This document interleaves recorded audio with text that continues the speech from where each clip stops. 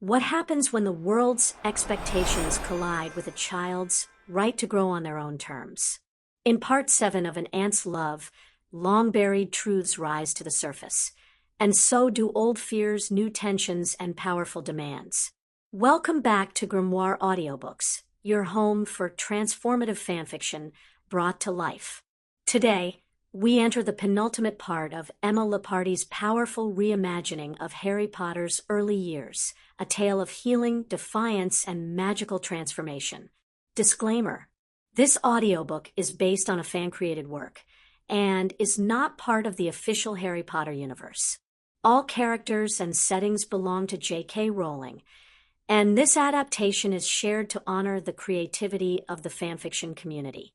In this chapter, the lines between guardian, guide, and manipulator are tested, with Dumbledore pushing for control and the Ministry questioning what Harry's magical growth means. Tension runs high.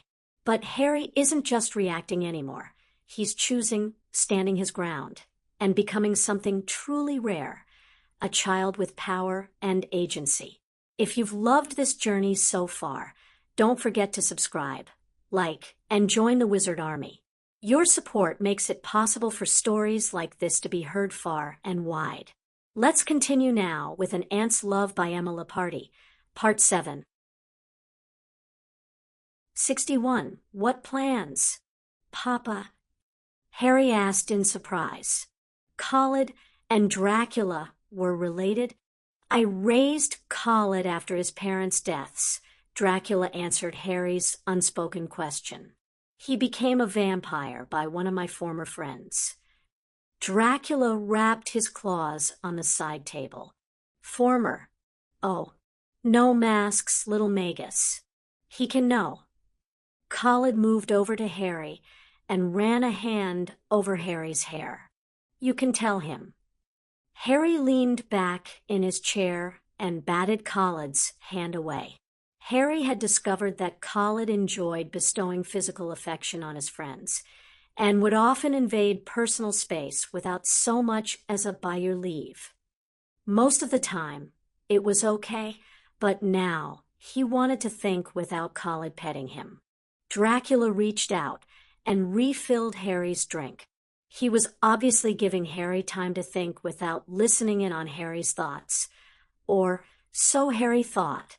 Voldemort and I share a mental connection. No one knows how it happened or why, but it exists. He invaded my dreams and started, I don't know what to call it. He kept offering me the usual things, power and respect, anything I wanted, so long as I joined him. Then he offered me equality to him. I said no. He offered again. And again, repeatedly. Finally, he quit taking no for an answer. He started teaching me. I gave in. It was easier than dealing with his anger. I concocted a persona and appearance to keep suspicion away from me, and on a boy that didn't exist. I mean, can you imagine the headlines? Boy who lived is boy who betrayed. It's better that no one knows. Well, now you, Khalid, and Sensei Leonard know. That's it. Harry reached out and took his glass. This fruity drink was good. He wondered if he could get some to take home with him. It would be nice at Hogwarts after a long day. Did he hurt you? Dracula asked. Physically? Yes. The growl from both vampires was simultaneous. It wasn't bad, nothing I couldn't heal. Harry heard Khalid snort from behind him. The little Magus is not being entirely open about his lessons, but it is an adequate explanation.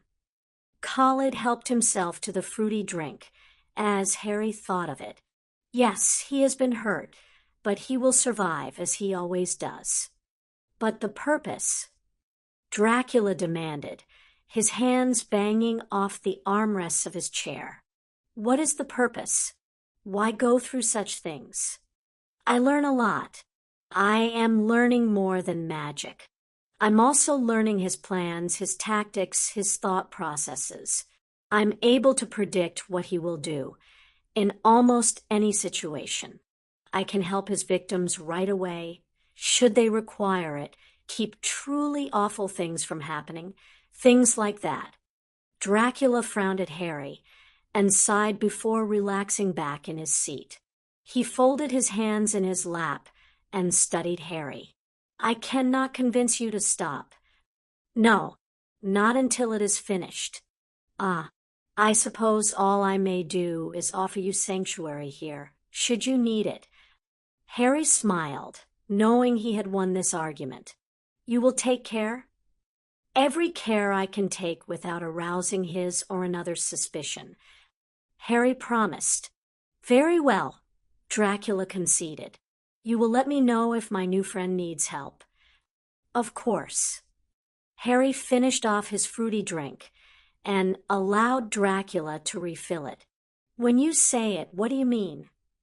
Khalid asked from the corner. Khalid liked to hover in strange places like corners, dark spaces, rafters, well, anywhere from which he could surprise someone. So many of the vampire stereotypes must come from Khalid. He certainly seems to enjoy himself. I mean, when Voldemort is defeated, the war is over, and I can go back to being just harried. Harry sank back into his chair and closed his eyes.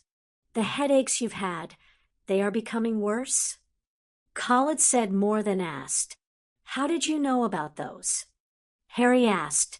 He hadn't told anyone about them. Not Paul, not Hermione, not even Aunt Petunia or Remus. I can tell. Khalid set down his glass on the end table and stalked towards Harry.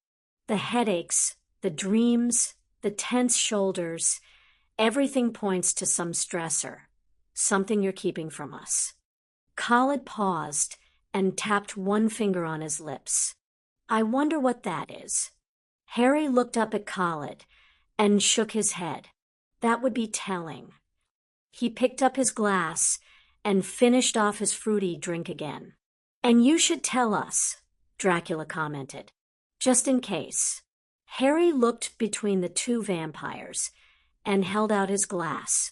Khalid and Dracula shared a look, and Dracula refilled Harry's glass. What do you want to know? The bed curtains slid back, and Harry winced away from the light. Ugh, Harry moaned, trying to bury his head among the pillows without his headache blossoming into an explosion. Harry, you should have been up some time ago. Lucian said as he maneuvered a breakfast tray closer to the bed. Harry pulled the blankets over his head and groaned again. Lucian, do me a favor? Just take my head off at the shoulders. Why? Lucian asked, trying to find Harry under the blankets. Not so loud. Harry whined, batting Lucian's hands away from him. Did you have a fruit drink last night? He asked, refraining from wagging his finger. He decided to save his scorn for the master. Honestly, giving a boy alcohol of that level. Yeah, Harry said in a whisper. Lucian rolled his eyes and swore. Just stay right there. Lucian said. He turned away from Harry and went to the bathroom. He found the aspirin and returned to the bedroom. He shook out 2 pills and held them out. Painkillers for that monstrous headache, I'm sure you have. Not moving. Harry grumbled. Okay, I'll just leave you to suffer then. Lucian moved to put the pills away when he saw one of Harry's hands emerge from the blanket. He placed the pills in Harry's hand and held out the cup of tea. Harry emerged long enough to take the painkillers and then sank back into his bed. I'm going to leave you some water. Make sure you drink it. You're dehydrated. And that's why you feel as though your head is tap dancing. I'll inform the master you're unwell. K. Harry promptly disappeared under the blankets again. Lucian shook his head and went off in search of Dracula. He stormed down the stairs and found the vampire in the main entryway, talking to a beady little man and making large gestures with his hands. "We'll want it big, just so, around the chandelier.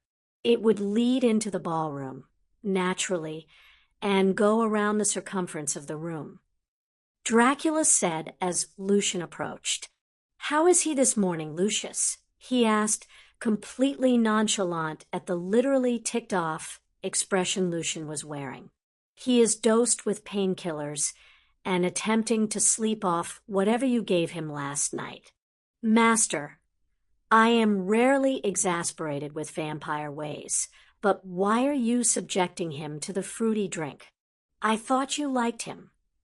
"And so I do, Lucian.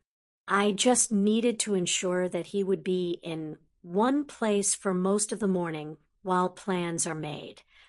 Dracula signed something on the beady man's clipboard and waved him away.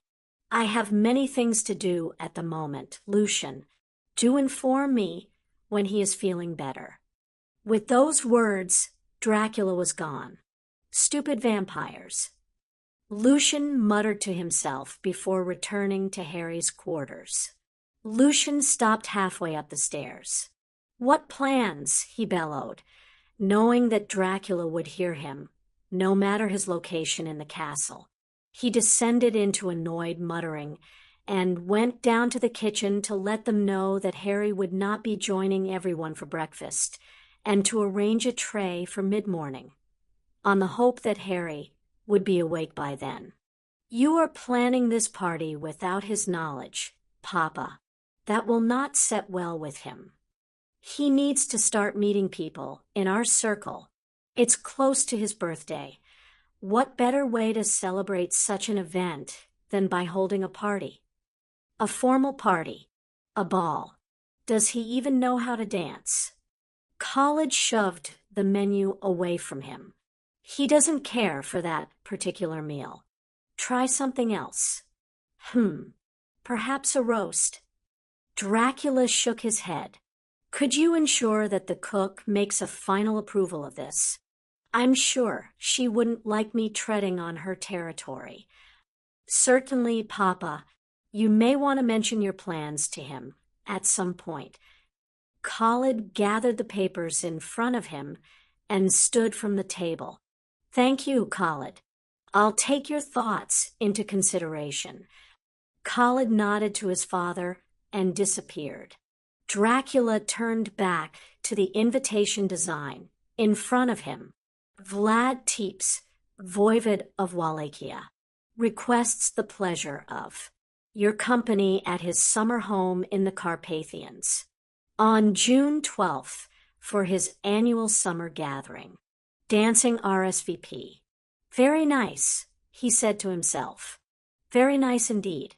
Harry slept on, blissfully unaware of anything going on in the castle. He woke somewhere around 10 a.m., still a little pained behind the eyes, but able to sit up under his own power. He gave a little moan and started the long process of getting out of bed. Before he could so much as throw back the blankets, Lucian appeared and started fussing, all the while muttering about stupid vampires.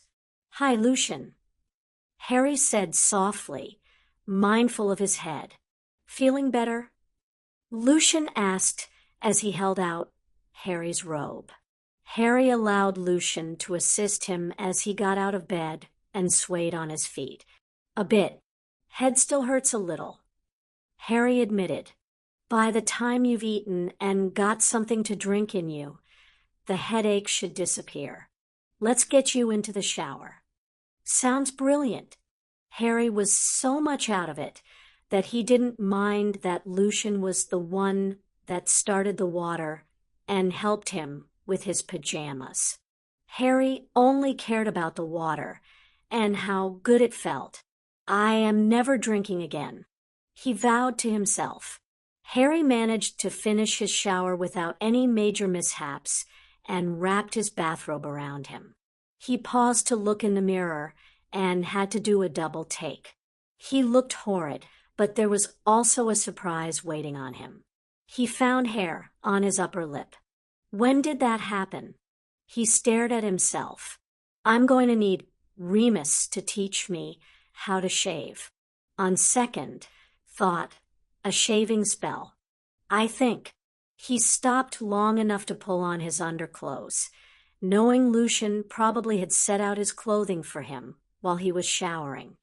Harry entered his room and was accosted by a tiny little man wielding a tape measure. Ah, Harry, up on the stool, if you please, Dracula said pleasantly while paging through a booklet. What's going on?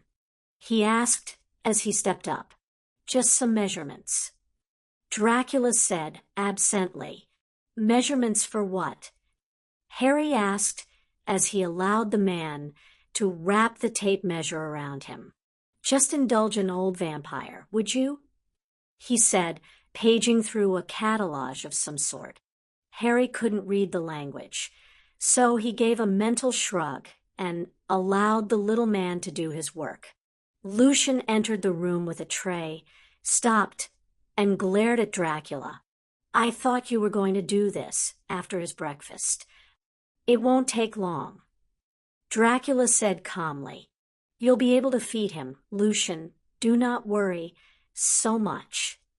Lucian only snarled at the vampire before ducking out of the room. Harry heard him slamming around in the sitting room, and he wondered if any of the priceless valuables he guessed they were priceless, they looked extremely old, were in danger from Lucian's temper. Thank you, I am finished. The man said as he slipped from the room. Harry stood on the stool for a moment more before stepping down from the stool. Thank you, Harry. Are you still up for a drive today? That sounds great. Harry admitted. What was all this about?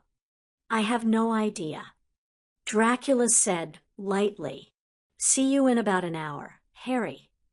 With that, the vampire disappeared. Lucian came back into the room and looked around. Left, did he? Yes. Do you know what's going on?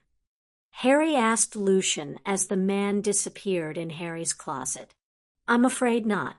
It's easier to give in, but not much fun. Lucian admitted. Slacks and shirt, I think. Lucian said to himself. He laid out Harry's clothes and nodded to himself. Breakfast is waiting for you in the sitting room. Best to hurry. Ah, Petunia, a moment of your time before you leave. Dracula asked, sliding up to her. Petunia startled, but recovered quickly. She had found that dealing with the vampire was much like dealing with her nephew. Strange things would happen, and it was easier to accept them and move on, rather than becoming upset. Yes, what can I do for you? Petunia asked as the vampire took hold of one of her hands and wrapped it in his own. Dracula turned and started to lead Petunia away from the group near the car. Dudley just had a birthday, and now Harry's birthday is approaching. Am I correct? Dracula said more than asked. That's right. Harry's birthday is on the 31st of July. I was wondering if you, Dudley, and Remus would enjoy helping me plan a party for him to take place next weekend. It would give him a chance to be introduced to society, upper society, if you understand my meaning. He has a very important place to take, and better that he be introduced to all of that here, among friends, than be thrust into it by someone less than desirable. I think that is a fine idea. Petunia agreed. She and Remus had talked about Harry throwing a party for his 17th birthday. Remus said that Harry's business partners already planned one, but Petunia felt Harry would far more enjoy a birthday with his friends, much like Dudley's birthday parties, than with stuffy old men. What did you need help with? Oh, a few things. I'll have a list delivered to your room later. For now, I believe that I am keeping you from your tour. I'll take good care of Harry today, while you are out. I plan to show him some sights of the surrounding countryside. You are planning on shopping, yes. That's right. Dudley's found something to occupy himself. Remus and I are going out and about to see what the town has to offer. Petunia eagerly told him. Then I shall leave you to your day. Dracula bowed low over her hand before disappearing. He's such a nice man. Petunia sighed to herself before joining Remus. Harry settled back into the car seat and smiled at his host. Dracula nodded and tapped a finger on the driver's shoulder. The man shifted the car into gear and pulled away from the house. So, where are we going?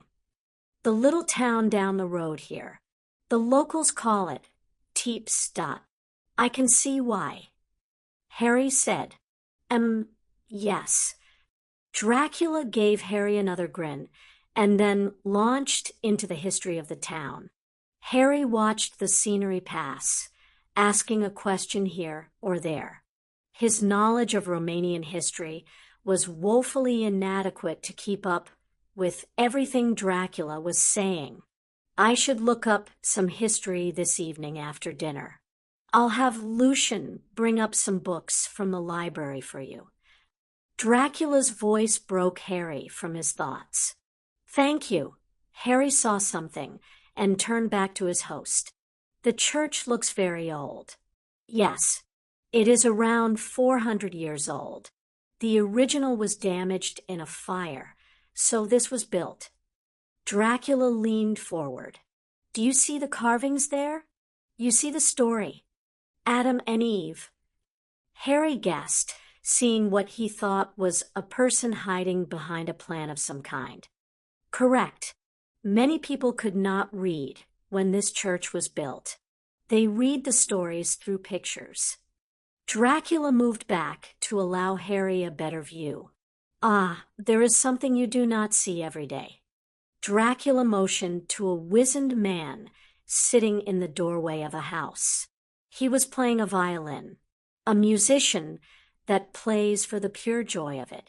The car slowed to a stop, and Dracula lowered the window. A lively little tune reached Harry's ears, and he found himself smiling. I believe this song is about a girl with two bows.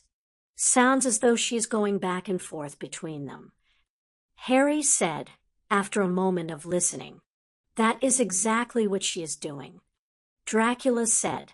The window went back up, and the car moved forward. How would you like to see the marketplace? Harry nodded, and the car turned past the streets towards the center of town. It stopped, and the driver opened the door.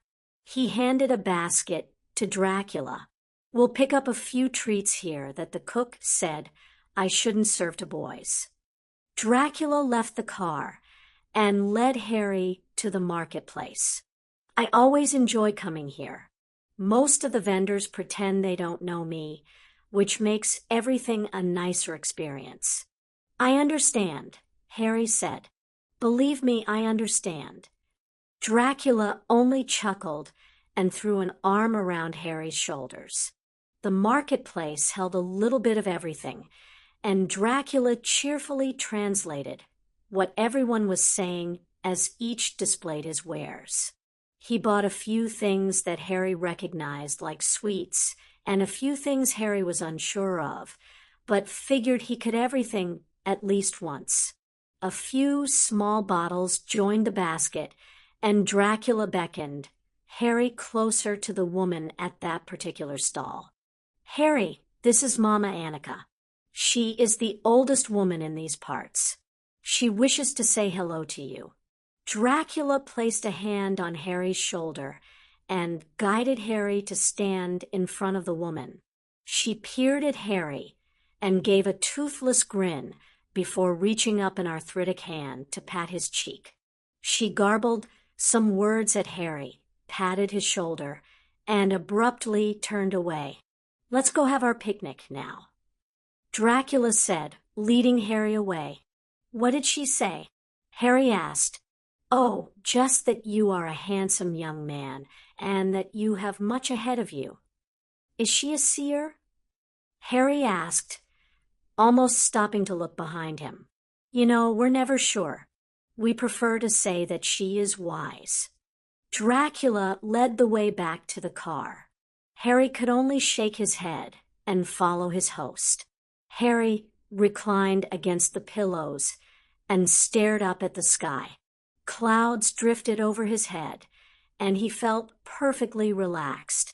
Of course, the light wine Dracula had offered him might have something to do with that relaxation. He had only had one glass, but it was a nice compliment to the lunch they had shared. Well, demolished would be the better term. The sandwiches were gone, as well as the little cakes Dracula had bought at the market. There was still some fruit left, and Harry was slowly making large dents in that offering. Harry reached out and found another little bunch of grapes. You look content. I am content, Harry admitted. This is relaxing. The two of them lapsed into silence, and Harry allowed his eyes to drift shut. They listened to birdsong for 15 minutes or so before Dracula cleared his throat. Harry opened one eye and looked up at Dracula.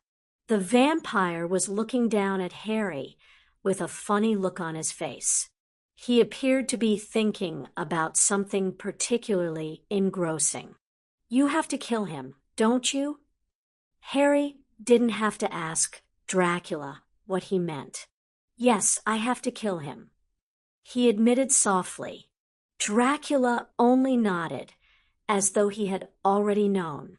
He stood and pulled Harry to his feet. He motioned for Harry to follow him. I have something to show you, my friend.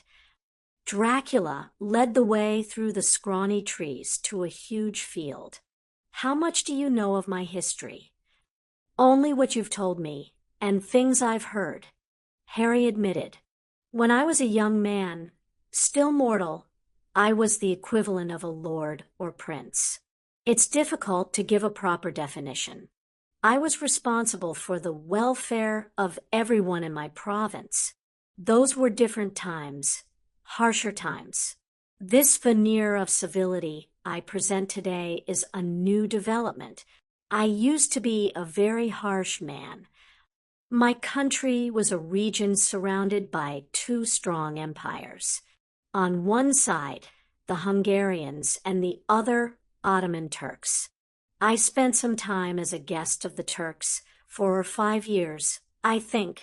They even helped me to power, believe it or not. I was only 17 or 18 years old.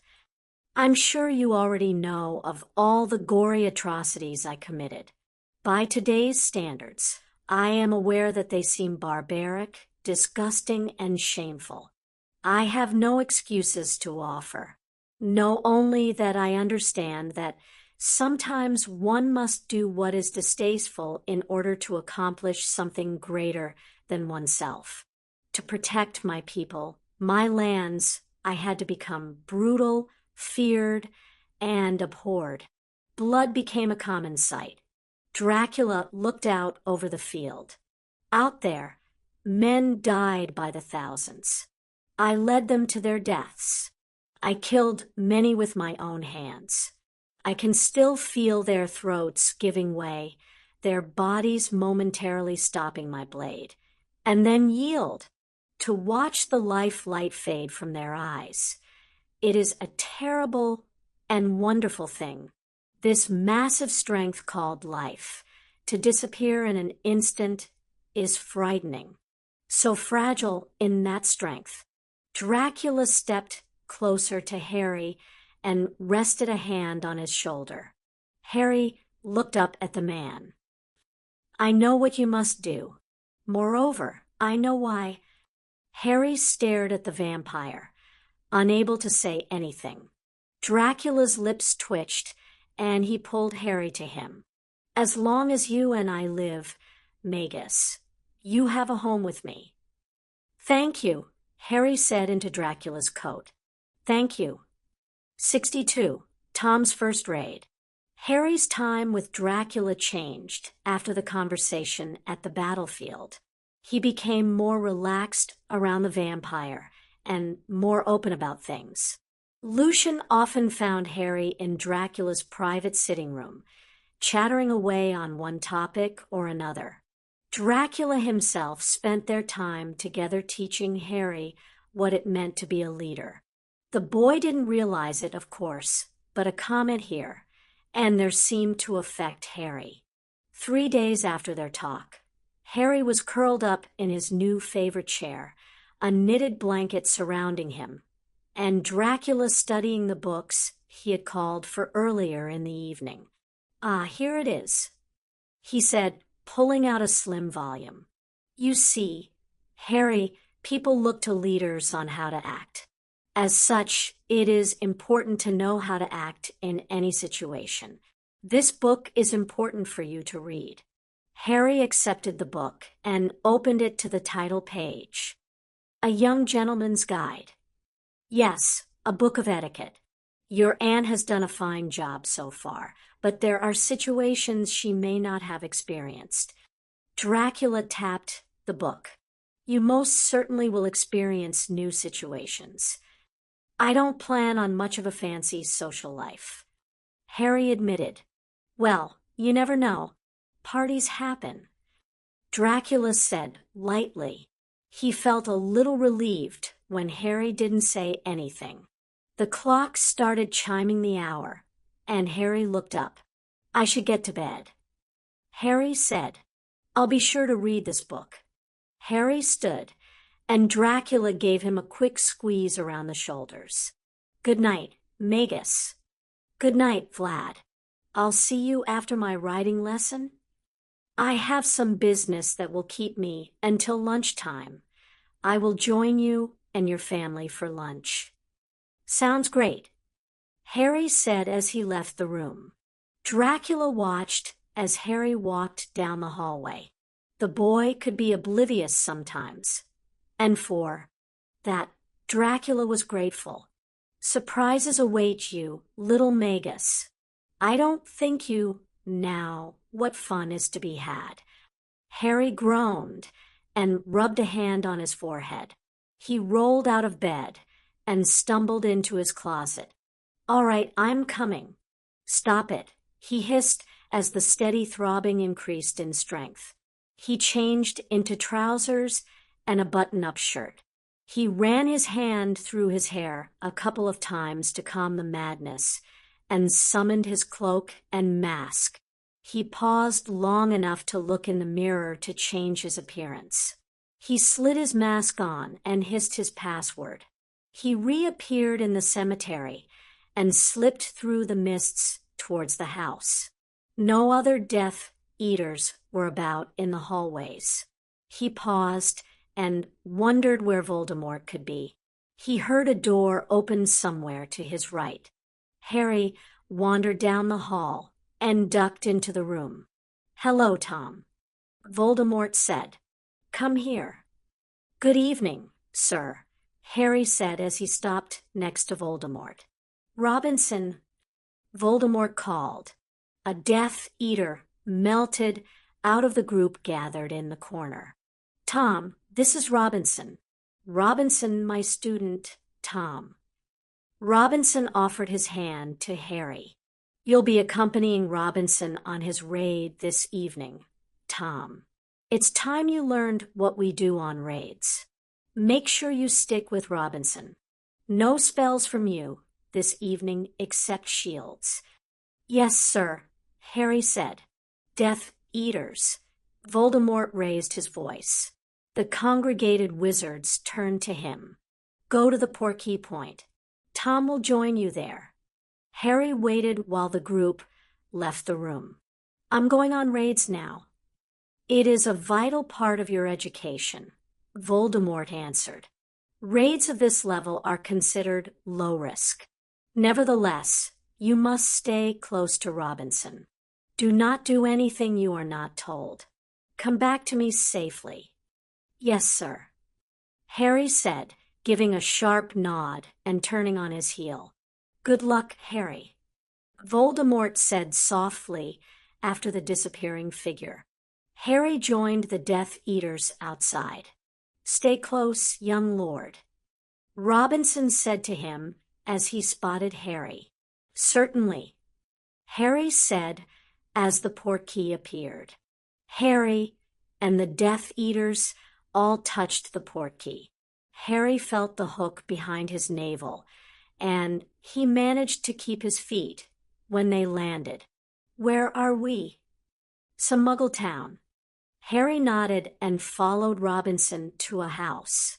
Havoc and mayhem, gents, he said to the other Death Eaters. They split off into pairs and started choosing their own houses. What do I do? How can I help? Harry glanced around the house as they entered. A pile of mail on the table told him where they were. The Death Eaters were attacking a little town called Eastwick. Now, how to let the Order know about it? Harry felt hopelessness well up in his chest, and he pushed it down. What would Blaze do? What would he say? No limits. That's right. No limits.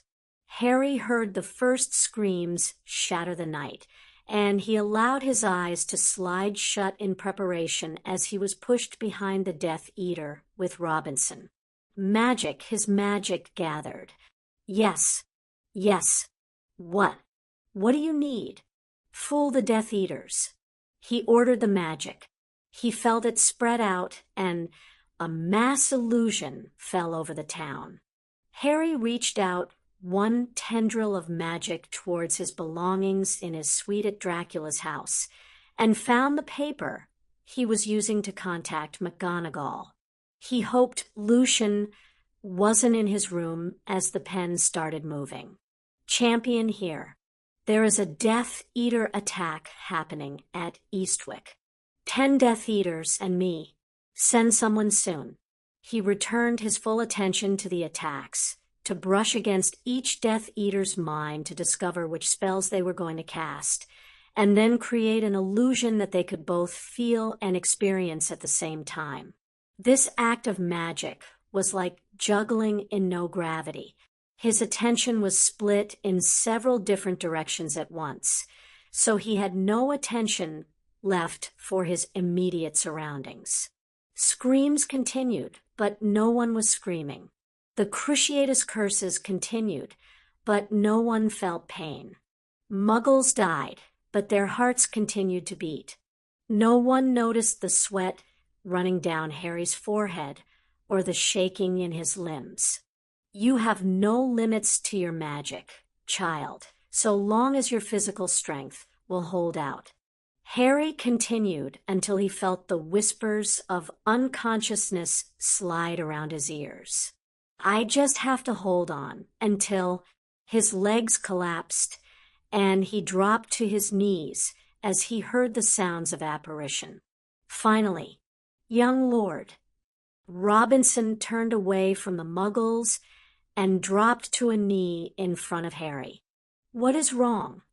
I've been ill, Robinson. Harry rasped out. Just ill.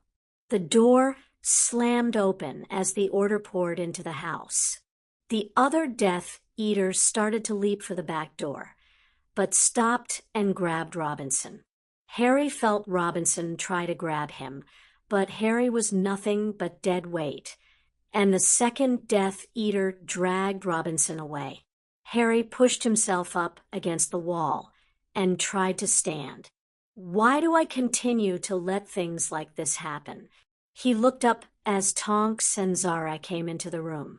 Tonks rushed towards the Muggles, and Zara approached Harry, his wand ready and pointing straight at Harry's head. The Muggles are unharmed, Tonks said, just a little confused. Good. This one doesn't look too good. Zara said, gesturing at Harry.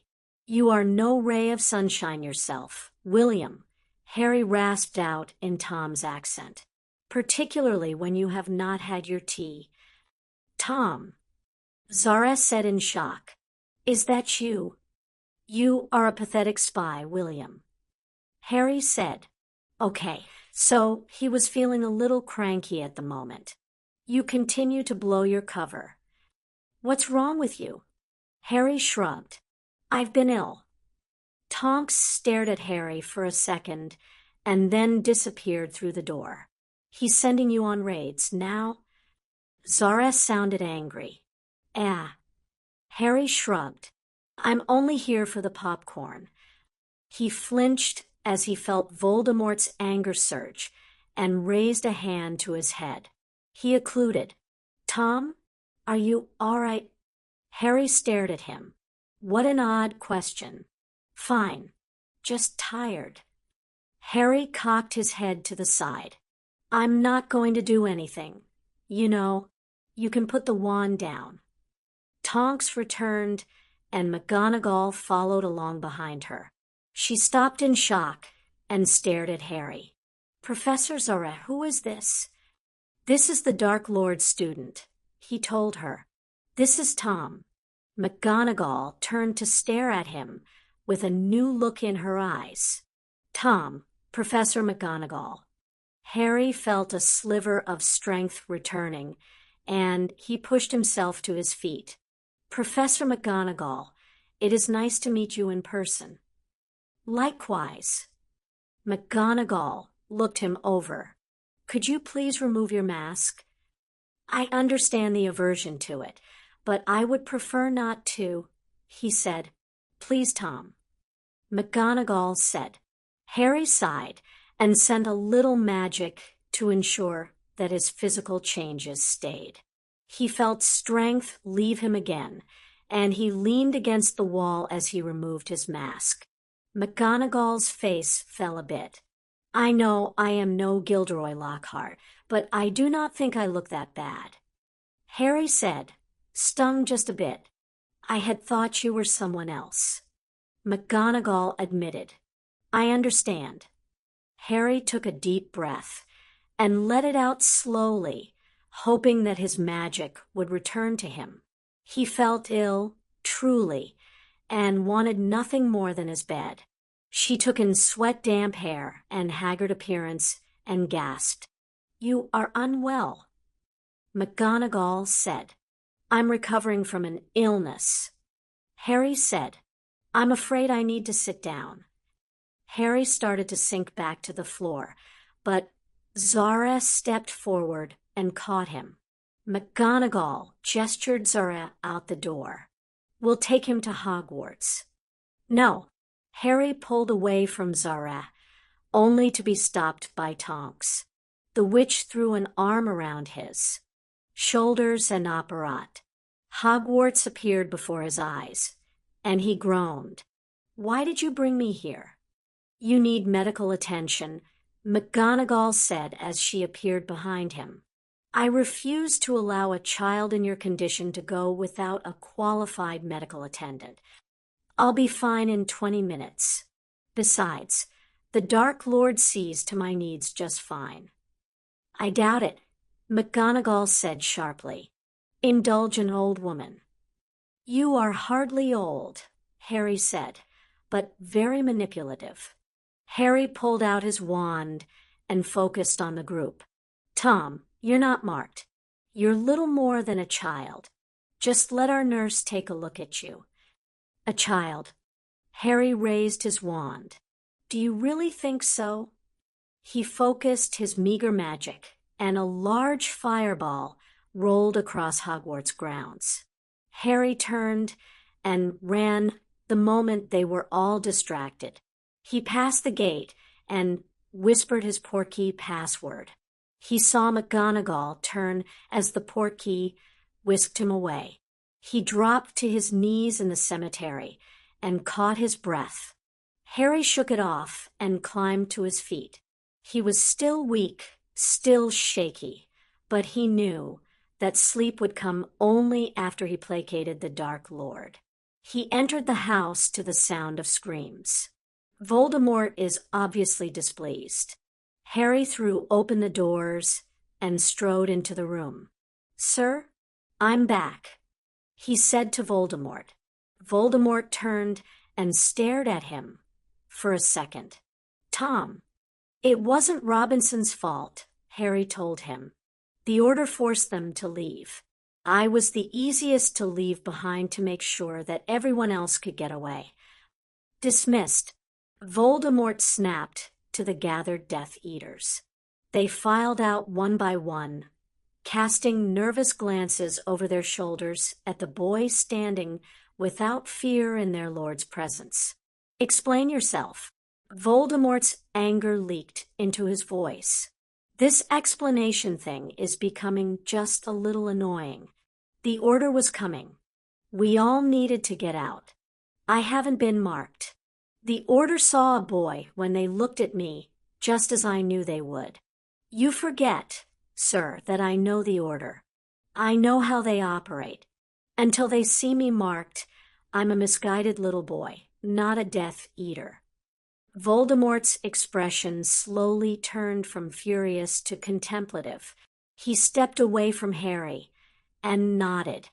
You did well, he told Harry after a long moment. Indeed, I did not expect such high levels of manipulation from you. Thank you, sir. Harry said, Is it all right if I return home now? I'm a little tired. Yes, rest well, Voldemort said, waving him away. Harry said goodbye and left the room. A figure appeared in front of him, and Harry stopped. Hello, Robinson, Harry said. What can I do for you? Thank you, Robinson said quietly. Not a problem, Harry told him. I know you tried to take me with you. I understand.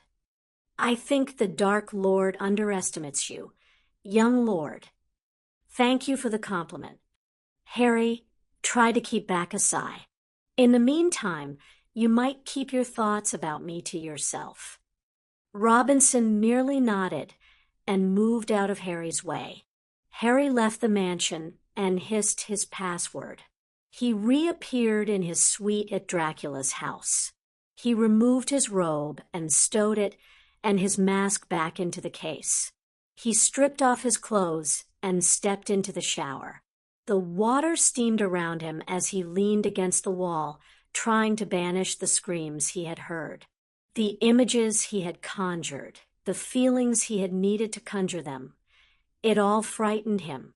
He let the water pound down on him, hoping he could wash everything away. He left the shower and dressed in new pajamas. He dried his hair as best he could and hung up the towel. He slid into bed and stared at the canopy above him. Harry traced the pattern on the canopy with his eyes for almost an hour before he admitted to himself that he still felt slightly ill, even though his magic had recovered by this point. I had to do it. I couldn't let all of those people die. He pushed himself out of bed and found his robe. He needed to wander around for a while, but he also knew that Dracula would have a fit if he found Harry wandering around without one.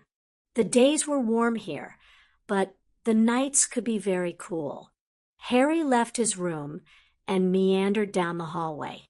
He stopped and looked at the works of art and pieces displayed on little pedestals. Harry was beginning to appreciate the still art he found here. He could stand and stare at it without having to make conversation with a cranky subject. He could sum up the difference between this art and Hogwarts art. Sir Cadogan. He looked to his left and saw that he was close to his aunt's room. That was what he wanted, an adult that would tell him everything would be okay, no matter what was going on in the world. The headlines tomorrow in London would scream about the Dark Lord student. Tonight, he only wanted someone that wouldn't demand anything from him. Harry ended up in front of her door just a few minutes later, only to stall before knocking. He stared at the grain of the wood of her door, pondering the wisdom of disturbing his aunt at this hour. The decision was taken from him when the door flew open, and his aunt stood there. "Harry, what's wrong?" she asked. She studied him for a second. Harry could only give a little shrug in response. She stepped back and motioned for him to come into her room. Harry obeyed, and she led him to an overstuffed sofa. She pulled him down next to her and nudged him to lean against her. "Having a rough night?" "Yeah," he said. "I just couldn't settle to sleep." He told her, "My mind is too busy." "Ah, I understand," she said, pulling an Afghan off the armrest of the couch and draping it over them. "Do you want to talk about it?" "Not really," Harry said. "It's just, can I still be a good person if I have to do some bad things from time to time?" Petunia tightened her arms around him and sighed. "I think that the fact that you are worried about it says enough, don't you?" she asked softly. Harry leaned back against her and nodded. "Paul said something like that before." "Then it must be true," Petunia said. "Paul knows what he is talking about. You have another follow-up appointment with him coming up when we get home. You should bring up these feelings you're having with him." "Yeah," Harry said. The two lapsed into silence, and Harry fell into a slight doze as Petunia started running a hand through his hair. He relaxed against his aunt and sighed in contentment. "Is he asleep?" Khaled asked Petunia. "You really shouldn't sneak up on me," Petunia told him. "I'd been known to carry a cast-iron skillet." "Truly a formidable woman," Dracula said as he appeared. "You better believe it," Remus said. He took out his wand and transfigured the couch into a queen-sized bed. "Everyone in. Quietly." Remus took the space on the other side of Harry. Dracula and Khaled took up the leftover space, and they all settled for the night. "Is he all right?" Dracula asked softly. "For now," Petunia told him. "Just let him sleep." The adults all dropped off one by one, except Petunia. She stayed awake, watching Harry and running an occasional hand through his hair. 63. Evil, Dark, Bloodthirsty Creatures. Part 1 of 2. You are doing well, my boy. Absolutely wonderful in terms of dueling, or so Robinson says. The way you battled that last Order member, particularly. Tell me, Tom, how did you manage to use Crucio in such an amusing manner? Voldemort asked as he slid a glass towards the boy sitting across from him. What McGonagall forgets is that windows can be reflective surfaces, just like mirrors. Angle the wand the right way, and you have spells flying in every single direction. She didn't even see it coming. She took it right in the back, just like all Muggle lovers should. Well done, lad. Well done indeed. Voldemort reached out and ruffled Harry's hair. I have a gift for you, my child. Voldemort said as he rose from the table.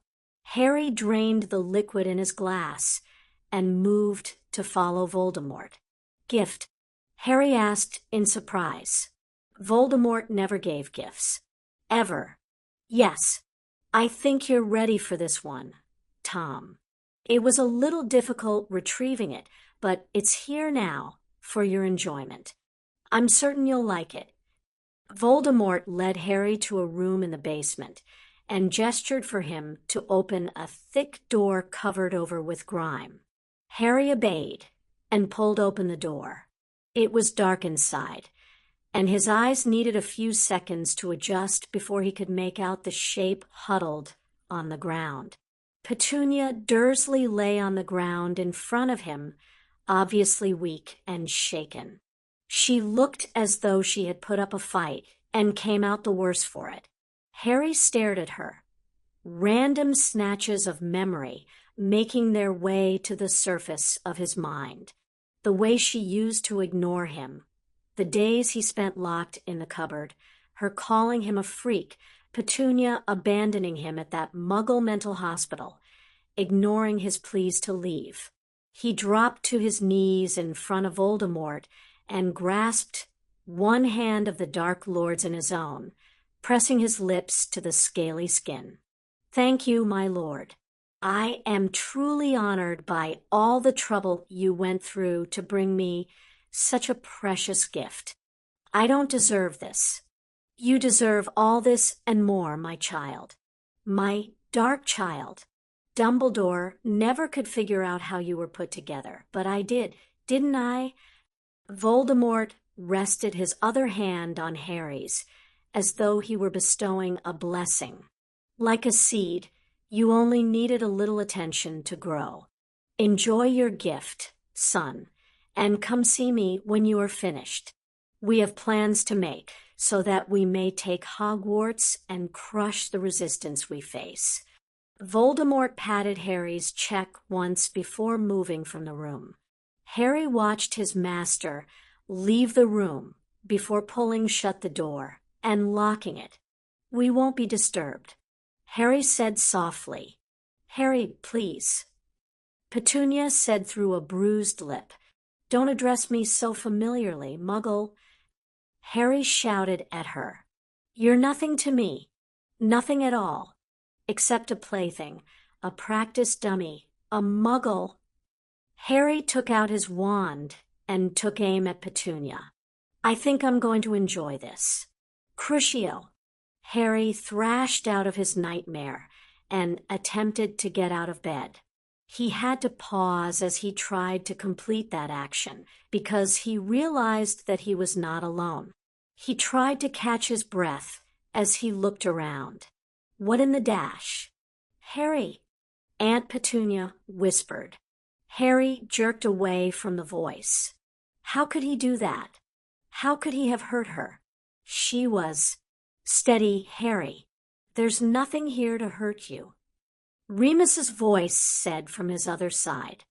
Harry's confusion went up another notch. Remus and Petunia in the same room, except two vampires. A far too cheerful voice said from the foot of the bed. "Even then, we promise not to bite. Hard." Harry was sure that sentence was supposed to be funny. "Remus, he's shaking." Petunia's alarmed voice said from Harry's left. Shaking, sweating, and terrified, Dracula's voice came from the foot of the bed. Harry could see the vampire balancing on the footboard. The situation was odd enough that Harry had to stare. How did he do that? "Harry, what's wrong?" Petunia asked, turning Harry towards her. "Did you have a nightmare?" Harry froze, and he stared at his aunt's worried face. He hadn't hurt her. She wasn't on the ground, bloody and broken by him. She wasn't hurt, not dying. He choked and tried to figure out something to say. He couldn't. Right. Vampires out of the room. Remus ordered the other two people in the room. Should that not also apply to werewolves? Dracula asked. Harry could hear the worry in his voice. "Out," Petunia said to the vampires. "Harry needs his uncle, too, at the moment. I'll make sure you can coddle Harry later in the day," Petunia said softly as she took one of Harry's hands. The door shut behind the vampires, and Petunia tugged at Harry's hand. "It's okay, Harry. Go ahead and relax. It's okay." Petunia and Remus managed to arrange Harry between the two of them. Harry still wasn't completely sure that what he was seeing was real. He touched Petunia's cheek, and she smiled at him. "You're safe here, sweetie. I'm right here. I'm not going anywhere." Remus nudged Harry closer to his aunt and refused to allow Harry to retreat. "Just relax, Harry. It was a nightmare, whatever you saw. We're still here." "I dash." Harry shuddered and curled around himself. He tried to fight the revulsion he felt for what he had seen. She was here. She wasn't dead. He hadn't tortured her to the point of madness. only to push her over the edge with, "Your dash." He only shook his head and buried it into the pillows. They smelled pleasant and faintly of her perfume. He shuddered again and fisted his hands in the blankets. "I hurt. He gave her. I wanted to hurt. I wanted to kill her. I was his." The last part gritted out between his teeth. "He wants too much from me. I can't." He pushed himself away from the bed and sat up to stare at Petunia. "I can't." Petunia studied him for a second before moving forward and wrapping her arms around him. "You don't have to do anything you don't want to do, Harry." Petunia told him, her arms tightening as he tried to struggle. He didn't deserve comfort from her. He didn't deserve peace or happiness or anything normal. He was a freak, and the worst part was he knew it. "You aren't his," she said softly, one hand lifting to card through his hair, her other arm holding Harry firmly to keep him from leaving. "You are my nephew, my child, and nothing anyone says or does will ever change that." Petunia tried to make soothing noises and hold on to Harry at the same time. He was stronger than she was, and he was winning. A whisper caught Petunia's attention, and she looked up to see Khalid standing there. "He's too distraught to listen to you. He's not even aware that you are here." Khalid looked down at the struggling teenager. "I can calm him a bit, if you like. It won't hurt him." "No, only assist in your efforts." Khalid took her question as permission, and he reached out towards Harry's face. He snapped his fingers close to Harry's eyes, and Harry, startled, now focused on Khalid's hand. Khalid slowly moved his hand up towards his own face and came to a rest next to his eyes. Harry stared for a second, but a second was all the vampire needed. A quick touch on Harry's forehead stopped Harry's struggles, and he collapsed against Petunia. "Thank you, Khalid," Petunia said. "I appreciate your help." "Of course. Please let us know if you need anything." Khalid was not there at the end of the sentence. Petunia's attention turned towards Harry. "You're safe here, Harry. Nothing's going to harm you. Not while I'm around." "Kay," Harry mumbled, fully collapsing into the bed and snuggling in between the two of them. "Don't dash." "Don't what, Harry?" Petunia asked, stroking his hair. "Don't leave me." Harry whispered, "Don't hate me." "Such nonsense. Leaving you and hating you. You just try to get rid of us, mister." Petunia said with a smile. Harry returned it and sighed as his body relaxed back into sleep. Over the blankets, Remus's hand found Petunia's, and he smiled. Petunia only smiled back and settled down to keep watch over her. Child. His nightmares were obviously increasing in strength. She would have to make an appointment with Paul. Harry tried to hide deeper in the lounge chair and avoid the vampires. It seemed that everyone had witnessed his nightmares 2 nights before and were determined to reassure Harry of love, care, and affection. It was slowly suffocating him. Still, it was nice. Petunia would run her hand over his hair, causing his hair gel to become useless after the first hour. Remus would pat his knee. Dudley gave him odd little smiles. And the vampires, well, Harry was patient. Harry was sure that if he gave them enough time, they would stop removing him from the ground and hugging him. Dracula himself was worse than Khalid was, but Khalid often accompanied his assaults with sloppy kisses, which disturbed Harry in a dark, hidden part of himself. Vampires were supposed to be evil, dark, and bloodthirsty creatures. Evil, dark, and bloodthirsty creatures did not give cartoon slobber kisses. "Harry, Lucian's voice said from the patio door. Are you busy? I'm hiding from everyone. Harry admitted. I'm glad they love me and all, but it's become suffocating. Yes, how did you know? Harry asked in shock. Welcome to being around vampires. They think we mortals are fragile things. You should have seen the master when I came down with the flu. Quite alarming, considering all I needed was 3 days in bed. Lucian smiled at the memory. The tailor needs to do a final fitting, so if you would like to follow me. Harry gave a quick look around and nodded. He followed Lucian into the house and up a back stairwell. What is this outfit for? Harry asked halfway up the stairs. Only the master knows, Harry. Lucian said as he reached the top of the stairs. He keeps his own counsel on certain things. This being one of them. Harry asked. Yes, this is one of them, Lucian said with a faint tinge of annoyance. He does this a lot. Actually, in terms of keeping secrets from the staff. Lucian shrugged. We've learned to just go along with whatever he's planning and avoid the fallout of displeased vampire as much as possible. Lucian threw a cocky grin at Harry and motioned him into his quarters. The elf-like tailor was waiting when Harry entered his rooms. He held a garment bag and beamed at Harry, obviously proud of himself. He offered the bag to Lucian and then motioned for Harry to step into his dressing room. Obviously, he wanted Harry to change. Lucian said a few words to the man and ushered Harry into the dressing room. This is heavy, Lucian said as he hung the garment bag. Let's see what it looks like on you, instead of on the hanger.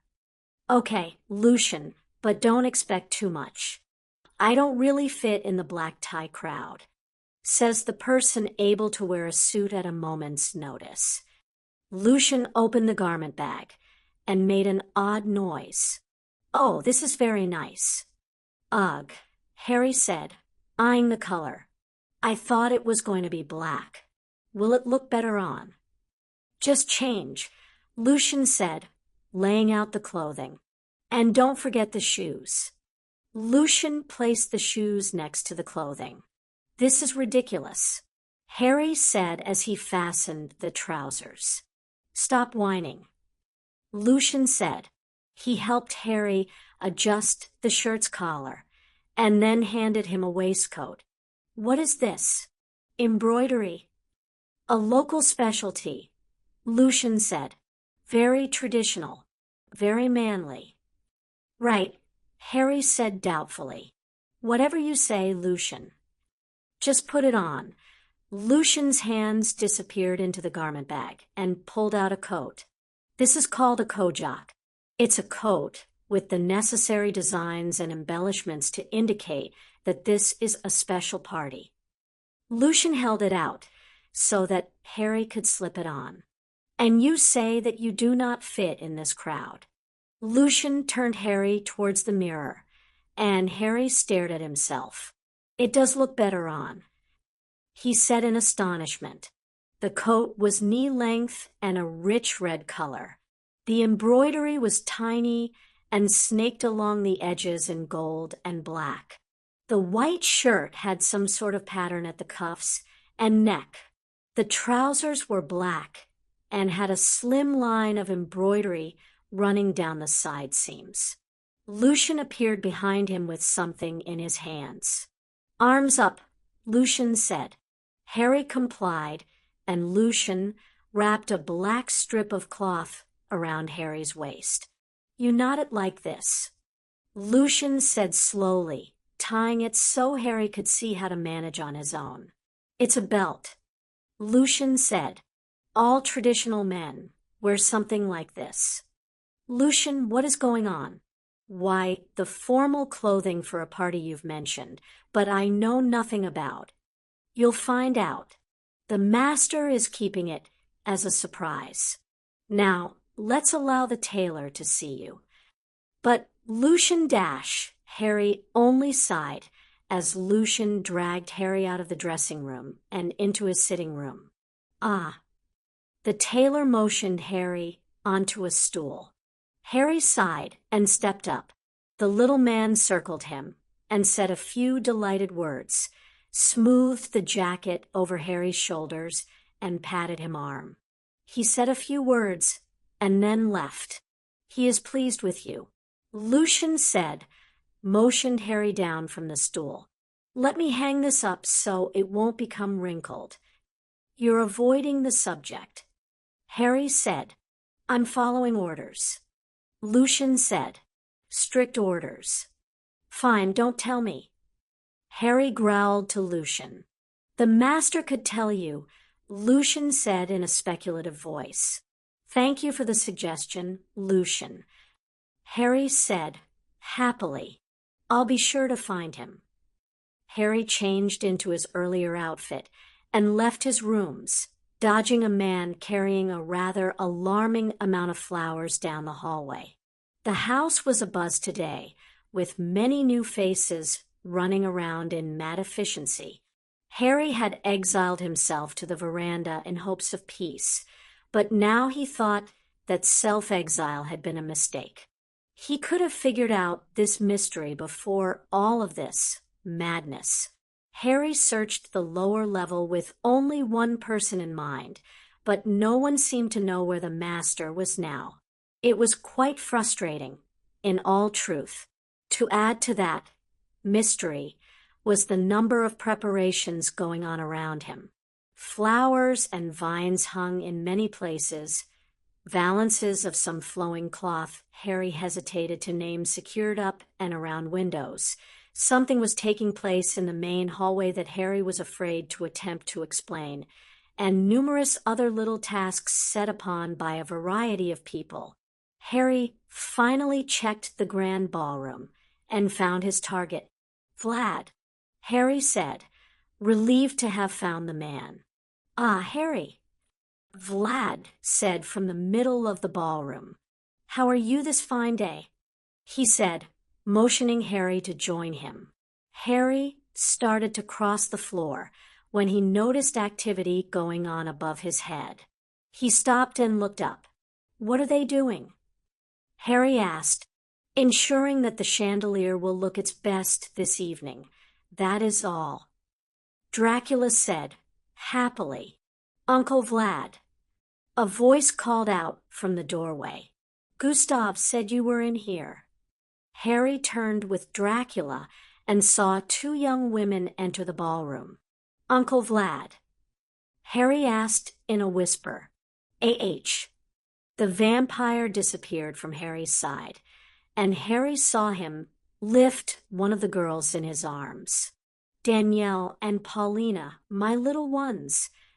Harry could only watch as the vampire swung both girls around without strain, give each of them a kiss on the cheek, and carefully lower them to the floor again. Come, little ones, I have someone for you to meet. Dracula tucked one of their hands into the crook of his arms and led them to where Harry was standing. This, my dears, is one of my new friends. Harry Potter, may I present my great nieces, Miss Danielle Defoe and Miss Paulina Sions. Dracula smiled at Harry and then gestured towards him. Danielle, this is Mr. Harry Potter. A pleasure to meet the both of you, Harry said as he gave a quick handshake and lowered his head over each girl's hand. I was unaware that Vlad had family visiting. Have you been here long? Harry asked. He didn't notice Dracula fading into the background. We just arrived, Danielle said. Uncle Vlad always invites us to his summer gathering. Danielle giggled. Well, he has since we were old enough to waltz without needing to go to bed directly after dinner. She admitted, tucking a slip of dark brown hair behind her ear. Harry nodded in understand and took a second to study her. She had dark brown hair, dancing blue eyes, and a light complexion that only made her more pleasing to the eye. About this summer gathering, what exactly is going to happen?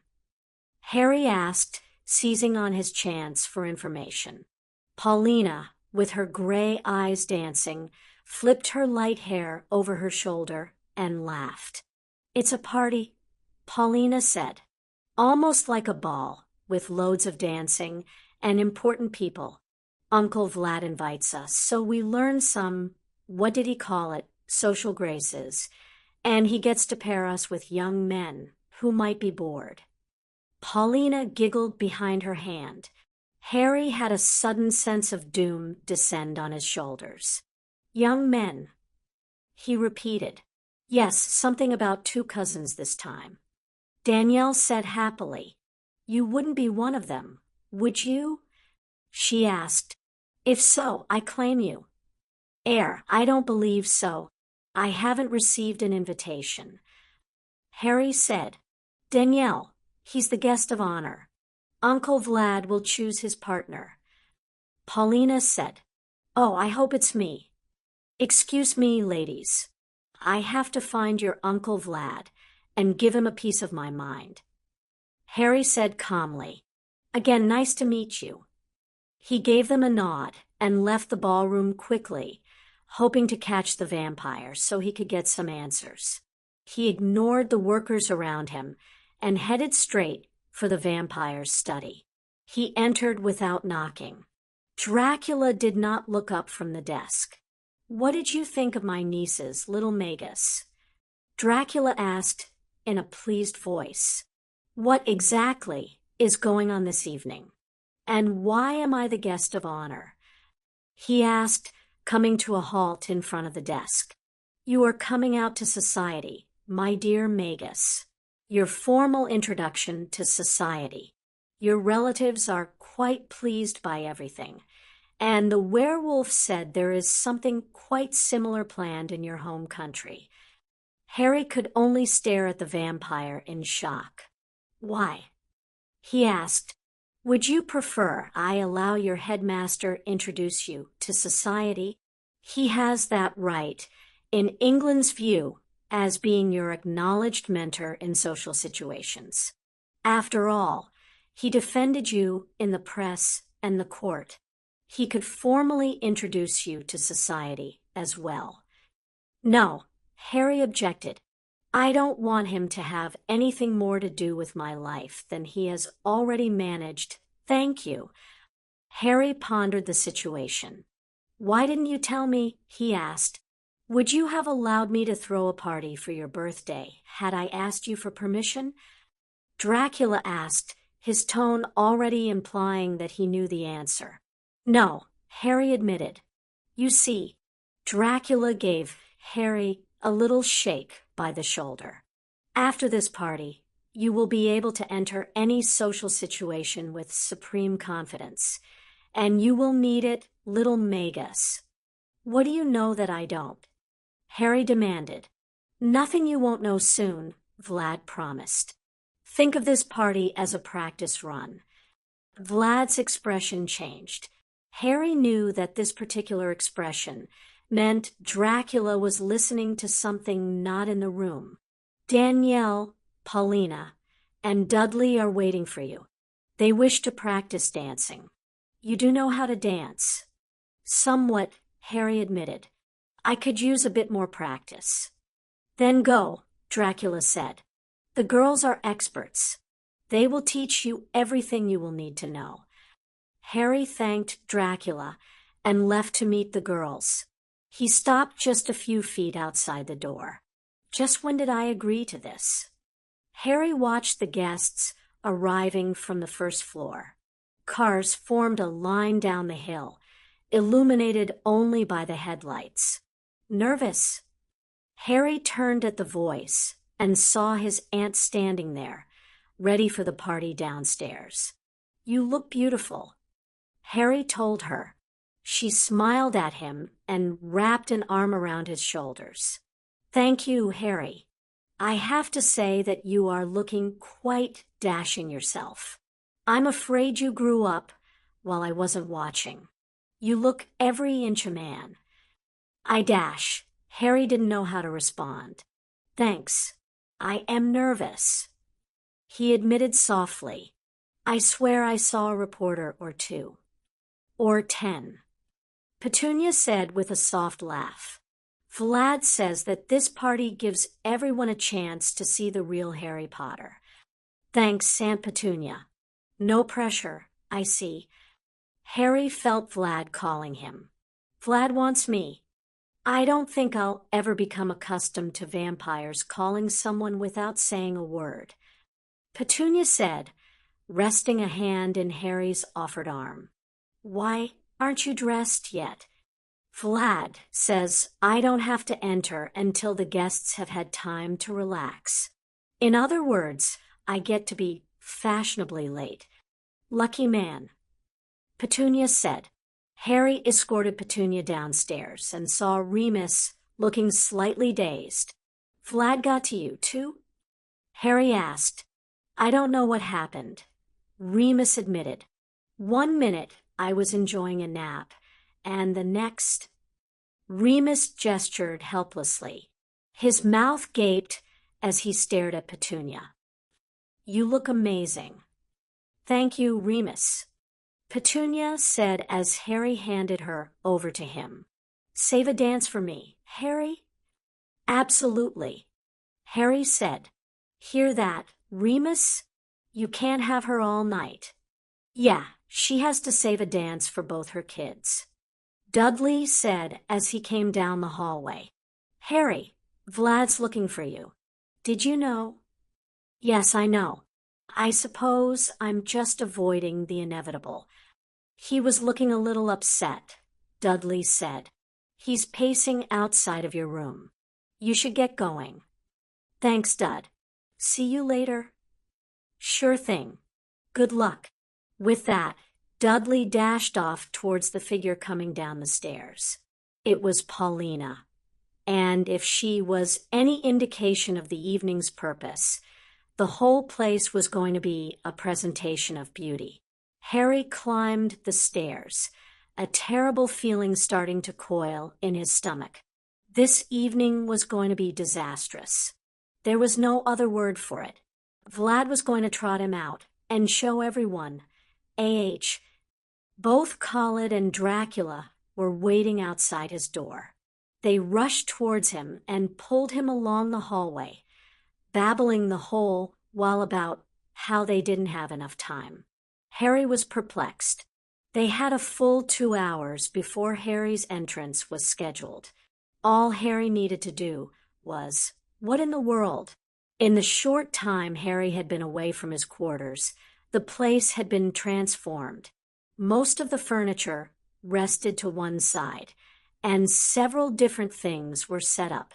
Dracula physically lifted him into the bathroom, not allowed Harry to see much. Shower, he said, as fast as possible. Don't worry about your hair or shaving. Just shower. Use the blue bottle. Harry swore under his breath and tossed off his clothes as he started the hot water. He stepped into the spray and picked up the blue bottle and a washcloth. This is going to be a long night. Just seconds after Harry stepped out of the shower, barely wrapped in a towel, Khalid appeared, even more excited than Vlad had been. Come along, little Magus. Khalid pulled him out of the bathroom and into what had been the sitting room of his quarters. Harry took a second to study it as Khalid pulled him to a station that had a screen set up to section it off from the rest of the room. Harry felt that this was familiar. Hermione had described it before. They had transformed his room into a spa. Khalid pulled him behind the screen, and Harry came face to face with the most massive man he had ever seen. Harry Dennis. Dennis, Harry. Up on the table. Harry. Harry took a firmer hold on his towel and shook his head. This isn't necessary. He tried not to sound as panicky as he felt. He was ready to run. Dennis muttered something in French. Harry decided he didn't care. Khaled answered the man and shook his head. Dracula walked around the partition and frowned at Harry. These people are going to make sure you look best for your evening. You should cooperate. But I only need to change. Harry protested. Ah, the naivete of youth. Enjoy yourself, Harry. You'll come to no harm here. Vlad reassured him. None of these people is going to harm you, Harry. You can relax. Dracula motioned for Harry to get on the massage table. Now, little Magus, or I can put you there. Harry glared at Dracula for a long second before deciding that he might just lose this fight. He sighed and walked to the table, pausing just another second before sitting down. Vlad only raised an eyebrow when Harry didn't do more than sit. I don't know what to do, he admitted. What else do you do when someone gives you a massage? Dracula asked, sarcasm coming through in his tone. Harry rolled his eyes and then rested his chest on the padded table. Dennis arranged a new towel over him before stealing Harry's shower towel. Dennis mumbled something to Dracula, and the vampire frowned at Harry. Did you hear him? I don't speak French. Harry said, that's something we're going to have to remedy. Dracula muttered, you're not relaxing. Harry let out a desperate little laugh. How am I supposed to relax with all of this going on? Harry waved a hand about, gesturing at his room and the situation in general. Khaled reached over and touched Harry's forehead lightly. Harry felt every muscle in his body fall limp. I hate you, Harry muttered to Khaled. I know, the vampire said brightly. Dennis started his work, and Harry conceded the fight. The vampires were having fun, and Harry was the fun. Oh well, things could be worse. Dennis muttered nonsense words to Harry as he worked. Every time he hit a spot that made Harry twitch, he would stop, focus on that spot, and then move away to another spot. After 15 minutes, he helped Harry sit up and then handed him a glass of water. He gestured for Harry to drink it as he picked up a robe. He took the glass away from Harry when he was finished and held out the robe for Harry. Harry slid his arms into it and belted it shut. Merci, Harry said, speaking the only real French he knew. The word made Dennis smile before he lightly pushed Harry out from behind the screen. Now you look relaxed, Khaled said, already standing there in his finery. Over here, please, he said. Harry approached the barber's chair with a little trepidation and climbed into it. Harry, this is Marcus. He doesn't speak a lot of English, so you'll just have to follow his lead. Cooperate. You and Vlad enjoy torturing me, don't you? Harry asked. Vlad gave him a confused look. This is torture. Harry shook his head and felt the seat back lower to rest the back of his neck against a basin. Warm water flowed over his hair, and he shut his eyes. Marcus babbled to Harry in a language Harry couldn't place as he washed Harry's hair. Harry only caught a few words about hair texture or something equally strange. Harry had to admit the whole letting someone else wash your hair thing was relaxing. He hadn't felt this relaxed since, not counting the massage, his last days with Blaze. Marcus righted the chair, and Harry felt him towel off the excess water before dragging a comb through his hair. The first snip of scissors startled him. He's cutting my hair. Just a trim and shaping. Khaled said, that's all. Now I have to leave. After this, you sit in that chair and no arguments about what will happen. You just cooperate. Lucian will be here to help you dress after that. The next 45 minutes was something Harry never wanted to repeat again. Marcus wasn't bad. He trimmed Harry's hair and put something in it that Harry didn't recognize at all, but it helped to tame his wild hair. He even gave Harry a smaller bottle to keep for use in the future. Then, he gave everything a quick once-over with a hairdryer, and then secured it back from Harry's face with a metal clip. Harry swore never to share what happened next with anyone, ever. He received his first and last manicure and pedicure. He tried protesting that no one was going to see his feet, but the man taking care of his nails only gave him a blank look and went on with his work. After the man was finished, Lucian appeared out of nowhere and ushered Harry into the bedroom to change. His entire outfit was waiting on, including pants. Lucian only smiled at Harry's incredulous look. "A gift from the master," he said, motioning for the robe Harry was wearing. "I never wear this type." Harry protested, the fine material resting innocently on the chair. "You do now. I believe the master rifled through your clothing earlier. He had everything old destroyed. My suits, my shirts." Harry asked in horror. He actually liked some of the things Aunt Petunia had picked out for him. "No, just the underwear." Lucian said with a grin, "I'm never going to live this down." Harry groaned. "I feel he's thinking you have a female admirer somewhere that would enjoy seeing the silk." Harry felt fire in his face and shook his head. He pulled on the outfit and pondered whether he could actually go through with all of this. After all, he could apparate anywhere on the globe.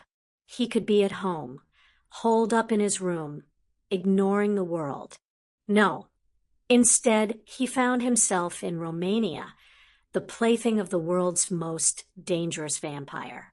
"If he starts dressing me like a doll all the time, I am so staking him." "Here," Lucian said as Harry started to leave the room. "The master had this made for you." Lucian opened a ring box, and Harry stared at it. It wasn't overly large or ornate. It was a simple silver ring with an emblem. Harry studied it and felt a smile tug at his lips. A lightning bolt covered a crossed wand and sword, which looked an awful lot like Gryffindor's sword. Harry smiled fully and took it from its case. He said that you needed your own mark, not your family's mark. "He's right," Harry said, slipping it on his right ring finger. "I really like it." He smoothed his hands over his jacket and looked at Lucian. "How do I look?" Lucian motioned Harry over to the full-length mirror. Harry stared, completely taken aback. He had tried on this outfit, but he looked completely different now. "You look like the prince you are," Dracula said from behind him. Harry turned around, surprised at the voice. He hadn't seen Dracula come into the room behind him. "Oh, right. He doesn't have a reflection." "Thank you," Harry said, "for everything. Come along, Magus." Dracula said, "The evening is calling." Vlad said, a grim smile forming on his lips. Harry thanked Lucian for his help, said a general thank you to the spa crew, and left to go downstairs. 64. The ball. Harry felt Danielle squeeze his arm as the doors to the ballroom opened. Applause from the gathered crowd washed over him, and Harry felt the same adrenaline he had discovered on stage at St. Jude's. This was a performance of a sort, and Harry would not disappoint anyone of his or her expectations. Vlad led the way, and Harry followed behind, his anxiety starting to mount. Dracula had asked him to shift into his real appearance and keep it from here on out, and Harry had done so, feeling just a little exposed. He had been growing all summer, but he had not felt ready, really ready, to reveal his appearance. Now he had no choice. It was time to commit to this role of young man come into his own, even with Dracula swearing he was a prince of some sort. Really, the vampire had delusions of grandeur when it came to Harry. Remember, you are the prince they have come to see. Vlad's voice drifted across Harry's mind as he and Danielle took their place in the center of the floor. Danielle stepped into his arms. A waltz started, and Harry committed to the role he needed to play this evening. He kept his focus on Danielle for the first 2 dances before he claimed his aunt from Dudley. Harry got to keep her for only 1 dance before Remus came back to her side. Harry surrendered her to Remus and took a moment to study his surroundings. He had seen the ballroom when it was covered and shaded, but it had taken on new life. The floor itself was a light wood, but it was so polished that Harry couldn't hope to identify it. The walls were papered, and Harry had to suppress a smile at the gold leaf dotted along the designs. Only an immortal could enjoy decorating something ordinary so lavishly and still consider it subpar. There were mirrors decorating the walls, and tiny cherubs rested in the corners, staring down at the dancers in alabaster indifference. The ceiling was painted a mix of golden, sunny skies flowing into a silver starry night. In the center of it was the chandelier, glittering over everything. Dracula had arranged everything, from the music to Harry's dance partners. He was never left wanting, and Danielle came back every 3 or 4 dances just to keep him on his toes. He met girls and women from different places and of different ages. The youngest girl was 15 years old from Germany and had accompanied her widowed father this evening. She had never heard of Harry before, but blamed that on not following current events as closely as she should. She doubted that the man claiming to be Dracula was the real thing, and thought that the actor playing him did very well in all of his attributes.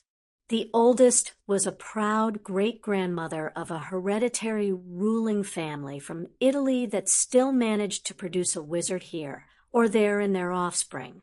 She had been invited to Lord Dracula's house before, "Thank you very much," and mentioned more than once that Harry was too thin and needed fed more often. Harry assured her that he was merely thin from overwork and would regain his former health in no time at all.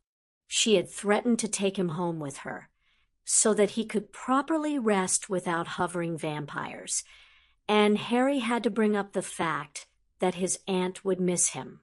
That brought him peace on the food subject, and the talk had just turned to pretty young ladies when the song changed and Danielle had returned to rescue him from the woman. "Thank you," he whispered as Danielle stepped back into his arms, and they started on the next round of dancing. "For what?" she asked, truly perplexed. "For saving me from maternal hovering," he said softly, motioning with his head towards the retreating woman. "Oh, you're welcome. It was nothing. The young men are wonderful this year, but you're far more interesting at the moment. Uncle Vlad told me that you are a wizard and attend the English school. Is that correct?" "Ah, yes. I didn't know you knew about the magical community," he said as he negotiated a rather tricky little step that had caused problems in his earlier dancing practice. "Your governments do not keep secrets as well as they think they can." Danielle told him, "A person may find the odd and strange if he knows where to look." She told him with a wry grin, "Does your Uncle Vlad know you are this scarily intelligent?" Harry asked as they maneuvered around another dancing couple. "I hope not. she giggled. If he knew, he would cease to underestimate me, and then I would not learn anything at all from him. Harry snickered with her, at her guile, and the two devoted all of their attention to the music and the dance they were sharing. This could not compare to his experiences at the Yule Ball in his 4th year. For one thing, he was having way too much fun. Everything from the music and the company he kept put him at ease. He was relaxing in every sense of the word. The role had started to become second nature, and he found himself preening a little under the attention. What was wrong with enjoying the performance? Nothing at all. Once he had justified that it was okay to have fun at a ball and celebrate his birthday at the same time, everything fell into place. He met everyone he could and spoke with each group. Some people knew his story and asked for autographs. He gave them, just a little embarrassed at the notice, but content to make someone else happy for the evening. Even non-magical people looked at him in a slight hint of awe, making him think that Vlad had something to do with it. He posed for pictures if asked, and danced with anyone willing to approach him during his free moments. He was learning a lot.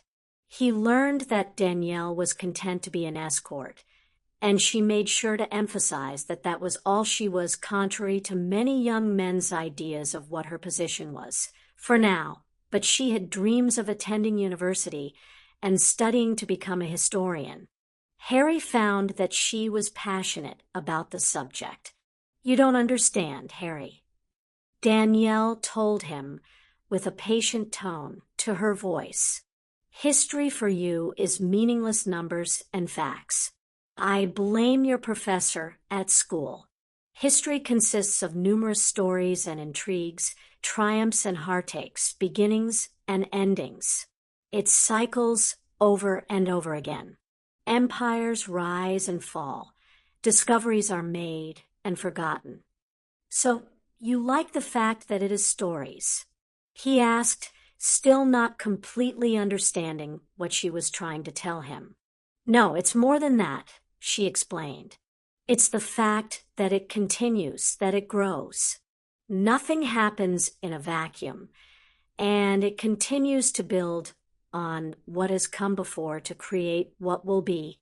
It is the safest way of telling the future without magic." Really? Harry was surprised. He had never thought of history as a part of divination. Could it really be that simple? To know what was to come, just look to the past. "Could you tell me what will happen to me?" he asked, suddenly curious if Danielle's ideas would pan out. "You are viewed as the personal savior of the wizarding world." "Yes," she asked without any hint of awe in her voice. For her, it was a theoretical exercise and nothing more. Her attitude put Harry at ease, and he found himself telling her everything that had happened to him over the years, heavily edited, of course, in response to specific questions. Her forehead knitted as she thought over everything he told her. "It's difficult to be sure. I can see 3 or 4 ways your situation could play out, and I don't wish to distress you," she said. "Saviors never have really happy endings, you know." She said softly. "I've caught that idea a time or two." He adjusted as the music changed, and they relaxed into the waltz. "Is there any hope for me?" "Look at all of the supposed saviors in history," she said. "Saviors traditionally rescue someone or something from a threat. The list is varied and from different backgrounds. Muhammad the Prophet, Augustus Caesar, Constantine, Martin Luther, Napoleon Bonaparte, Stalin, Justinian, Christ, Alexander the Great, Sun Wen-ti, the list goes on and on. One group or another at some point in time considered each one a savior, a person that contributes something to a society to save it, so to speak. Some go on and live out their lives, but more often than not, there is not a happy conclusion. They inevitably change the world. Sometimes for the better, sometimes for the worse. Either way, change happens, just like it did before. Are you saying that I am doomed to change the world? Harry asked, a smile breaking out across his face. Without a doubt, so long as you take care of yourself. People will listen if you are as important as Uncle Vlad tells me you are. She said, I think I'm ready for a little refreshment. Would you care to join me? She asked, I could use a little something to drink. What time is dinner going to be served? He asked. His stomach was starting to make its displeasure known. Uncle Vlad usually lets us dance for an hour and a quarter before the meal is served, and then after that, more dancing, then coffee and some little tidbits, and we usually end about 3 or 4 in the morning. She explained as she led the way to the punch bowls at one end of the ballroom. He expects me to dance that long? Harry asked in astonishment. No, if you get tired, you can always go into one of the sitting rooms. The men tend to gather in one, and the women in the other. There are light refreshments in each room, card games, and other quiet amusements. This is a party, but not everyone cares for dancing. I don't blame you in not wanting to dance all night. You should try it in heels. I think not. You are a far stronger person than I, Danielle. My hat goes off to you and your suffering feet. He told her in the most serious voice he could muster. His statement seemed to please her, and she offered to point out various people while they finished their refreshments. He heard all kinds of gossip about the crowd that filled the room.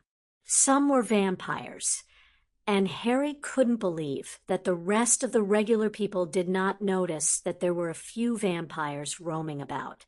Some were wizards, and Danielle's knowledge of the magical communities was astonishing. That one is affiliated with that dark lord your country is so concerned over, Danielle's voice said in a soft voice, close to his ear. Harry's head shot up, and his gaze followed Danielle's direction. There stood the Order of the Phoenix's former spy, William Zareh, trapped in conversation with a rather aggressive woman. Harry felt the corners of his lips turn up at the thought of Zareh dealing with a woman. It didn't seem possible, but then again, teachers always had that mystique of not having a life outside the school building. Please excuse me, Danielle, but he was one of my teachers. I think I'd like to go and say hello. Harry told her, Of course. I'll be ready for another turn around the dance floor in a few minutes. Remember, you're under Uncle Vlad's protection, so that man can't hurt you while he's here. I remember, but he won't hurt me. I know it, Harry said as he took his leave of Danielle. Danielle only shrugged and went off to find someone for a gossip while Harry made his way across the room to come up to Zareh's side. Hello, Professor Zareh, Harry said. Mr. Potter. The man seemed genuinely happy to see him.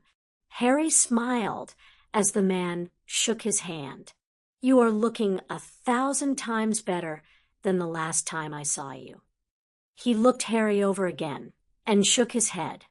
I don't know what they do for you at that other school of yours, but I do have to say that I like the results. Good, clean living, Harry said lightly, and lots of junk food. You are not looking bad yourself. Not being a spy anymore must agree with you. Harry had lowered his voice as he said the last part and was gratified to see Zareh pale the slightest bit. How in the world did you know about that? Zareh asked, his voice slightly panicked. I have many contacts in the wizarding world, Professor Zareh. Don't worry. I know many secrets, and yours is safe with me," Harry said in an undertone. "Thank you," Zara said in a grudging sort of way. "Are you enjoying your summer holiday, Mr. Potter?" "Yes, I am. Vlad is quite a good host, and between the two vampires, I may very well end up spoiled beyond all redemption." "Somehow, I can't see that happening," Zara told him. "I understand this is your birthday party. Many happy returns." "Thank you.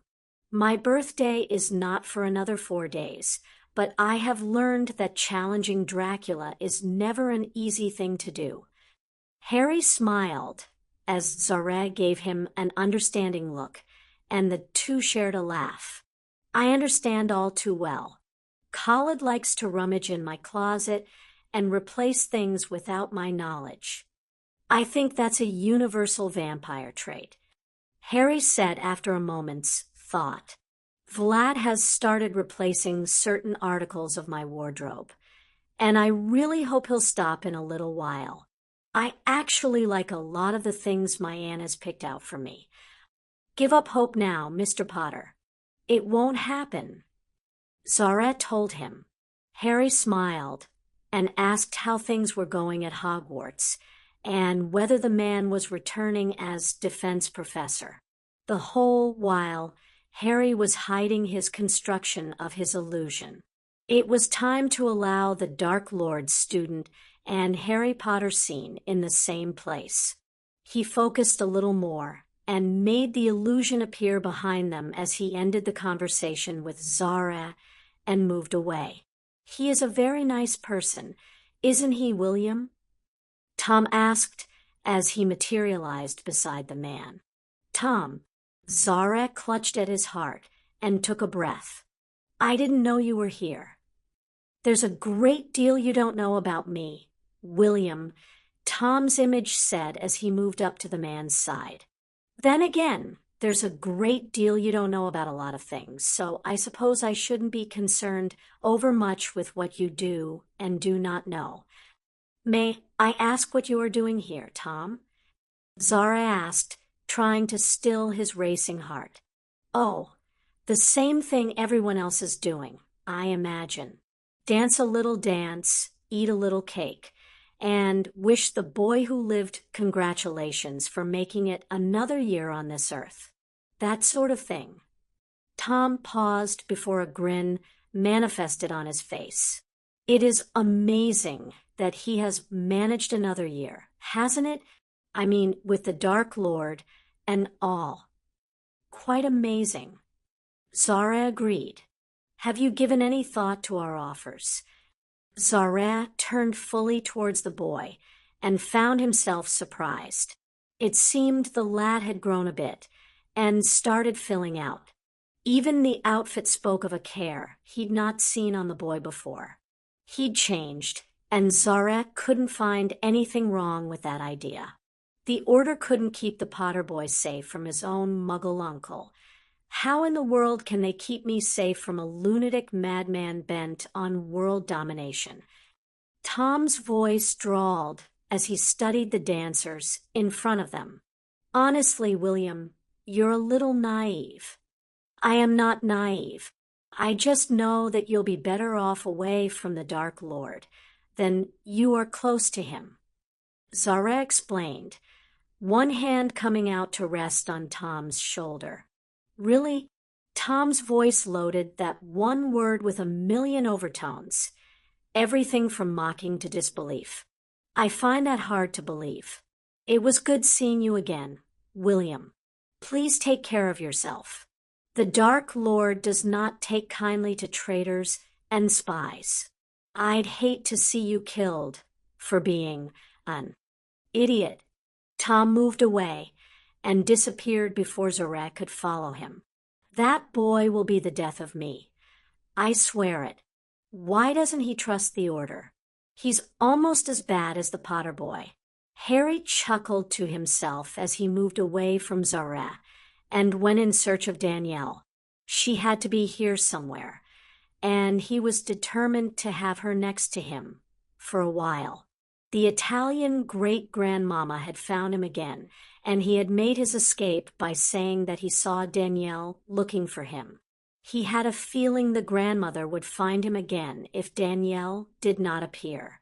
He had just slipped behind a rather stout gentleman and was prepared to wait for the better part of an hour if it would save him from the Italian great-grandmama when he heard Dracula calling him. He stood up straight and saw the vampire coming straight towards him. "Ah, Harry, there you are," Vlad said as he came up, a man trailing behind him. "There is someone I want you to meet." Vlad gestured the man closer. Harry took a moment to study him. He was older, a little bumbly, and obviously nervous. "Minister Lewandowski, this is a very good friend of mine, Mr. Harry Potter." "Harry, this is Minister Lewandowski, the newly elected head of the Polish Magical Cooperative." "It is nice to meet you, Minister Lewandowski.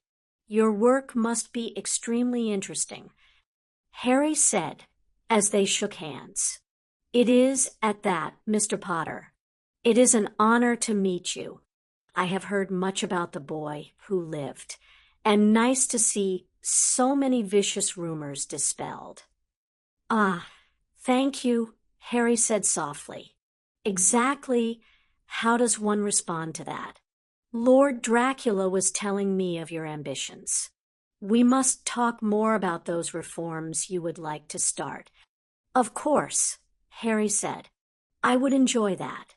He sent a desperate thought to Vlad. "I have reforms and ambitions?" "Naturally. Just go along for now and let Uncle Vlad arrange everything. I will have my secretary contact yours," Minister Lewandowski said. "And now, I'll leave you to enjoy your birthday party. Many happy returns." "Thank you," Harry told him. Minister Lewandowski moved away, with a definite spring in his step. "What are you plotting, dear Uncle Vlad?" Harry asked under his breath. "Nothing you need worry your already busy mind over, my little Magus," Vlad said. "Now, where did your partner go?" Danielle appeared not a second after Vlad's question, and Harry was sure it was some sort of trick, with a bright smile on her face. "Harry, you must come and meet the French minister. Mon Dieu, he is a wonderful man." Danielle dragged Harry away from Vlad and towards a rather thin and slightly familiar man. "Ah, Danielle, my angel, you found him." Minister Devereux paused long enough to bow over Danielle's hand before turning to Harry. Harry recognized him from the short incarceration at Hogwarts. The man had been at an order meeting in the Great Hall. "Mr. Potter, I wish you a very happy birthday. I do not think you remember me." "Of course I do, Minister Devereux. It is nice to see you again," Harry said as he shook the man's hand. "Ah, you do remember me." The minister seemed genuinely delighted. "May I borrow you a moment? Danielle, share. Surely you won't mind his brief absence." "Of course not," Danielle said, waving them away. "Uncle Vlad wants to dance with me now. Go on." Minister Devereux and Harry bowed as she moved away, and Harry found all of those manners that Vlad had insisted he learn were useful. The minister motioned for Harry to follow him to what Vlad called the men's salon. He picked up 2 glasses of champagne and handed one to Harry before removing them to the far corner. "Mr. Potter, I have a great many things to tell you, but few of them can be said in a polite or diplomatic dance of words. Moreover, I'm afraid that people may mistake my meaning if I did not use the plainest of words." He said in a low voice.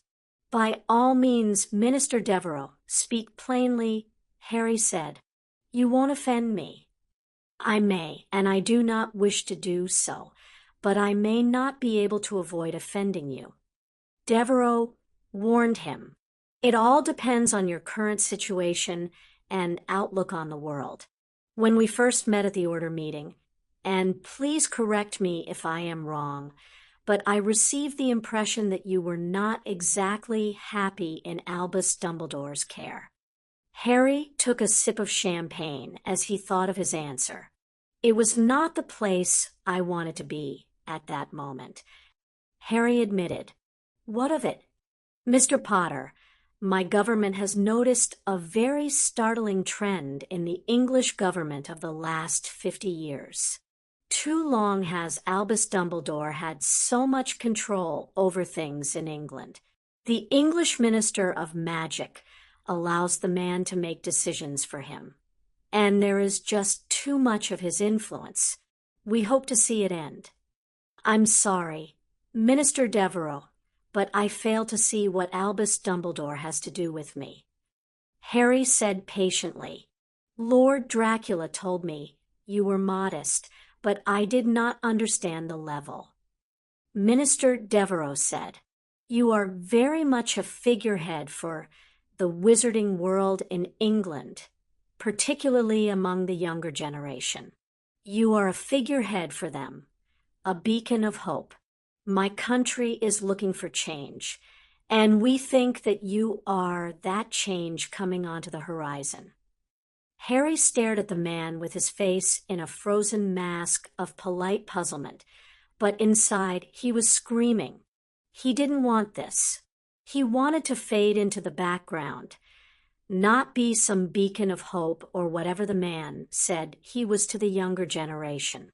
I assure you, Minister, that my influence is not as large as you think on the English Magical Society.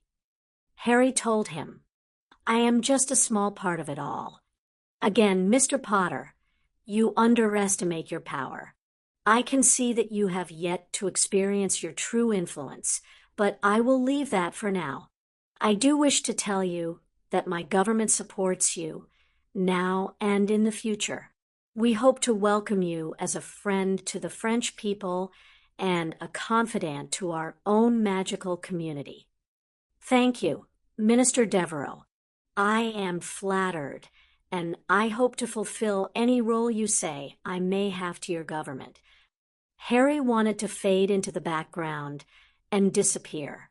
He didn't want this at all. He wasn't what this man thought he was. Minister Devereux left Harry a few minutes later, asking him to think things over and offering a card with his contact information. Since when was I a political figure? Harry asked himself as he pocketed the card. Harry, Dracula said as he poked his head into the salon. It is time for dinner. Did you not hear the gong? Really, now, let's not keep everyone waiting for us. Harry snapped out of his contemplation and frowned. What have you been telling everyone, Vlad? Why does everyone seem to think that I am some sort of political candidate? Dracula's voice was full of incredulity. I have done nothing except confirm a few rumors that I was a friend to you. That is all, little Magus. Vlad wrapped an arm around Harry's shoulders and squeezed. You laid the framework long ago by not taking sides. Now, everyone is hoping that you will pick his side. Nothing wrong with that. Harry decided that he wasn't going to argue with the vampire. If he tried, the vampire might decide that Harry was looking tasty. Not a good way to go, especially since his Aunt Petunia would most likely be upset at the shattering of the perfect gentleman vampire image she had of Dracula. Harry knew better. Happy birthday to you. The crowd finished the song, and Harry felt as though he was in the middle of a very scary dream with fire included. Well, the fire was on his birthday cake, his and Dudley's, of course. The combined weight of 34 candles on a 4-layer cake was enough to make him wonder if there was a fire marshal in the ballroom. Surely, this was illegal or dangerous for everyone in the room. Now make a wish. Dracula told the two of them in a whisper. Harry felt his jaw clench. A wish for it all to be finished. Harry blew out his candles to thunderous applause. He smirked at Dudley's face. He probably wished something about him and Paulina. Typical teenager. Lucky him. Dracula led Harry away from the cake for more introductions to very important people. He met the magical Prime Minister from China, and even though he spoke to him for almost 10 minutes, he still couldn't hope to pronounce the man's name. The closest approximation he could produce was Mr. Long, and Mr. Long seemed to accept that with good grace. He received an invitation to visit the magical government of China, still under the rule of an emperor. The emperor had heard of Harry, and had pestered Mr. Long, his prime minister, to wish the boy who lived a happy birthday and extend an invitation for a visit. As the evening passed, Harry received more invitations from all over the world. It seemed that every country wanted a visit from Harry Potter. He finally succumbed and dragged Remus along with him as he met the people Dracula insisted upon, allowing the older man to keep track of the names, countries, and invitations. "Must I meet absolutely everyone?" Harry said in a whisper he knew Dracula would hear. "No, not everyone," the vampire replied close to Harry's ear. "Just the ones I feel you need to meet. Things are happening, little Magus. Many interesting things. If I find out that you are doing this for your sole amusement, Vlad, I shall be very upset with you. You would ruin my fun." Vlad asked with a snicker. "No, no. I assure you, Harry, all of this is very necessary. Please, just humor an old vampire." Vlad gave Harry's shoulders a squeeze as he directed Harry out of the ballroom and towards another room tucked away from the other salons. Vlad motioned Harry into the room and followed, firmly shutting the door and locking it. Harry paused only a few steps into the room. There was a group of people waiting at the other end. This group caused Harry to falter the slightest bit. This was a group of vampires, and Harry had a feeling that they were indeed necessary. As they approached, every vampire made a gesture that Vlad returned. Harry suspected it was a salute of some sort, but he played dumb. Let the vampires keep their secrets. He'd rather not know and be safe in his ignorance. After all, vampires were one of those groups you join for life, or for eternity. "Lord Dracula," the group murmured as the pair approached. One woman stepped forward and offered her hand to Dracula. The strange thing Harry noticed was that she offered it wrist up. Dracula smiled, took her hand, and turned it over to drop a kiss on the back of it. Harry followed Dracula's example and then stood, feeling little butterflies of nerves in his stomach. He calmed by taking a deep breath. "This is the boy," one of the vampires asked in a bored tone. He appeared young, but Harry had a feeling he was ancient, as old as Dracula, perhaps.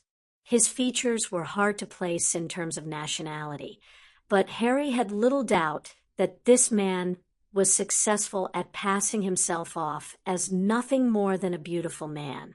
Dark hair curled down over his shoulders, while brown eyes blinked drowsily. He felt Harry's eyes on him and turned to lock gazes with him. Harry felt a frisson of shock, and he had to fight the urge to hide behind Dracula. This vampire was dangerous, and Harry knew it instinctively. "He is," Vlad's voice said, and Harry felt himself relax. He was under Vlad's protection this evening. He was safe. Not as safe as you might think, child. The man said as he rose in a fluid motion. Harry threw up his acclumency shields and waited. As one, the group winced. Must you? Cassius, this is Harry Potter. Harry Potter, Cassius. The vampire offered his hand, and Harry took it. The vampire allowed the clasp for a mere second before stepping back away from Harry. You are insane, Vlad. Cassius said. Absolutely insane. Dracula ignored Cassius's statement and gestured forward another vampire. Harry had no doubts as to her origin. She was dark-haired, dark-eyed, and dark-skinned, perhaps somewhere from the Middle East. Either way, she was beautiful, and Harry had the feeling that that was how she survived, attracting young men that lost all of their common sense when faced with her beauty. Harry was in danger of the same thing. Parmita, Harry Potter. Harry Potter, Parmita. Again, the handshake lasted a second before Parmita stepped away. Harry was beginning to become concerned. Why were all of them acting as if he had something contagious? Another vampire stepped forward and offered his hand. This one was as fair as Parmita was dark.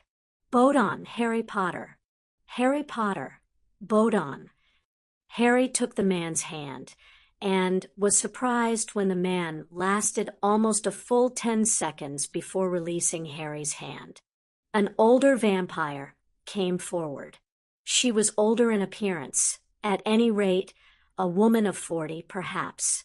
She reminded Harry of McGonagall as her no-nonsense mouth spread in a smile as she took Harry's hand. Neath, Harry Potter. Harry Potter, Neath. I wish to read his future, Vlad. She said calmly as she took Harry's hand and held it. If you would approve. Not another prophecy. Harry wanted to wail, but Vlad only placed a hand on his shoulder. Harry, what does that entail?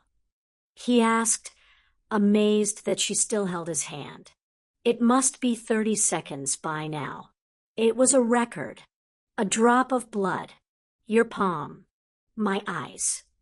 She shrugged, and Harry considered the idea. Do I have to know what you see? He asked. Not if you do not wish to know. She answered, stroking his palm. Harry sent a questioning thought towards Vlad. The vampire squeezed his shoulder again, giving his agreement. All right. He said calmly. How bad could this be? He saw a drop of blood appear on his wrist, even though he could not see the cut made. The drop traveled down to his palm, and he saw that Neath was saying something, but her lips were moving too fast for Harry to catch anything. All at once, he felt his body pitched backwards, and the space behind his eyes went fuzzy. He tried to pull away, but nothing happened. Lower your shields. Cassius said from his right. Harry's head rolled and met the vampire's eyes. The vertigo is due to your shields. Lower them. Harry fought the sick feeling in his stomach as he tried to keep his body upright and to avoid disgracing himself in front of all of these vampires. This was unlike anything he had ever felt, and he was scared. Gut-wrenching fear ate at him. The other vampires gathered around him, and he felt their support. Vlad's arms wrapped around him, holding him in place. Lower your shields. Harry lowered his shields, and the vertigo was replaced with a languid glow in his entire body. Vlad caught his sagging body and held him, smoothing a hand over his hair. His eyes shut, and he allowed himself to be held, allowed the vampire to support him. Neath dropped his hand and stepped away. Harry's eyes slid shut as he saw her smile at him. When his eyes opened again, He was on a couch and surrounded by vampires. Their stances were completely different. They were open and friendly. More than one hand touched him. One held his hand. Another petted his hair. Another stroked his arm. "What?" Harry managed. "Your future was difficult to see." Neith said, wrapping an arm around his shoulders. "I forgot to tell you to lower your shields. I apologize for your discomfort." She said, "'Sall right." He told her, "What's wrong with me?" "Side effect, I'm afraid." Vlad said, his voice far too cheery for Harry's taste. "It'll pass." Harry grumbled, and all of the vampires laughed. It was good to see Harry be the child he was, no matter how many years he actually had to his name. "Harry, I have a rather serious question for you," Vlad said, pulling Harry onto his lap. Harry struggled for a minute before he gave up. The vampire would just do what he wanted, with or without Harry's approval. One of the vampires held out a glass to Harry, and he took it. How had Cassius known Harry was thirsty? He sipped at the champagne, and then lowered it, wondering what Vlad wanted to ask him. "We all were talking while you were resting," had the vampire said, napping. Harry never would have forgiven him, and we thought this might be the best thing. "May I adopt you?" "Adopt me?" Harry asked, confusion settling in. "What do you mean?" "I would claim you as my own, nothing more. You would still live with your family. I would just be your, well, godfather, so to speak, and call it your lovable older brother. A permanent protection, Harry, and one I gladly give." "Is there anything more to that?" Harry felt someone take the glass from his hand. "No responsibility on your part, really. I'm sure you won't mind visiting here from time to time, right?" "Not at all." Harry said, "I've enjoyed my visit here." Good, good. I will visit you in England, and you here. Other than that, there will be nothing I require from you."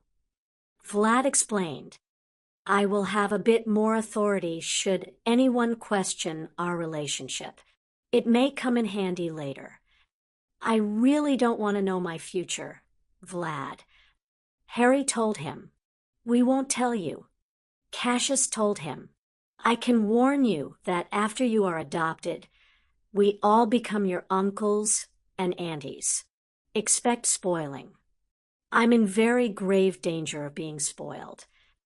Harry grumbled, "Yes, you are, my little Magus."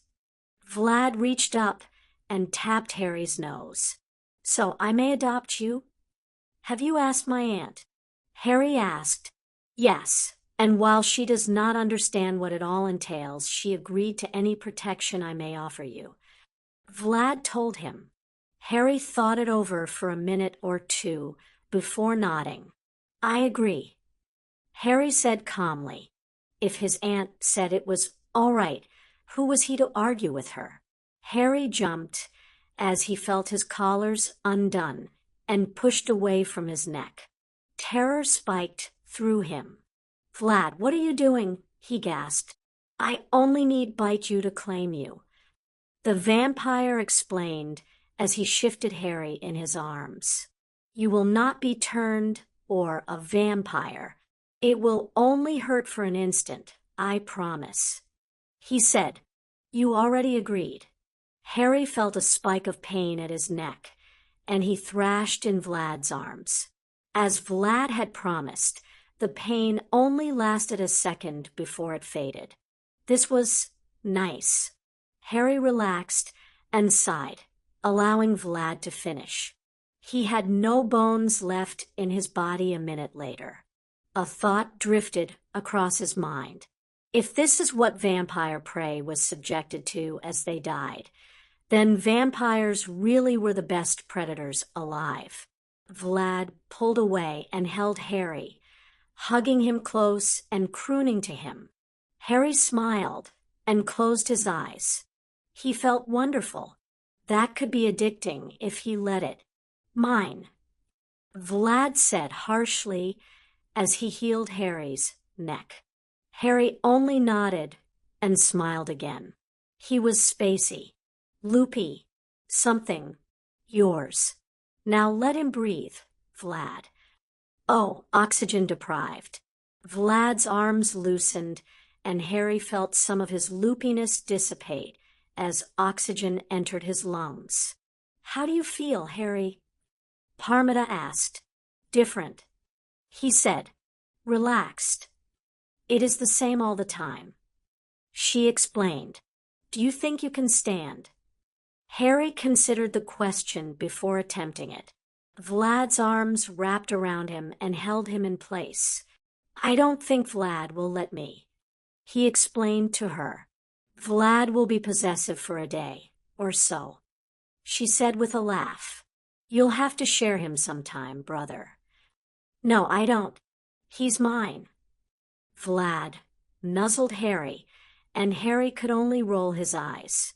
Why were undead creatures so willing to be affectionate towards the ones they wanted to protect? You'll have to explain to Lucian how my hair achieved this state. He told Vlad. Lucian was rabid when it came to Harry's appearance, especially this evening. Mine. Vlad said again.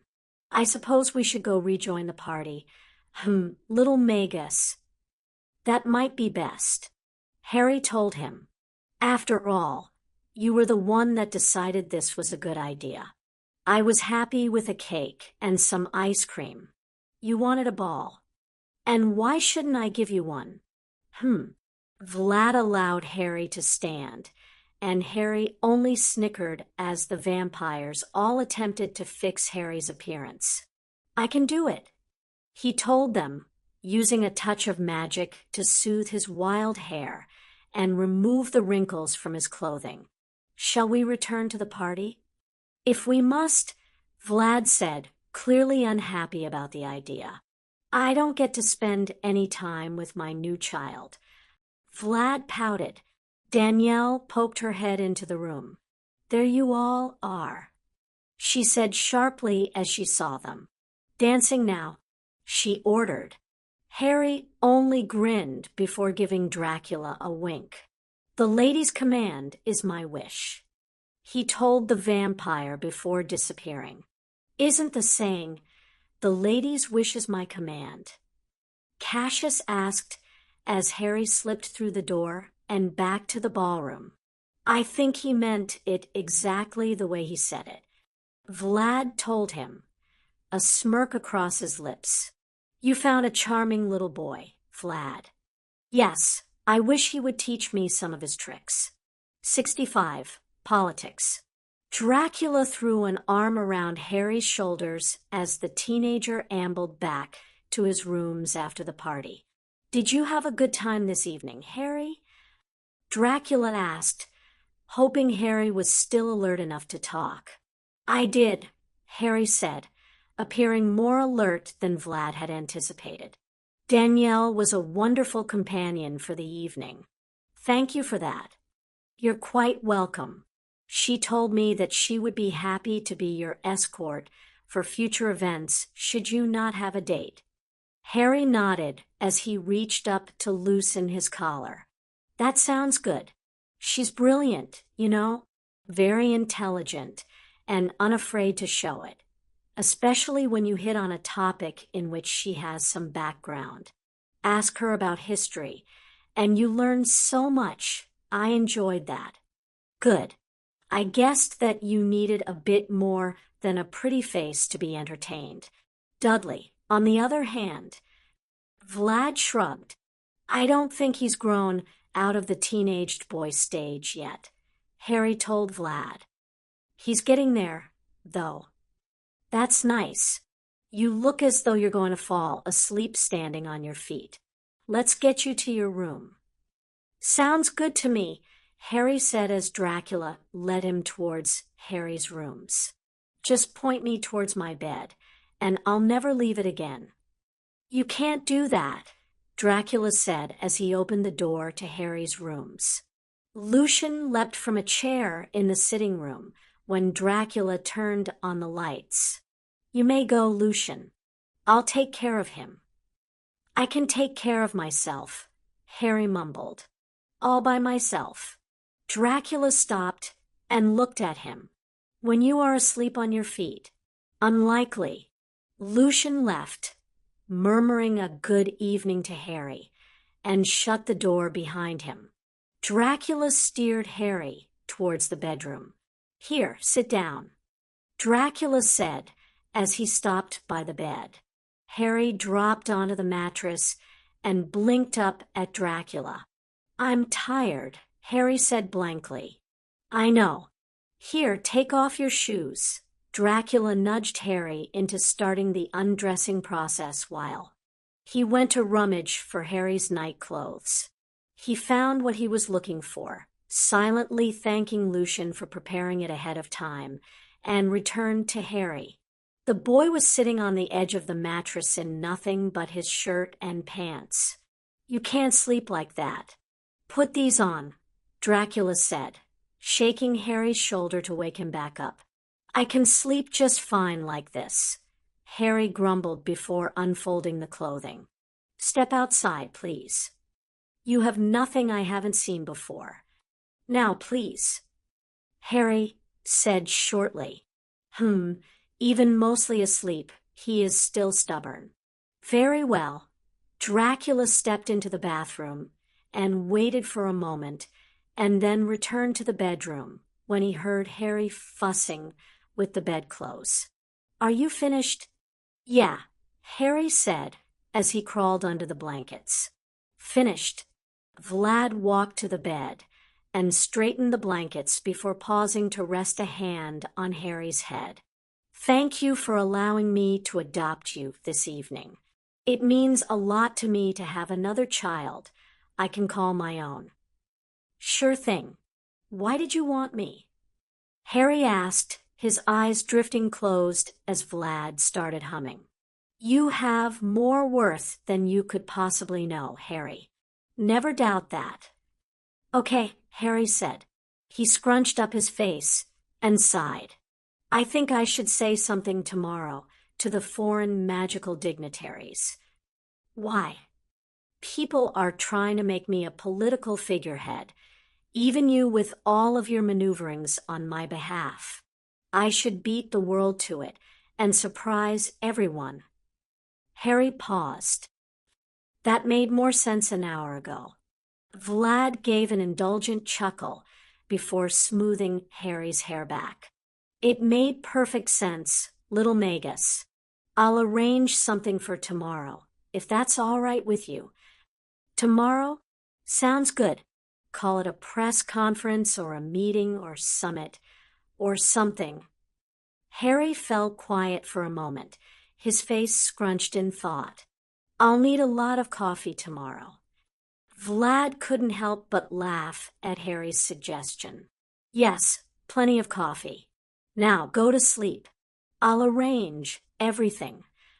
Thanks, Vlad, for everything, Harry said as he relaxed into his bed and fell asleep. Vlad studied him for a moment and then shifted to look at the group of vampires behind him. He doesn't realize how important he is, does he? Not at all, Vlad. You've chosen a wonderful son, Neith said as she approached Dracula's side. Yes, I know, he said in return. I still can't believe that they would do that to him when he's given up so much already. Dracula lowered a hand to rest on Harry's hair and stared down at him. He's had so much pain already. Things may yet work out for his benefit, my lord, Neith said softly. The future may change. Bodon stepped forward and offered a box to Dracula. I never suspected you would adopt him, but I brought what you wanted. Thank you. Dracula took the box and opened it. A necklace glistened up at him. Perfect, Bodon. Bodon gave a slight bow and moved away. He is just as enticing as you said he was. Well, he was before you claimed him. Cassius pouted a bit as Dracula removed the necklace from the box. He is mine now, Cassius. So sorry to spoil your fun. Dracula unclasped the necklace, leaned down and fastened the necklace around Harry's neck. Ah, well, it could be worse. You could have forgotten to provide proper refreshments earlier. I could never. Vlad protested softly. He stopped and considered Cassius, clearly thinking about something. You are still a joker, Cassius. Always and forever, the vampire acknowledged. I need a favor from one of you, Dracula said suddenly. He stopped and looked over all of the vampires in the room. Harry will need protection when he returns to the wizard school. He'll need vampiric protection. Oh, me. Please pick me. Cassius performed a perfect imitation of overeager student. Me. Pick me. Vlad stared at the other vampire in shock. Forgive me, Cassius, but why? You detest children. Not all children. He said, affronted.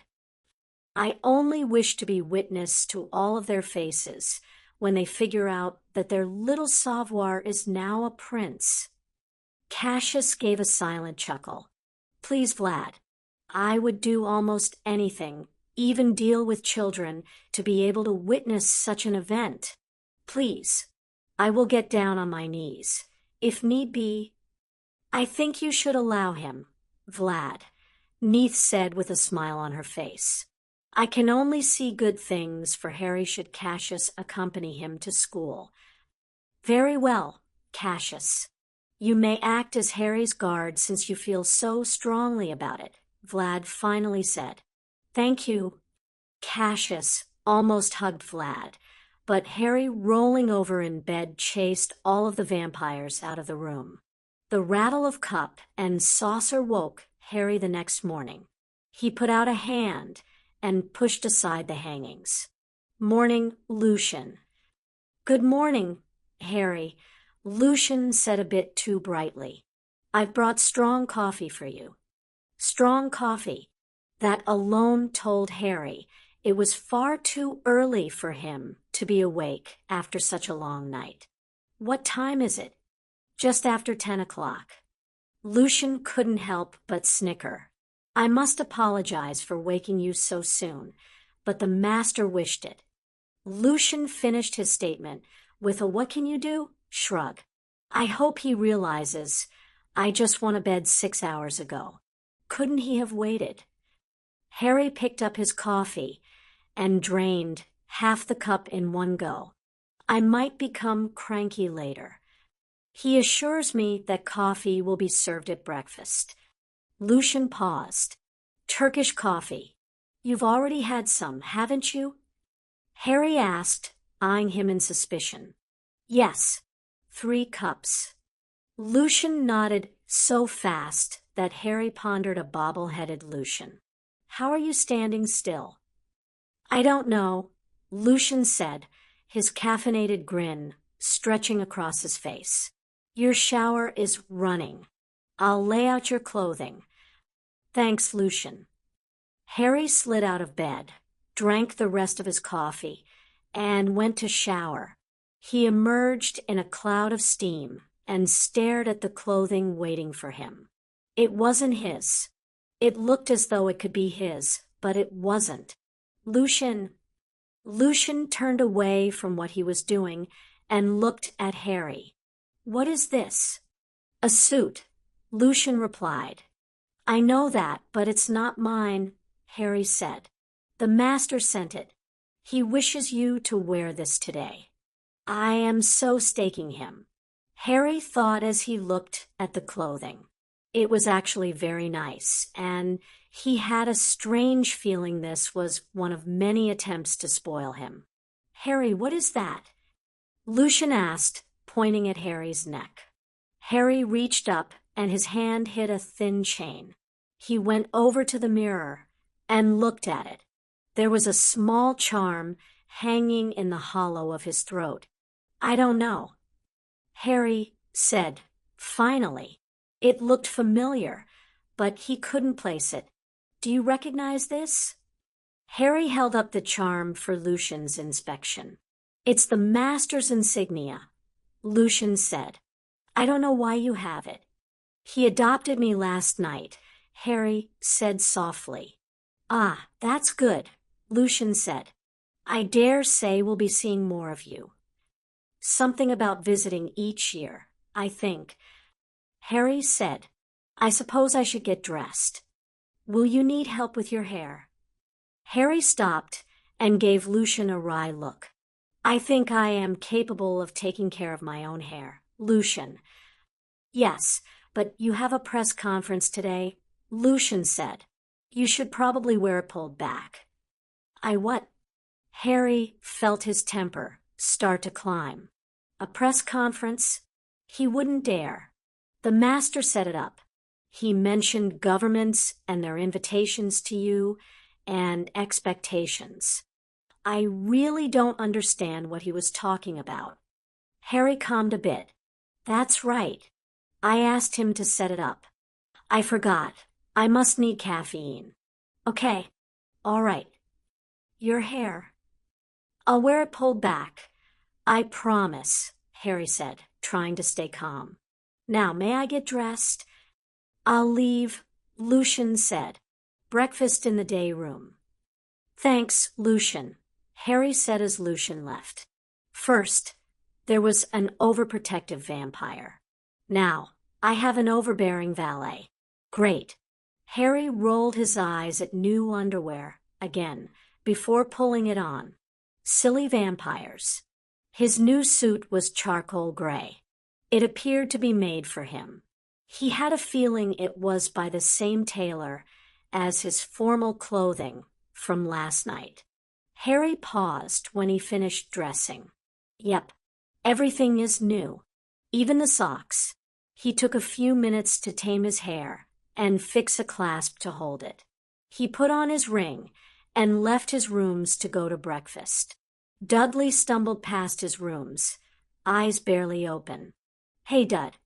Dudley mumbled something in response and continued walking. You okay?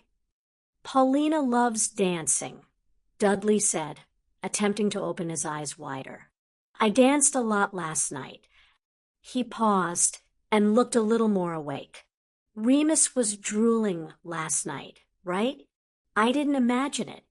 I do believe he was, Harry answered.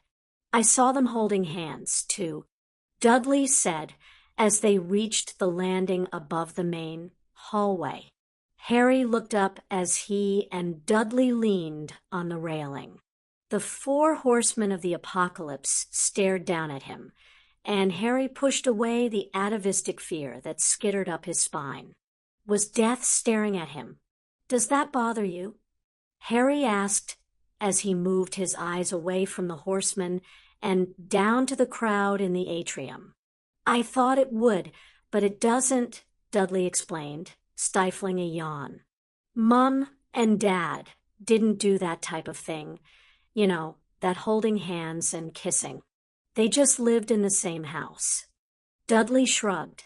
She's happy. Are you happy? Harry asked. Dudley blinked at Harry. He obviously wasn't expecting Harry's question. I guess, Dudley stammered. I mean, I don't mind Remus. He's nice, and he's not trying to be dad to me, you know. Yes, he makes a very good friend. Dudley nodded, but didn't really answer Harry. Breakfast with a bunch of foreign delegates normal for you? Dudley asked as they started downstairs. Not normal, no, Harry said, unable to hold back a chuckle. I'm famous, but I don't spend a lot of time with important people. You famous? Really? Dudley said in an odd voice. Shut up, Dud. Harry scowled.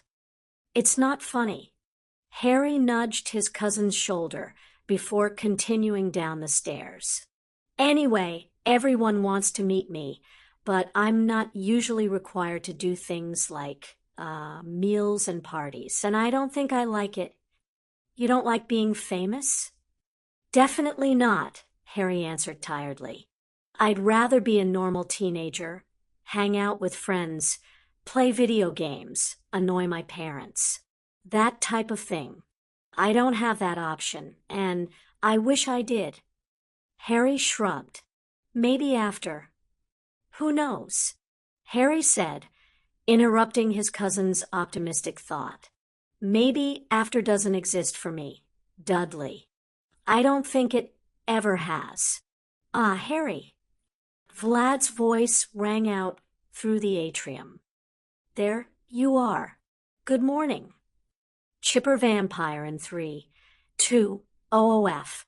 Morning, Vlad, Harry said as the vampire hugged him. And Dudley. Vlad's arms left Harry and gave Dudley a quick squeeze. Good to see you both conscious after the party last night, Vlad said as he looked between the two of them. Dudley, may I borrow your cousin for just a moment? Vlad said. Hold it, Harry said as Dracula tried to pull him away. I want to speak to my aunt first before you snatch me away. My dear Harry, I do not snatch, Vlad protested. Papa, you do snatch, Khalid said as he appeared next to Dracula. Go find your aunt, little brother. I'll entertain our father. Khalid and Dracula promptly disappeared into the salon, leaving Harry and Dudley standing there. Harry, Khalid called you little brother, Dudley said in obvious confusion. Yeah, I was adopted last night.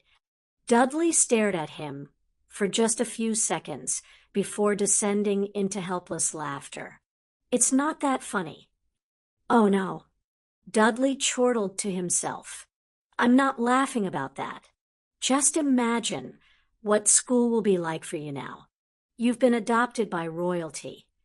Harry stared at his cousin in dawning comprehension and could only hang his head in defeat.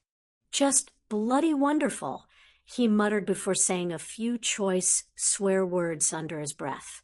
His Highness Harry Potter, the boy who lived heir to Wallachia.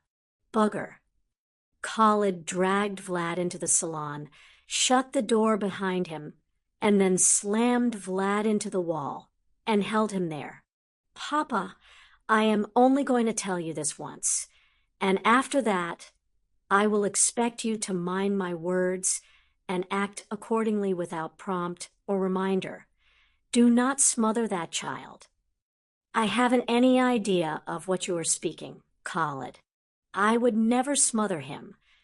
Vlad placated, attempting to remove Khalid's hands from his throat without injuring the younger vampire. Papa, please remember what he is like, the masks the boy wears. He may seem pure affability now, but in future, he can and most likely will become very dangerous to anyone and anything that stands in his way, including you. Khalid, calm yourself, child. Dracula removed himself from Khalid's hands and smoothed his clothing. I am well aware of Harry's limits and boundaries. He and I had an interesting discussion last night after the party, and I promise you I am no closer to smothering him with attention than I was with you. Khalid gave him another suspicious look for a few seconds before relenting. Forgive me, Papa. I am overjoyed to be able to claim him as a brother, and his body language was screaming discomfort. He is always uncomfortable in large crowds unless he is acting. I hope to dispel that hindrance in the future.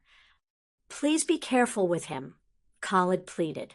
I don't wish to lose him to the darkness waiting for him. I will not allow such a thing to happen, my child. I promise. Dracula enfolded Khalid in his arms and hugged him. For now, we can only wait. The next move in the events is Harry's, and he has a marvelous one planned. sure to set the world on its ear. Really? Khalid purred. Do tell. It would ruin the surprise, Dracula said, stepping away from Khalid. You'll find out this afternoon when Harry gives his speech. Vlad gave a smirk and walked away. Speech. Harry peeked at the growing crowd with some trepidation. There were far more people than he was expecting when he had asked Vlad to set this up for him. He was certain that even Rita Skeeter was out there, and Harry had no desire to speak with her again. His day was becoming a wall of political activity. First, breakfast with the foreign dignitaries, and then a press conference after lunch with representatives of the press. What's next? Tea with the Queen. Harry had to laugh at that. When would he ever have tea with the Queen? Are you ready, Harry? Khalid asked, dropping a hand on Harry's shoulder and giving it a quick squeeze. I hope so, Harry said, trying to take a deep breath. Am I doing the right thing, Khalid? Right or wrong, it needs to be said. Harry nodded and turned to look at the growing crowd again. Think of it this way, little brother, Khalid said softly. It is once more unto the breach for the wizarding world. You are the rallying cry. Khalid moved away, and Harry pondered his words. I can always turn this into a performance. An excellent idea, little Magus. Vlad's voice laughed in his mind. Shall I find you a crown? Har, har. Very funny, Vlad. Harry snarked back. I could just walk away from this. You asked for it, Vlad said as he appeared behind Harry. I know. Harry tried not to whine with that statement. Are you ready? Vlad asked, turned towards the crowd. Harry took a couple of deep breaths and called up a mixture of Dracula and Edmund characteristics to create a new persona of Dracula's adopted son, regal yet approachable. Well done, Vlad whispered as Harry strode down the center aisle of the room. Flashes went off, and Harry regretted not banning cameras. He reached the podium at the front of the room and fought not to smirk at finding his prepared speech waiting for him. Good old Lucian. Good afternoon, ladies and gentlemen. I wish to thank you all for coming, especially on such short notice. Some of you here had a late night at the summer gathering, so I thank you for giving up a little sleep. I am assured that refreshments will be available afterwards while we relax, and the refreshments will include both coffee and tea. Many of you may be wondering why I've decided to give a press conference when I have avoided the press in the past. I can tell you that it was a sudden decision stemming from last night. I spoke to a lot of people last night, and I know even more of you wish to speak with me, and did not have the chance. There were also a lot of questions asked, and few answers were given their proper due. You'll have to forgive me if that happened to you.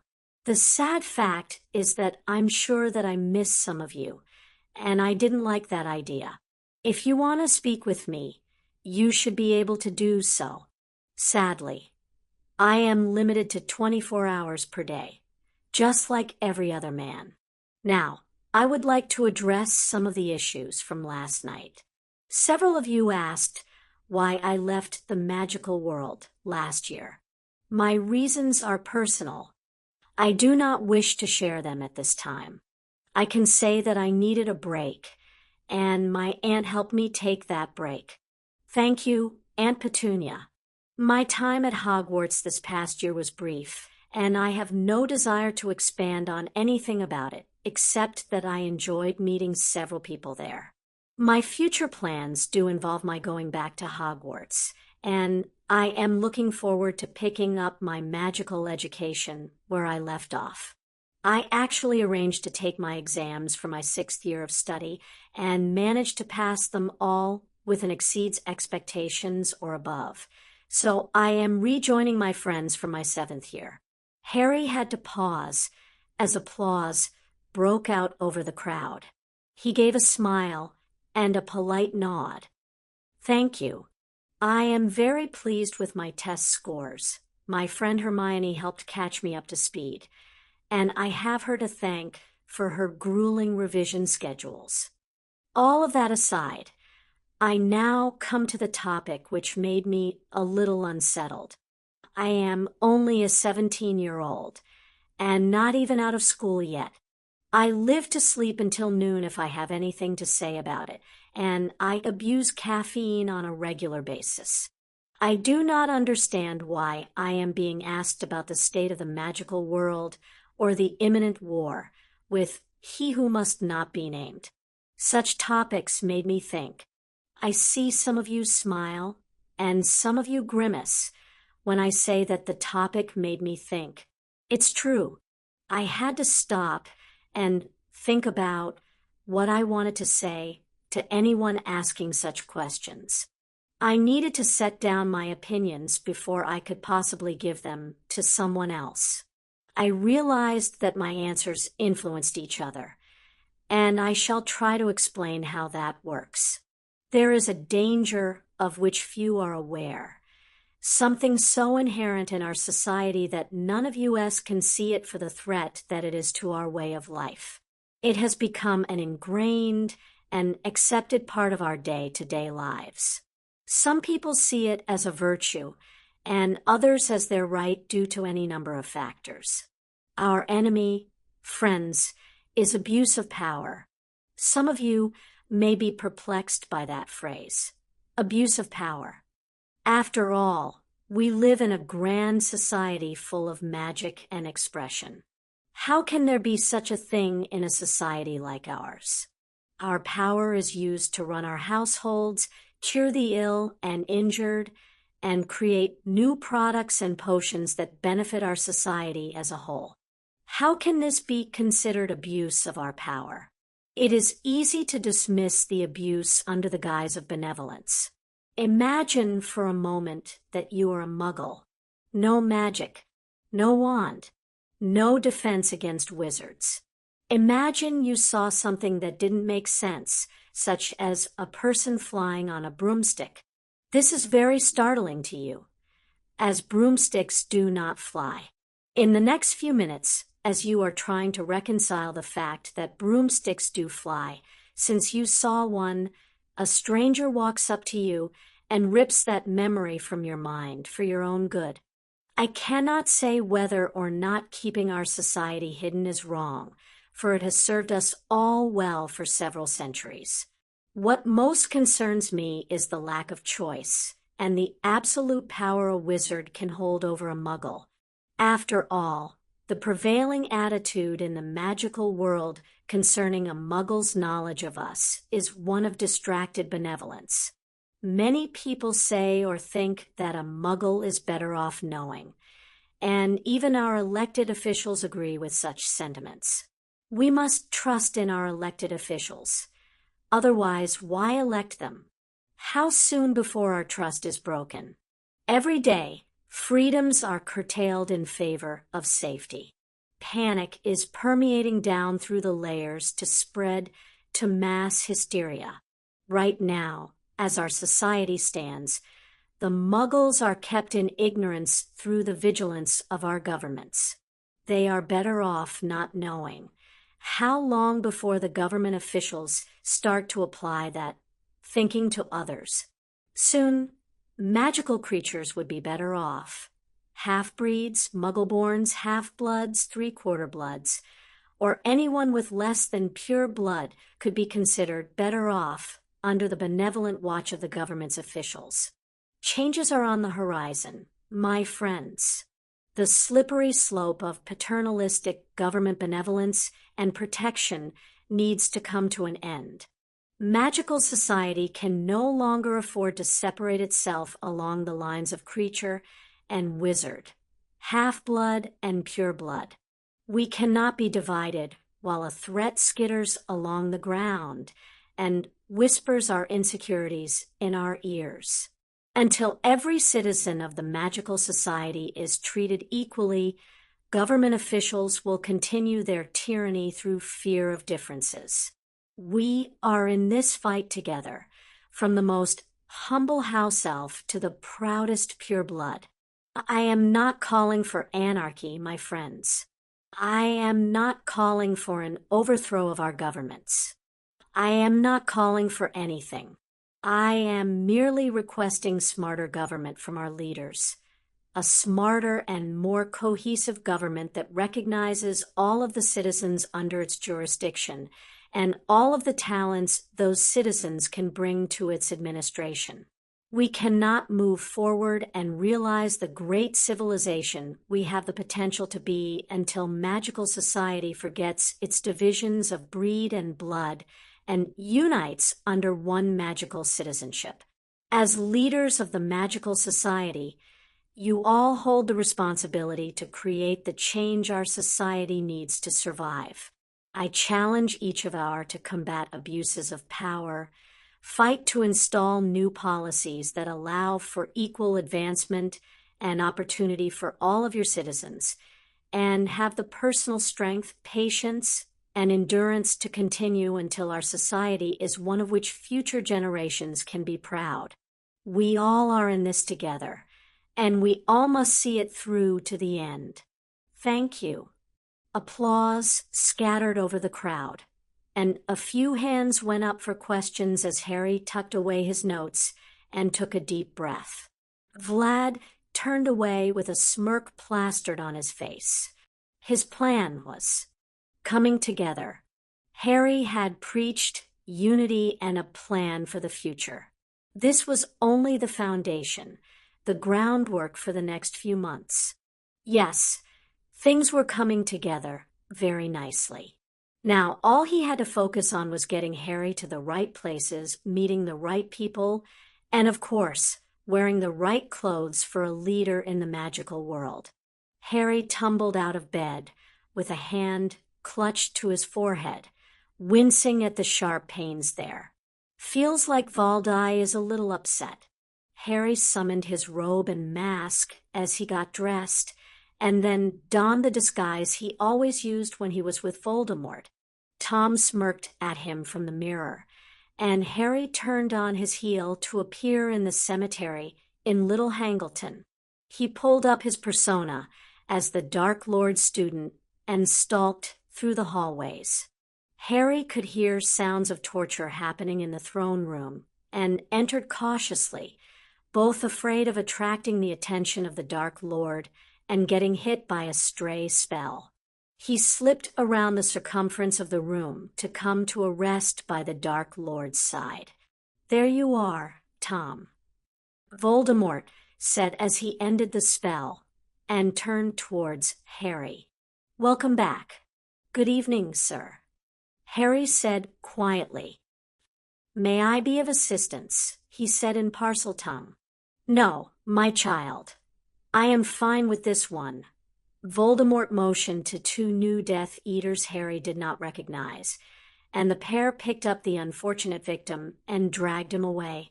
Harry sent a touch of healing magic towards the man, while Voldemort motioned for Harry to stay with him. Dismissed Death Eaters. The gathered people scattered into the night, happy to retreat from the madman. "I found a rather interesting article in the paper this morning," Tom tucked on the back of the society page. "You read the society page?" Harry couldn't help but ask in shock.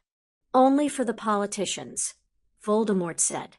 "Of course, everyone in the society pages is a politician.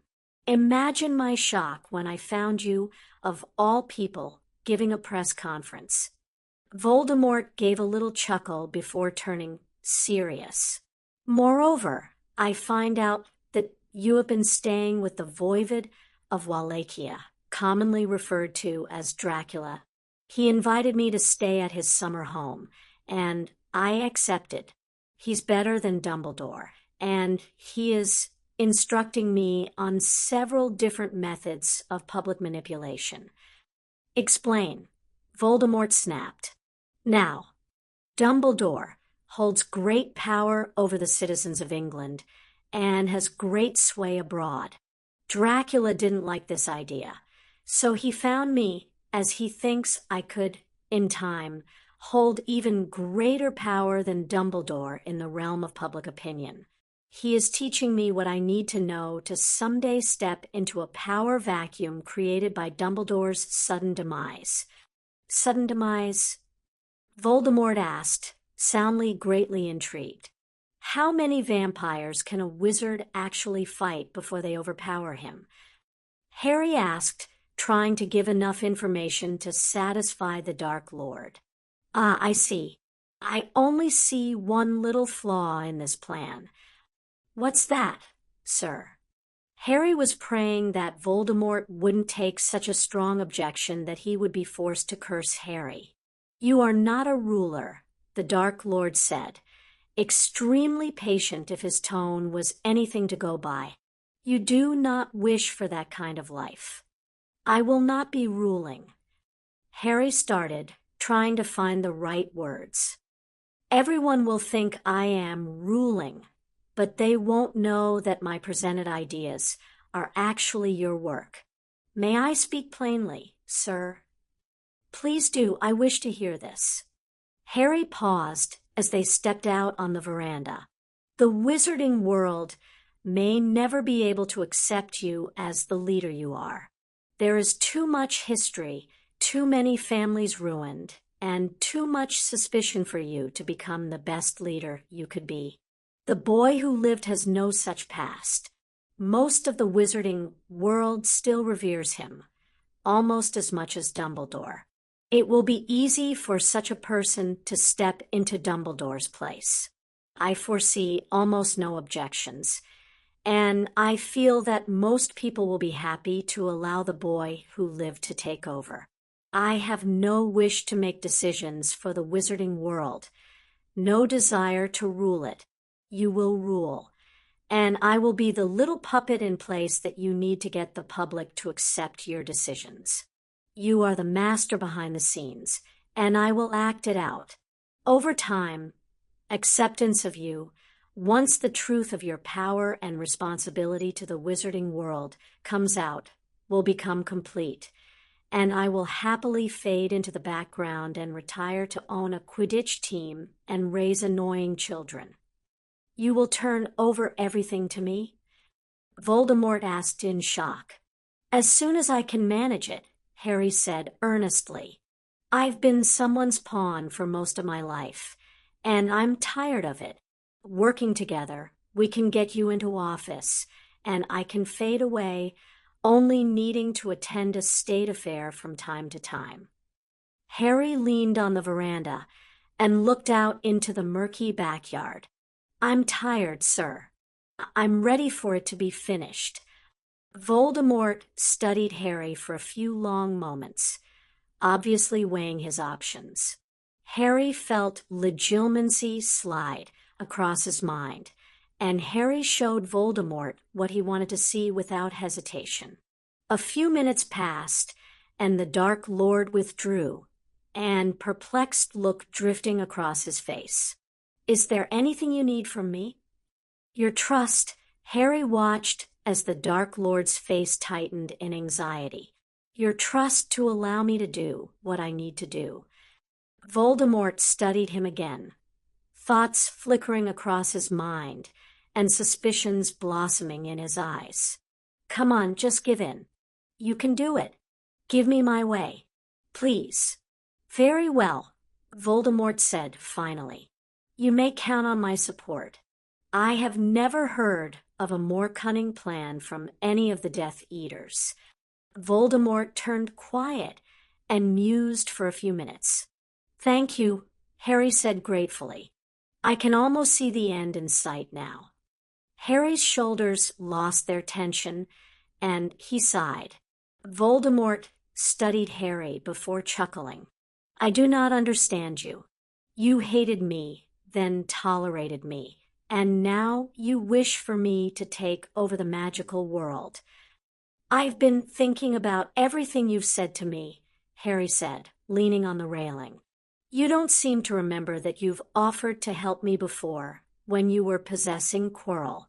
Even the diary offered to help me, but then something happened, and you didn't remember you offered, and I didn't remember that I wanted that help. Are you saying that our memories were altered? Voldemort hissed out, pulling Harry around to face him. They were, Harry said in a calm voice. Mine have returned. Voldemort stared at Harry. Mine have not, he rasped. He whirled away from Harry, and Harry could feel his anger build. When he turned to face Harry again, his eyes were blazing, and Harry fought the need to step away. Here I thought vampires were scary. This makes Cassius look like a puppy dog. Who? I think it was Dumbledore, Harry said. Voldemort exploded. Harry threw quick but strong shields around himself and Voldemort to try and keep the magic contained. Something Blaise had said came back to him. This magic can consume you. Harry reached out with his magic and gave the barest touches to Voldemort's magic. The wild magic tried to thwart Harry's efforts and attempted to attack Harry, but he gave it a firm smack and it quelled down to a manageable amount. Harry redirected its focus to repairing the damage the outburst caused and then lowered his shields. Voldemort was on his knees, head clutched in claw-like hands. I am so happy I allowed Blaise to train me. This could have been me. Harry pulled out his wand and went over to Voldemort. We should get you inside before anyone sees you.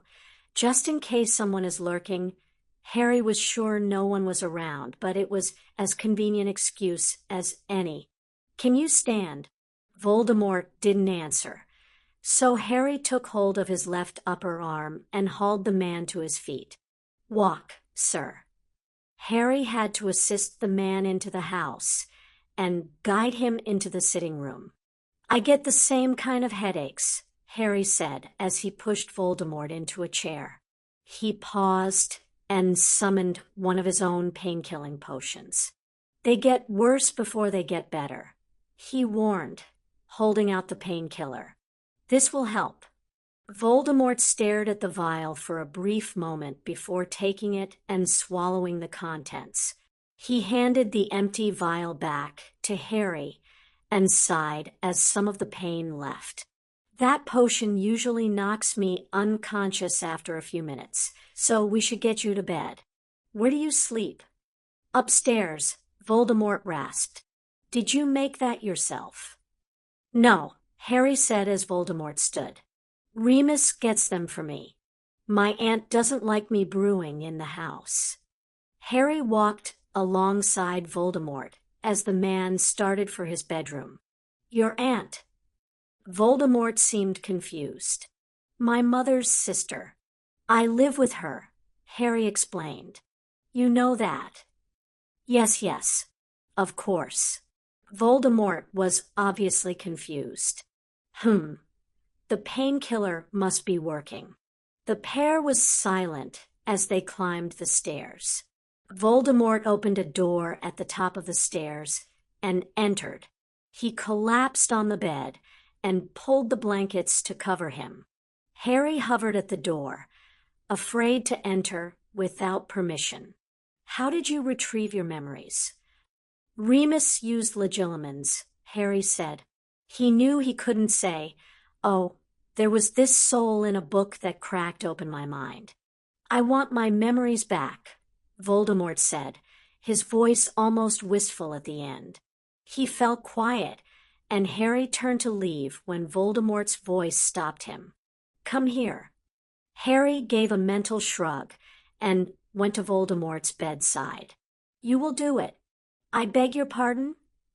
Harry thought he knew what Voldemort wanted, but surely the man didn't mean for Harry to toy around in his mind. You will perform legilimens and open those memories.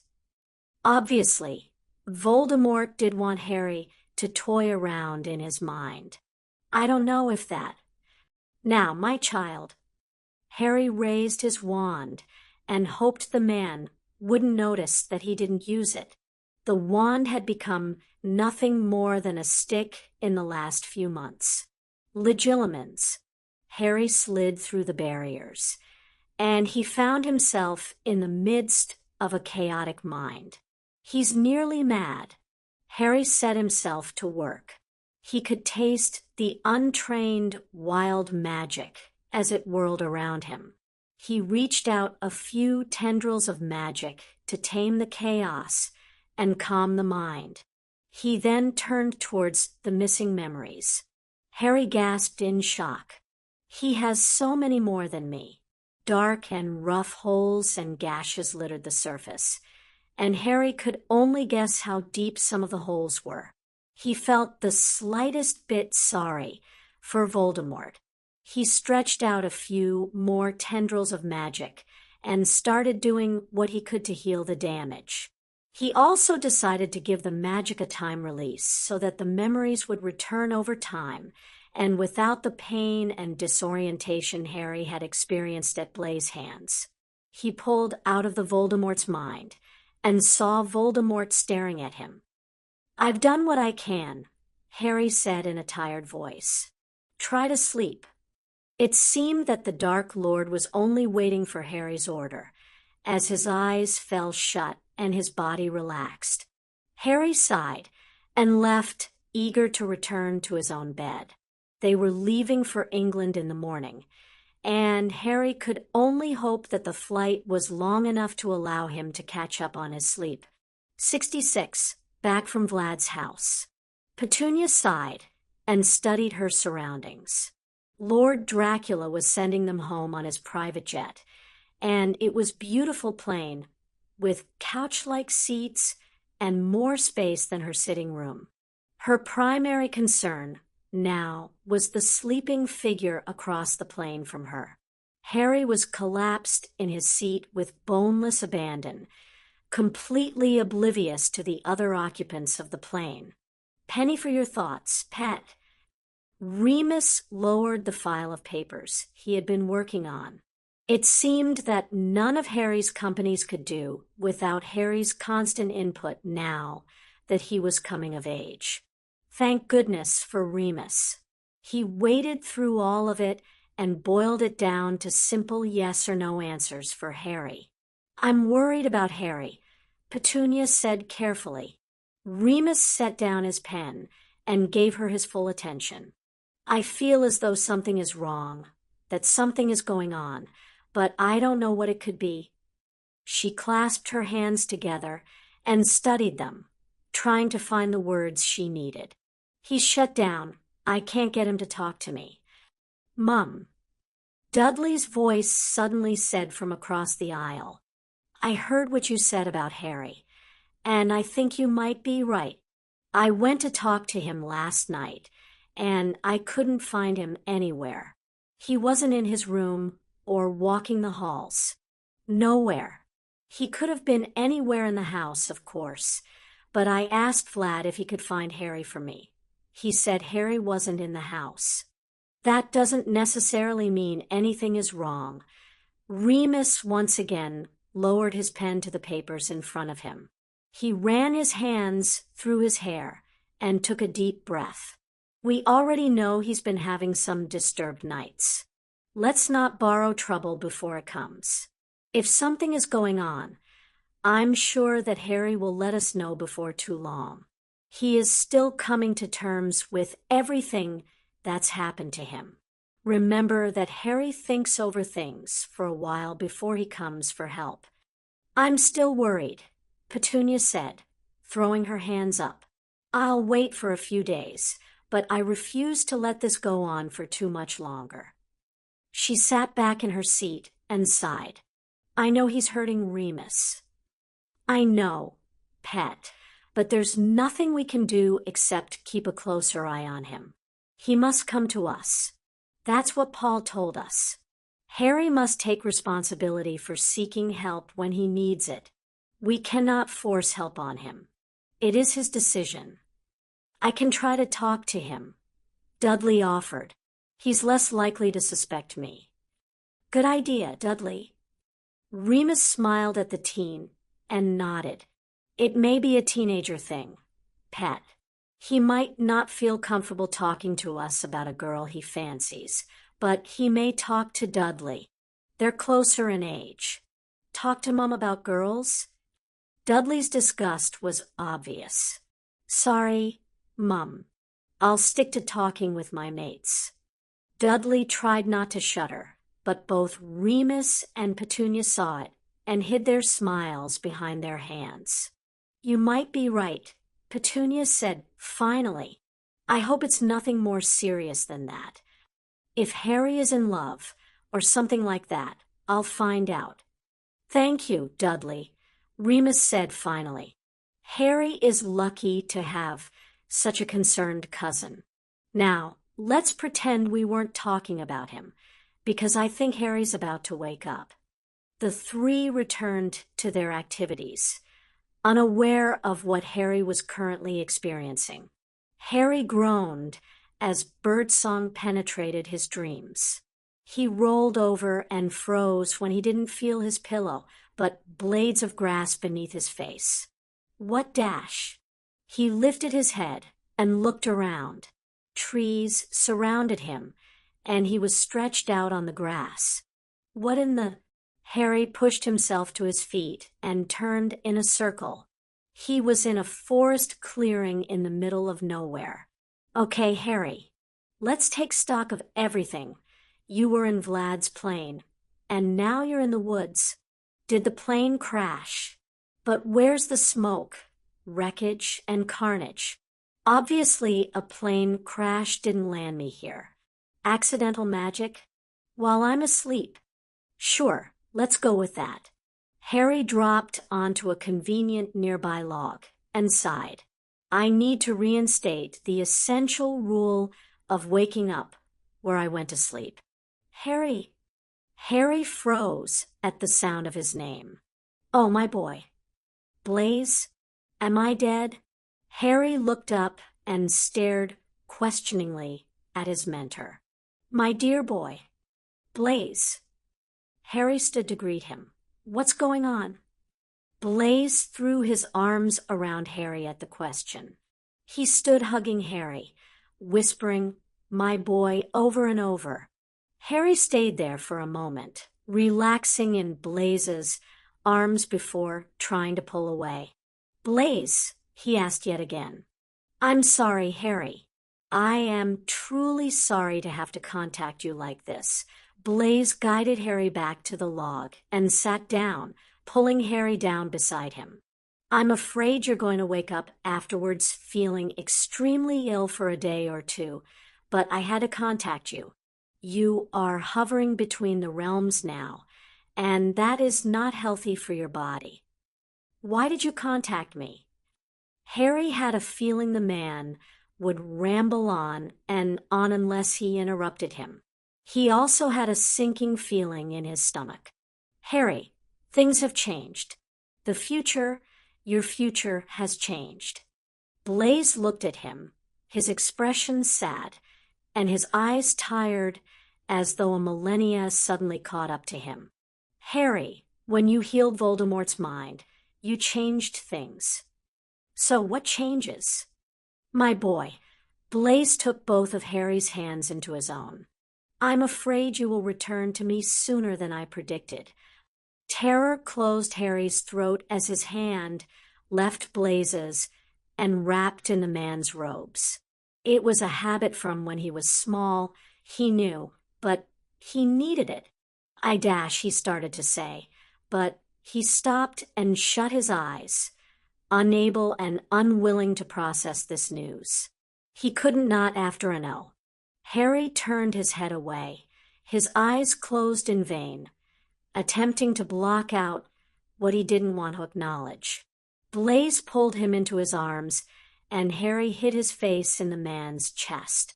The familiar scent of wood smoke and herbs teased Harry's senses while he fought against Blaise's information taking root in his mind. He covered his ears. He knew what Blaise meant. He knew, and he didn't want to hear it. No, I'm so sorry, my boy, Blaise whispered, one hand resting at the back of Harry's head. I tried. but there was nothing I could do for you." "No," Harry ground out in denial. He simply refused to accept it. He was not going to. There was no way he could. He gasped for air as he felt the panic start to crawl up his spine. "No." A rushing noise filled Harry's ears, and then a commanding voice snarled at him, although he could not hear what it was saying. Harry jerked against Blaze's hold, startled at the sudden change. The voice came again, clearer this time, practically roaring. "Magus, wake up." All at once, the clearing and Blaze disappeared, leaving Harry back in the airplane, staring at the wall in front of him, almost paralyzed in his panic. He managed to gasp out a breath and felt a wave of nausea overtake him. He lurched to his feet and stumbled, unable to find his balance due to sudden vertigo. "Harry, you okay?" Dudley asked as he caught Harry. "Bathroom," Harry croaked. "Going to be sick." Dudley's eyes widened, and he supported Harry to the bathroom. Harry dropped to his knees in front of the toilet and redefined the phrase, violently sick. "Mum, Harry's sick." Harry just held onto the floor with both hands. The world wasn't supposed to tilt like that, was it?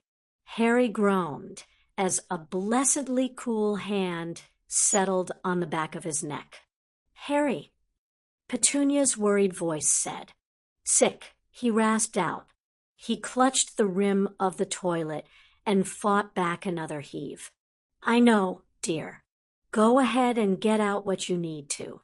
It's all right, we'll be landing soon," she said, smoothing back his hair. "Remus, could you let the pilot know that Harry is ill and would appreciate the smoothest landing possible?" she said over her shoulder. "Dudley, could you get some water for Harry?" Petunia returned to Harry's side and looked him over. "How are you feeling?" "Terrible," Harry said softly. He retched again and shuddered. "Nothing but bile that time. Should be safe to get up now. Here, Harry, rinse and spit," Petunia said as she handed Harry the glass of water Dudley had brought for him. Harry didn't have the heart to argue with her and handed the glass back when he was finished. "I'd like to go back to my seat," Harry said softly. "I think I'm going to be okay now." "All right, let Remus help you." She stepped back to allow Remus to stand next to him. Harry only nodded and reached out for Remus's hand. Once Remus settled him back in his seat, Harry drifted off to the sound of Petunia and Remus whispering to each other a few seats away. "Huh, probably talking about me. If Blaze weren't already dead, I would kill him. I feel terrible." Harry woke up sometime later to the plane touching down, but he kept his eyes shut in a futile effort to remain asleep. He had almost managed to drift off when a soft, hesitant voice startled him. "Milord." The title was so unfamiliar that Harry instantly reacted and opened his eyes. "Lord Teeps, your father sent me." Harry studied the man and tried to figure out why this man was here. Unfortunately, his brain seemed to still be on holiday. "Pardon, I'm Dr. Smithson.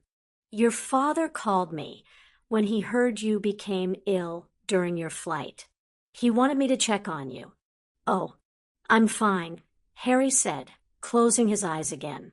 "Why don't you let me be the judge of that, since I'm here and I get paid either way?"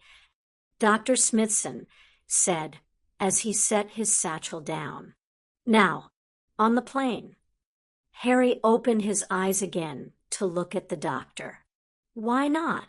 No one else is here, and the sooner you let me check you, the sooner you can go home and I can wander back to my lonely office." The doctor took out a stethoscope and stood waiting.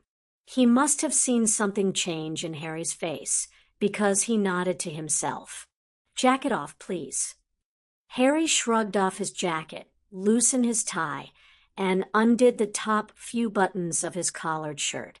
"So, my father called." "Yes, all the way from Romania. Look here, please." The doctor flashed a small penlight into Harry's eyes. "Very pleasant man, and very concerned about you."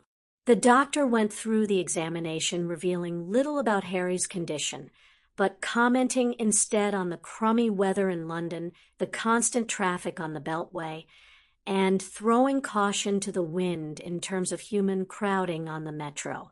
Before Harry could catch up and think of something to say, the doctor had finished his examination and stood making notes in his pocket-sized notebook. "You've not been sleeping?" "Just on and off." Harry leaned back in his chair.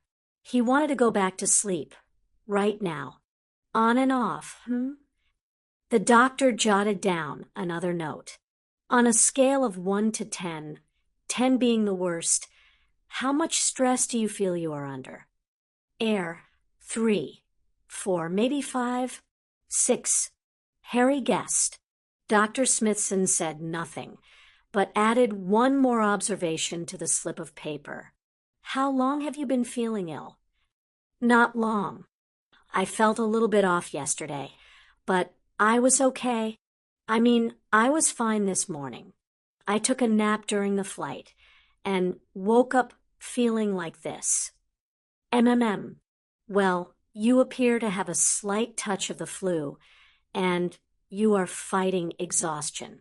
My best recommendation is for you to go home and rest. No paperwork, no visits, nothing. You should go straight to your house, go to bed, and drink plenty of fluids. Take some aspirin for your headache and fever. Eat what you like, but please keep your meals bland for a day or two until your stomach settles. Sleep as much as you want, and let your aunt mother you for a bit. She's worried about you, and I can tell. Watch the telly, play some video games, and forget about your responsibilities for a while. Your business and things can do without you while you recover." "Exactly how much do you know about me?" Harry asked, his suspicions growing rapidly. "I'm a squib, disowned by a pure-blood family. I do keep in touch with the magical world and the news. Lord Teeps financed my Muggle education and medical training. I'm happy to be of use to him. You're going to take an interest in my well-being, like everyone else, aren't you?" Harry asked, resigned to his fate at having a personal doctor. "Absolutely, my Lord Teeps." Harry only closed his eyes and leaned back in his chair. The number of people concerned about his well-being was growing by the day, and he was starting to worry that they were going to completely take over and leave him with nothing to do. The doctor only chuckled. Harry cracked open his eyes as the car pulled into the driveway at Privet Drive. Petunia and Remus were speaking in low undertones in the front seat, and Dudley was snoring away in the back seat next to Harry. It looked as though the late night at the ball had finally caught up with Dudley, and he was sleeping off his excess dancing. Harry sat up a little and fought back the wave of dizziness that followed. He felt better after sleeping, so he hoped his recovery time would be short and not the promised couple of days Blaise had warned him about. He would murder Blaise when he saw him next, and he wouldn't make it a quick death, either. Even thinking of the logistics of going beyond the veil and back again made Harry's head hurt and tread a little too closely to understanding the mysteries of the universe. He had already cheated death several times in his lifetime, beat Voldemort in more than one duel, and won countless Quidditch games. He didn't want to add unraveling the mysteries of the universe to his list of accomplishments. "Are we home?" he said quietly, sitting forward in his seat. "Yes, Harry, we are home. Could you wake Dudley for me?" Petunia asked, her thoughts absent from her voice. Sure, Aunt Petunia. Harry wished he could do more than just shaking his cousin awake, as the boy had managed all kinds of creative ways of waking Harry over the years. But his enthusiasm wasn't present. All he really wanted to do was go up to his room, see Hedwig and Alden, send Hermione a message to tell her that he was home, and go to bed. He hoped it would be in that exact order, and with as little delay as possible. Dud, wake up! Harry shook his cousin lightly, and then smiled as Dudley jerked awake, blinking in confusion. We're home. Dudley mumbled something unintelligible and got out of the car. Harry rolled his eyes and followed him. His cousin was never a pretty sight in the morning, and he looked even worse when he was tired while they were traveling. Harry allowed the adults to handle things when they shooed him away from helping with the luggage. Go rest, Remus said firmly. Your cousin can handle your things, I am sure. Harry conceded to the one-sided argument and entered the house. A bark startled him on the stairwell landing, and he looked down to see Alden poking his furry head out of his room. Hi, Alden. If dogs could glare, Alden definitely had the scariest one, and it was directed towards Harry. Don't look at me like that, Harry said as he entered his room. I wasn't allowed to take you. Vlad said he doesn't much care for animals. Harry shut his bedroom door and flopped onto his bed. Alden sat down in front of him and whined pitifully. It wasn't my choice. Harry said, You could have taken me. Harry heard as he toed off his shoes. I would have been good. I know you would have been, oh, great, now I'm hearing things. Harry muttered to himself, You can hear me? Alden got to his feet and started wagging his tail. Good. I was hoping you could. Blaze said it might take a while to happen, and it certainly has taken a long time. You didn't help matters by going away as you did. I can't believe you left me all alone with an owl and house elf for company. Hedwig hooted in the corner. Alden glanced over his shoulder at Hedwig. Not that you're not a fascinating conversationalist, Hedwig. It is only that familiars must be with their wizards. That's all. Alden cocked his head to the side, obviously listening to something Harry couldn't hear. Hedwig says to stop getting into so much trouble. You'll make her lose all of her feathers early. Alden turned back to Harry, and his tail drooped.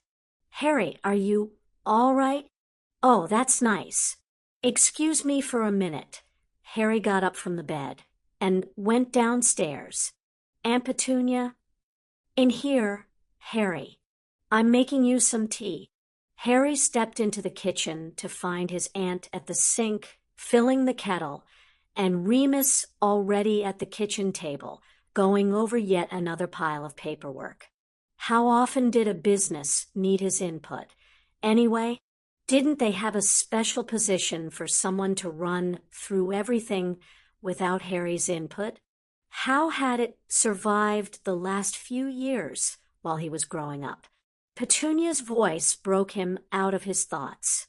Did you have any preference? No. Whatever we have is fine. Harry sat down at the table and stared pensively at his hands. How to explain this new bit of information so that they did not think he had finally lost it? Harry looked up at Remus. What's the matter? Harry studied his fingers some more and then ran them through his hair. How to put this? He ruffled his own strands of hair further before lowering his hands back to the table and dropped his chin on them. Alden is talking to me. Alden the dog is talking to you? Remus asked, his confusion plainly present. Yes, Alden is talking to me, Harry said evenly. Remus, he's delirious, Petunia said as she came over and placed a hand on Harry's forehead. I don't think I'm delirious. Harry brushed her hand away. I simply think that Alden is talking to me. That may just be the definition of delirium. Harry, Remus said, let's test it out. I'll go upstairs and tell Alden something, and then you go ask him what I said. If he's able to tell you, then you are hearing him talk. If not, you are delirious. Remus set his pen down on the table and went upstairs. Here, Harry, drink some tea. Petunia set a cup down in front of him. Harry really didn't want any tea at that point, but he picked up the cup and sipped it just to make his aunt happy. Remus came back a few minutes later and nodded to Harry. Be right back. Harry left his tea behind and went back upstairs. Alden was waiting for him, his tail wagging. Now, what did Remus tell you? That he was very proud of you, bringing something like this to him and your aunt. Alden told him, now you should really go to bed. You're not looking at all well. My dog talks to me, Harry muttered as he turned around. I'm a familiar, silly human. Alden called after him. Harry heard an odd noise from Hedwig and Alden. He was almost positive that they were laughing at him. He returned to the kitchen and saw Petunia and Remus waiting for him. You're proud of me for bringing this to you, Harry said as he picked up his tea. Thanks, Remus. Now that I've been assured that I'm not delirious or crazy, I'm going up to sleep for a while. All right, Harry, call if you need something, Aunt Petunia ordered as he walked through the doorway. Sure, Aunt Petunia. Thanks for the tea. Harry left the two in the kitchen and went back to his room. He changed from his suit to a t-shirt and sweatpants before collapsing into the comfy bed. Alden, wisely, stayed silent during Harry's actions. Harry closed his eyes for a second before opening them and groaning. What's wrong? Alden asked, coming to sniff at Harry. I need to write to Hermione. She's probably gone. You know, Alden, it's still really odd to be holding a civil conversation with you. Get used to it. I'm not going anywhere. Alden warned in a strange, philosophical voice. I need my mini messenger, Harry said. Then he very subtly supplied, it's over on the desk. Alden left Harry's bedside and lifted his front paws on top of the desk to reach the tiny book. He took it gingerly between his teeth and returned to the bedside. He dropped it onto the blankets next to Harry and then returned for a pen. Well, that's handy. Thank you, Alden. I do it only for love of Hedwig. She doesn't want you out of bed. Alden sniffed and then gave a spluttering sneeze. Write to your friend. Harry grinned and opened the book to see Hermione's last message. Have fun on holiday, Harry. I'll talk to you when you get back. Still on the page. He turned to the next page and started his own message. Hi, me. Holiday was fantastic. Yes, Dracula was everything we thought he would be, and more. Much more. I can't wait to give you all of the gory details of his library. If you're good, I might be able to get you in to see his original editions of all your favorites. Vlad threw me and Dudley a birthday ball to end them all, and there were many interesting people. There were diplomats from all over, individuals of ancient nobility, and various people of influence. If I wanted to take some time off after Hogwarts, I could probably travel around for 2 or 3 years thanks to all of the invitations I received to visit various countries. One Italian noblewoman actually threatened to take me home with her, permanently. I wasn't sure exactly what she said after that, but Vlad told me that he wouldn't allow her to keep me. Having the protection of a vampire is both a pleasing and disturbing experience. I think all of the travel has caught up to me because I feel like absolute crud. I'm going to go to sleep for a while. Talk to you soon. Harry closed the mini messenger and set it down on the bedside table next to him. He settled back against his pillows and shut his eyes. Vlad had told him that he was now his son, and that was great. Still, Harry was gaining titles at an alarming rate, and all he really wanted to be was just Harry. He wondered what Paul would make of it all. He did have a follow-up appointment with Paul soon. He wanted to tell Paul absolutely everything that had happened, particularly about Voldemort, but he knew that if he told Paul, Paul would do everything in his power to keep Harry from continuing in his plans. Harry kept his eyes closed and took a deep breath. He felt Alden jump onto the bed and settle alongside him. "Good night, Alden." "Good night, Harry. Sleep well. Hedwig says you look ill." Alden rested his chin on Harry's stomach. "I shall keep you here." "You do that, Alden. See you in the morning." A gentle snore answered Harry. Alden was already asleep. That dog had the right idea. The even breathing from Alden was soothing, and Harry felt his eyes start to drift shut. He raised a hand, and the lights went out.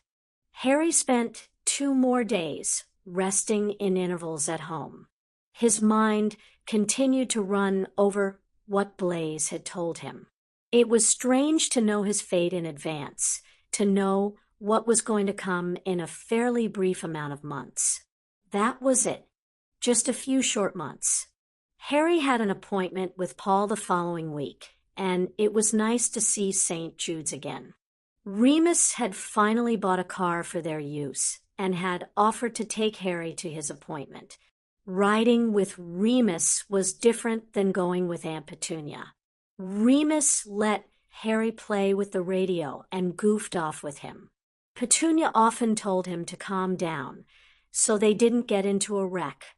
It was fun, and that was good. Normal.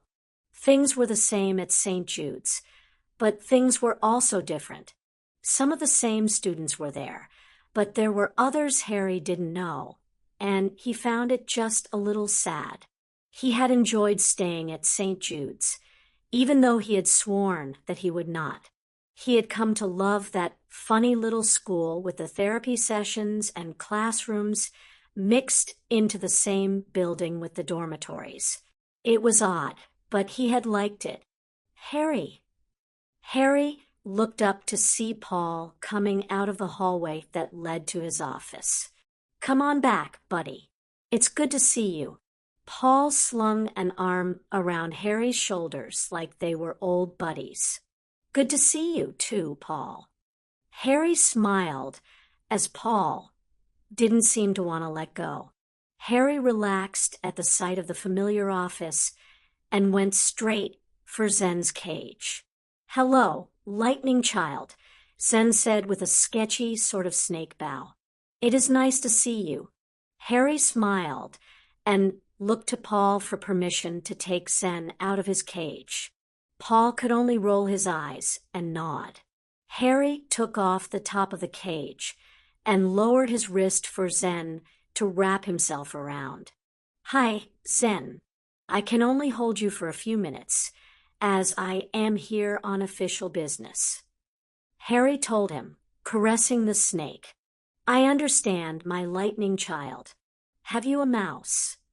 At the familiar plea, Harry laughed and translated for Paul. "He's already had a mouse." Paul objected. "Tell him he'll get sick if he eats another one so soon." Harry obliged, and Zen deflated in disappointment. Not even a tiny mouse. Afraid not. Harry returned Zen to his cage at Paul's request, promising to send him a mouse in the near future. He turned and dropped onto the sofa. It felt like he had never left. It was nice to see that some things didn't change. Paul opened the mini fridge and rummaged inside. He pulled out 2 Cokes and held one out to hand. Harry only twitched a finger, and his floated to him. "Looks like you finally got everything under control with that," Paul said, watching as Harry opened his soda. "Fully and totally in control," Harry informed him. "Nothing can shake my magic now, Paul. It's instinctive." Paul studied him for a minute before setting his soda aside. "Harry, in spite of the total control, you don't look well. Why don't you tell me what's going on?" Harry chuckled a little and sipped his soda. "It's funny, Paul. I'm supposed to be this great actor, but I can't fool you when something is bothering me." Harry leaned his head back and sighed, trying to figure out how to put this without sounding like the deceiver he really was. "Start at the beginning, Harry," Paul said softly. "That's usually the best place." Harry stared off into the corner, trying to find the words he wanted to say to Paul. "I dash." Harry halted and scrubbed at his face with his hands, then sighed. "I don't know how to tell you this." Harry stalled. What should he tell Paul to soothe his suspicions? He couldn't say anything like, "Oh, hey, remember that man trying to kill me? I'm his secret student." Or, "Remember Blaze? Yeah, he told me the funniest thing the other day." Anything beyond something normal would have him readmitted here or somewhere else, possibly with forceful sedation techniques and padded walls. Harry fought off a shudder. He knew places like that existed. His hands came to rest on his face again, and he felt someone poke his knee. Harry removed his hands and looked at Paul. "Stop hiding." "I'm not hiding." Harry snapped. He grimaced and dropped his voice. "Sorry, I honestly don't know how to begin, and it's making me irritable." Harry tapped his feet and looked around the office in an effort to gather the words he needed to explain. Paul watched the teen fidget for a few more seconds before opening a drawer in his desk and pulling out a familiar set of candle and matches. He struck the match and lit the candle, setting it where Harry could see. Harry noticed the flame, and he stared at it, grateful to see something else to distract him in the room, as antsy as he was. Paul waited, near physically seeing the wheels in Harry's mind quiet down. Harry became very still, so still that it almost scared Paul. His eyes glazed over, and his neck relaxed, allowing his head to droop in a way that screamed exhaustion. "I dash." Harry was startled at the sound of his own voice. Then he tried again. "I'm stuck, Paul. I'm stuck." Paul leaned forward, afraid to make any noise that would disturb him should Harry stop talking. So he waited. "I'm stuck. There's no way out. I've started this, and this will end me." Harry's breath caught in his throat. Paul waited, but Harry just sat there. "How will it be the end of you?" Paul asked finally. Harry blinked, and he let his eyes slowly leave the candle to travel to Paul's face. What Paul saw there was not encouraging, and he felt something deep inside tell him that Harry was in danger. Voldemort's student has been attacking Muggle towns with the Death Eaters. Strangely, there is a direct correlation between the student's attacks and confused Muggles. Also, there is an undeniable relationship between the times Voldemort's student spends out rampaging with the Death Eaters and my sleepless nights. Paul studied his hands as he put together the pieces. Direct correlations. Relationships. He froze, afraid to finish that last logical step. "Oh, Harry," he said sadly. "He got to you." "He has me," Harry said, his voice quiet. There's nothing to do, Paul. No way to stop it. I have to see it through, whether I like it or not. I don't know what's going to happen after that, but I must see this through. Surely there is some way to change this, Paul said, his determination sounding weak and hollow in his own ears. I tried. Believe me, I tried. Blaise tried.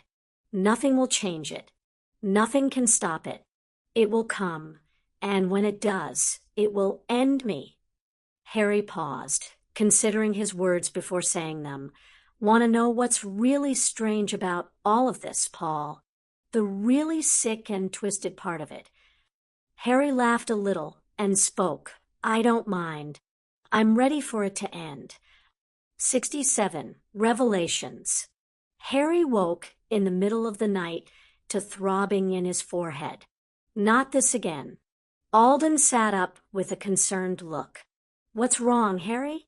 Harry pushed the dog off the bed and struggled out from under his blankets to sit up on the edge of the bed. He buried his face in his hands and groaned softly, not prepared at all to go handle the Dark Lord and the Death Eaters. Nothing, Alden. Just something I have to do. He told the dog while reaching out a blind hand and patting the furry head. You're going to the Dark Lord, aren't you? Alden asked, nuzzling Harry. Yes, I'm going to the Dark Lord. Stay here. I should be back before dawn. If I'm not, stall the family. And how am I supposed to do that? Harry swore that Alden was channeling Severus Snape in that response. It sounded just like him. That was spooky. Don't do that again. I'm sure you'll figure out something, being the resourceful familiar you are. Harry got up from his bed and went over to his wardrobe. He pulled on a simple pair of black trousers and shrugged when the first shirt he found was black. Severus Snape seems to be a theme this evening, he thought as he found his mask and robes. Be careful, Harry, Alden said as Harry activated the portkey that would take him to Voldemort.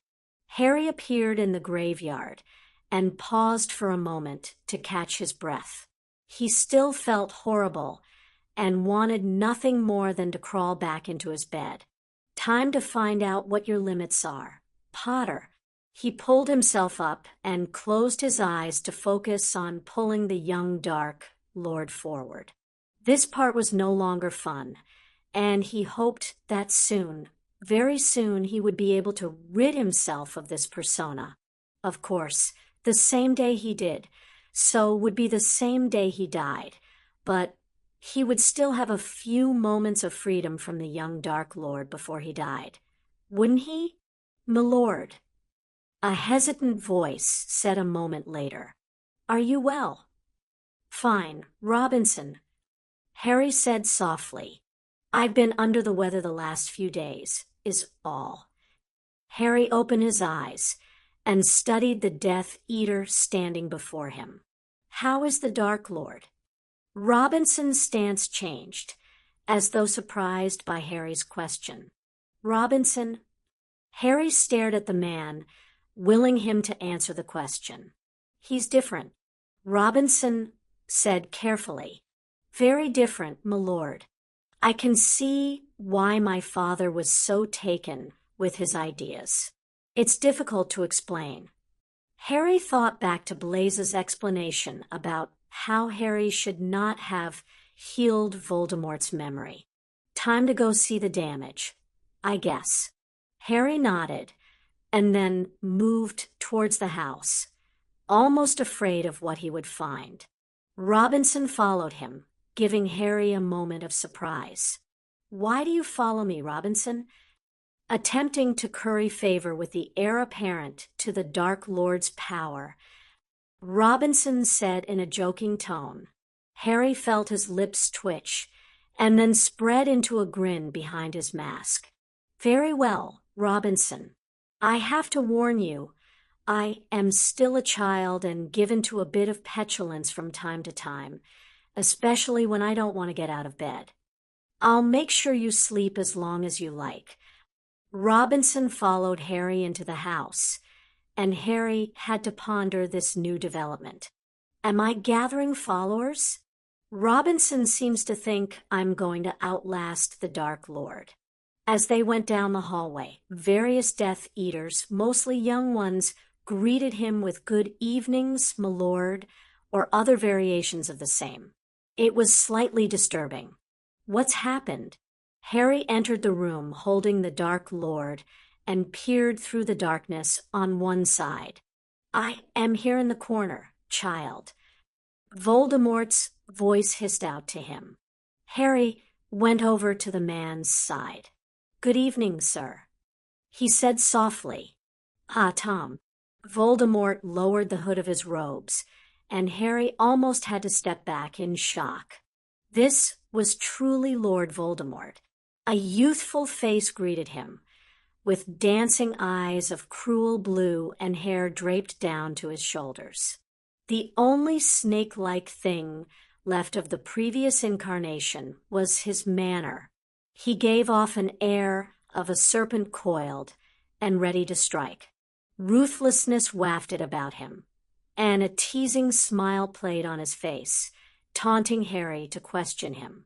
It's good to see you looking so well, sir, Harry said, stepping back as though to study the man better. In reality, he was fighting the urge to run. Thank you, my child. Thank you for saving me from madness. You shall be rewarded soon for your part in my total recovery. Voldemort lapsed into silence for a moment and studied Harry. Now, we shall manage to defeat our enemies and put into place all of your plans. Harry had to fight to remember what he meant by Harry's plans, but his memories came back to him, and he shuddered. Schmooze at the ministry on behalf of this man? No, thank you. Excited, my child? Harry only nodded, unable to come up with a proper response. Voldemort stepped forward as the Death Eaters gathered around and stepped forward into the light. As one, the Death Eaters gasped. Harry was sure he heard someone swear under his breath. Harry understood the sentiment. He wanted to swear as, well, loudly and creatively. Good evening, my followers, Voldemort said as he peered around the room. Harry wanted to laugh. Perhaps the Death Eaters were loyal to this farce of a man now, but Harry had a feeling he could sway them to his side. Dangerous thinking, Harry. I'm sure Dumbledore's had a few of those thoughts. Harry put his good intentions aside and focused on Voldemort. He needed to pay attention to the man.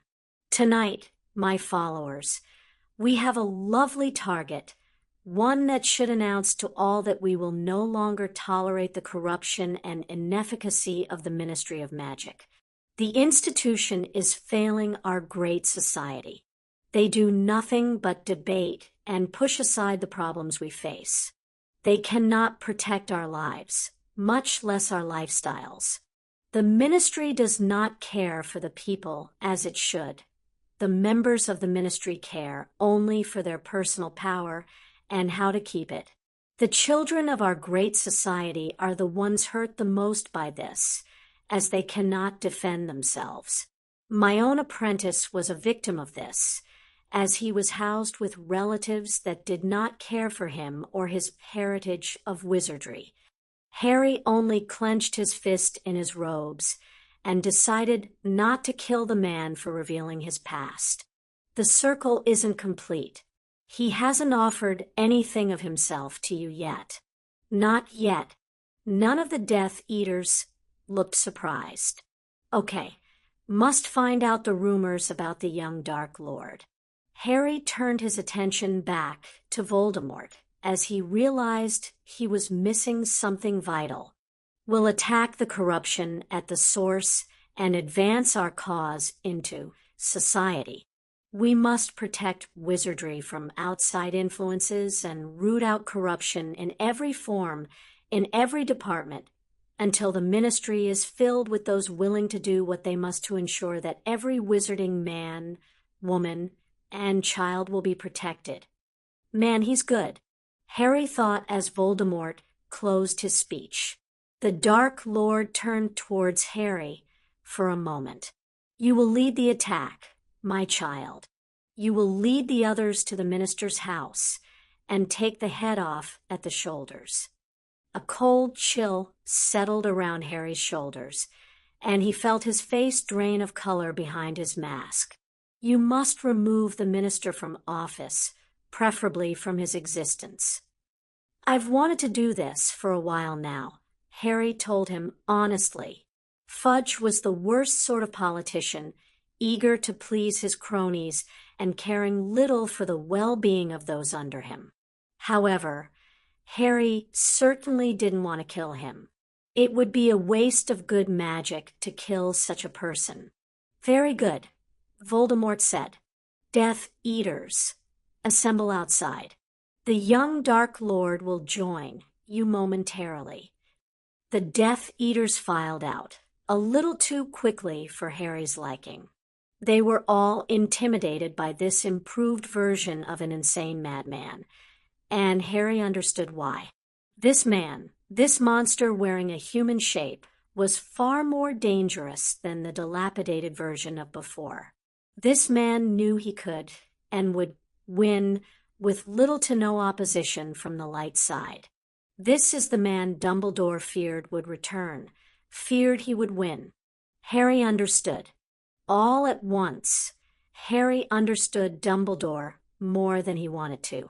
His anger with the man started to melt away. He desperately tried to hang on to it, feeling as though it was too early to forgive the man, but he couldn't. Having faced this version of the Dark Lord, experiencing his power, was enough to teach Harry that he didn't know everything. I understand everything, Professor Dumbledore. Ah, my child, I can't begin to thank you enough, Voldemort said as he stepped forward and gathered Harry into his arms. I don't know what you did, but suddenly everything is so clear, so straightforward. I have no confusion left, no furious headaches. I feel like myself again. Voldemort stepped back and placed his hands on Harry's shoulders, studying Harry behind the mask. How did you do it? Harry pondered what to say in response. Sir, your mind was strange. I'm not even sure what I did. Remove your mask, Voldemort ordered, his expression suddenly hard. Harry did as he was told and lowered the mask. Voldemort studied his face. Harry stared back at him, barely moving. You look unwell.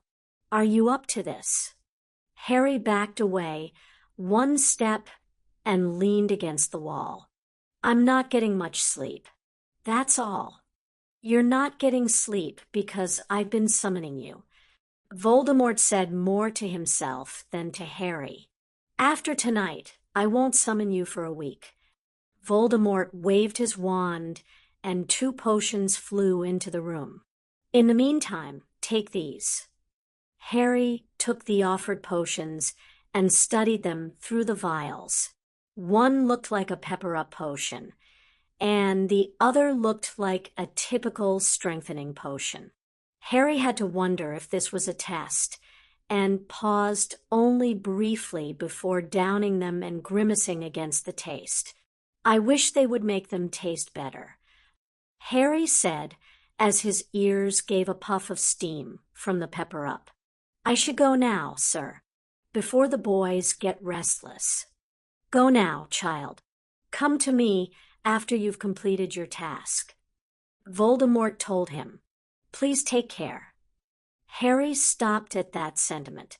He had heard Remus say similar things to him and Dudley when they were headed out for a day of teenage mischief, which usually meant going to see a film. Dare he say it? Was Voldemort being paternal?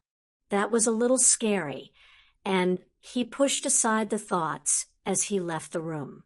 He didn't want to think about it. Minerva sat up in bed and stared around her darkened room, wondering at what woke her. There was a chime like a grandfather clock and a flashing light from under the door.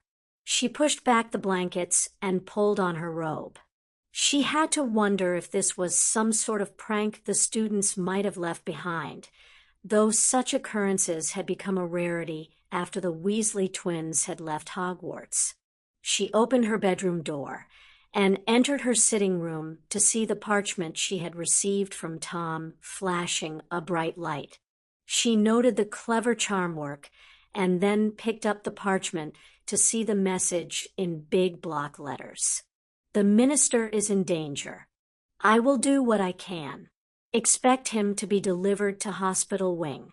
Minerva stared at the words for just a few seconds before she dropped the paper into her robe pocket and left her rooms to alert Poppy.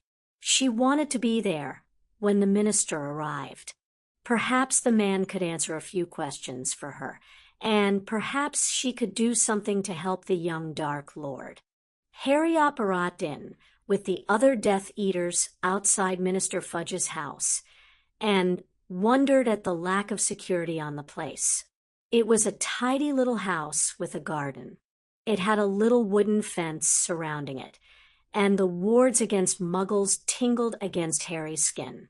He took a moment to probe deeper and felt nothing. No anti-magic, anti-apparition, fidelis, nothing.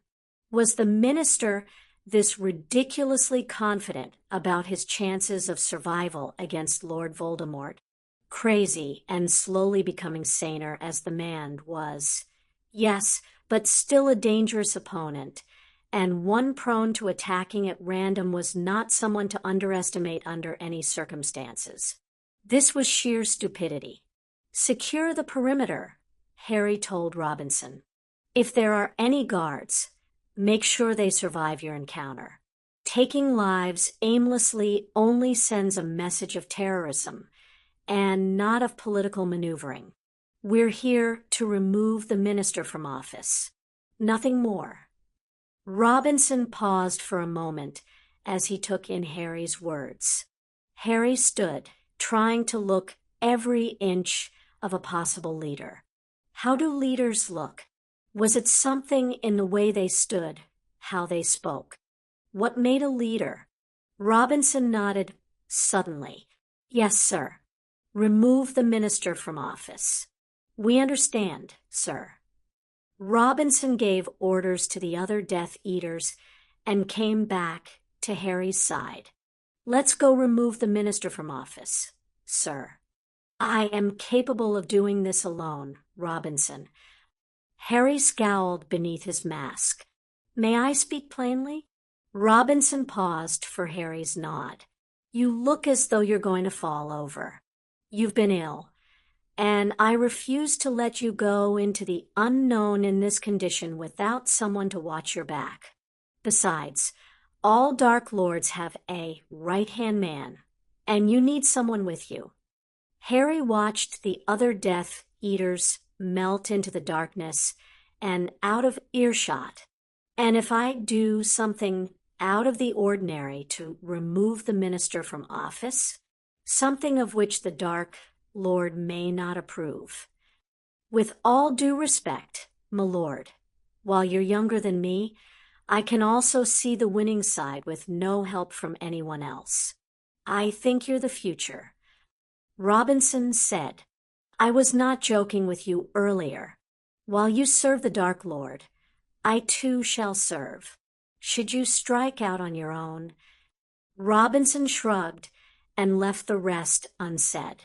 There's only one thing wrong with your equation, Robinson. I serve no one at all. Harry told him, I'm caught in circumstances, just as you were when your family forced you to join. I had no choice. I am what I am. Harry pulled his robes tighter around him. Follow me if you like. Just don't be surprised if you wake up one day and I am gone. As you wish, my lord. Robinson said. Harry only shook his head at the man's stubbornness. Let the fool follow me. He stands a better chance of survival at any rate. Harry and Robinson entered the house, and Harry wanted to laugh at the floral patterns. Did Fudge's mother decorate this for him? It was not attractive at all. Doilies, he has doilies? Do we have the right house? Harry and Robinson turned to each other at the same time and gave each other the same look. Doilies. Let's get this over with. Harry said softly, I feel as though the doilies may mutiny at any time. Yes, my lord. Robinson agreed. The two checked all of the rooms downstairs and then started up the stairs. Two of the rooms were empty and held nothing more than the impersonal guest room air. The third room held an elderly woman who looked a bit like Fudge. Ah, Mama Fudge. Harry stepped into the room and looked down at her. She'd be worried sick if she woke up and found Fudge gone. Robinson seemed to give him a questioning look, and Harry held up a finger to his lips. Harry looked around the room for a suitable portkey and picked up a pincushion. He pulled up a little magic and made the pincushion into a portkey with its destination set for the Hogwarts infirmary. Harry put the pincushion in the woman's hand and watched as the magic activated and sucked her away to Hogwarts. Thing for the ladies, my lord? Robinson asked as they left the room and continued down the hallway. I am starting to understand mothers, and their role is all, Harry said as he stopped in the hallway. I don't remember mine, and I often didn't understand them. I'm starting to understand now. She would have been beside herself with worry. I'm afraid I don't understand, my lord. Neither do I, Harry admitted. He pushed open the last door and found the minister. The man's bedroom was a bit more masculine than the furniture downstairs, which probably meant that Mama Fudge had the decorating reins in this house. Fudge's bedroom was obviously his sanctuary. The man himself was asleep in bed, a roll of parchment resting on his chest, and a tiny reading light was still on. Fudge, falling asleep over work, Harry stepped forward and searched for Fudge's wand. He reached out and removed it from the bedside table before handing it to Robinson. Wake up, Harry hissed. Fudge jerked awake and stared at the two of them in terror. Well, what do you all want? Fudge managed to stammer out. He looked between the two of them and registered the fact that they were Death Eaters. Are you here to kill me? The terror in his voice seemed to ratchet up a notch. Kill you? Harry asked, stepping back. No, I don't want to kill you, though the Dark Lord did give me the option. Fudge looked at Harry more closely. Who are you?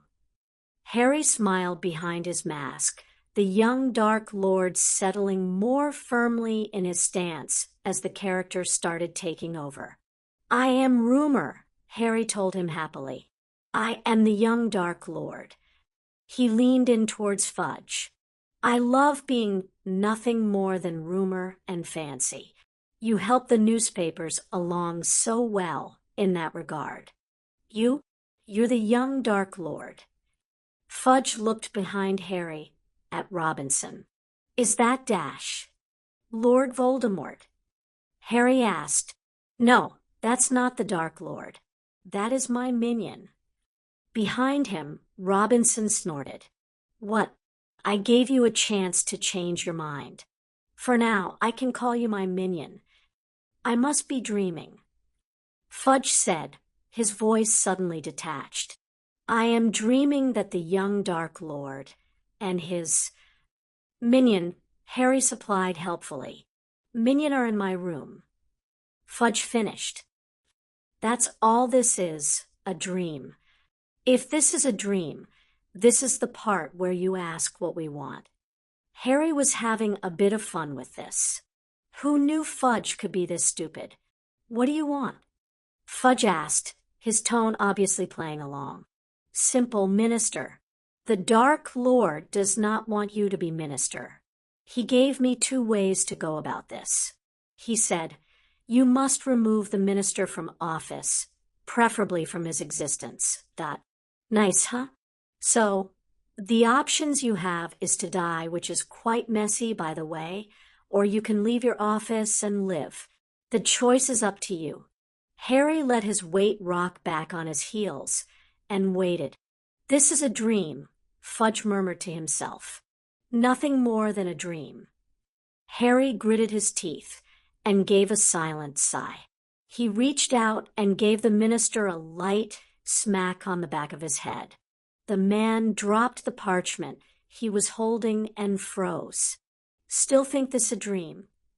Harry asked. He picked up a quill from the bedside table and made it into a portkey, holding it out to the Minister. 2 choices, Minister. 1. Take the quill, be delivered to safety where your mother is waiting, and agree to leave your office of your own free will. Or 2. Refuse the offer of safety, and I will make sure you leave your office by whatever means I deem necessary. It's up to you. All you have to do is take the quill. Harry held out the quill and waited patiently. Robinson walked up next to him and stood glaring down at the man. Under the combined weight of 2 Death Eater stares, Fudge reached up and took the quill. A second after he touched it, he disappeared, leaving the bed empty. That wasn't so hard, Harry said as he stepped back from the bed. Where did you send them? Robinson asked. It's better if you don't know, Harry said. Unfortunately for the Minister, there was a slight coercion spell on the quill. He'll be leaving his office first thing in the morning. Harry told him. Nice thinking, Robinson said. Harry only nodded and saw the parchment on the floor. What's that? Harry picked up the parchment and studied it. It was that parchment he fell asleep with. It looks like he fell asleep working on it. Harry turned it towards the light and started reading through the text. He snickered and then held it up. It looks like the start of a romance novel. Harry announced, Imagine the Minister writing, Robinson, get out of here.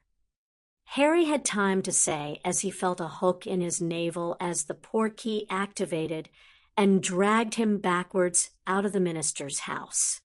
Harry landed outside the gates of Hogwarts with an audible bang as he hit the ground. He lay there, stunned as his eyes displayed fireworks. He reached back a hand and felt a growing bump swelling on the back of his head. Brilliant. I really hate unexpected portkeys. He pushed himself up slowly, pausing to make sure his injury was nothing more than a slight bump on the head. He made it to a sitting position and rested his head in his hands for a moment. My head hurts. He took off his Death Eater mask and folded it inside his robes. The portkey must have been Fudge's escape plan. Harry thought as he incinerated the parchment with a thought. He pushed himself to his feet. He swayed a little and groaned. Definitely hurt something. He stepped forward to lean against the gates. He was surprised when the gates unlatched without his touching the latch. Odd.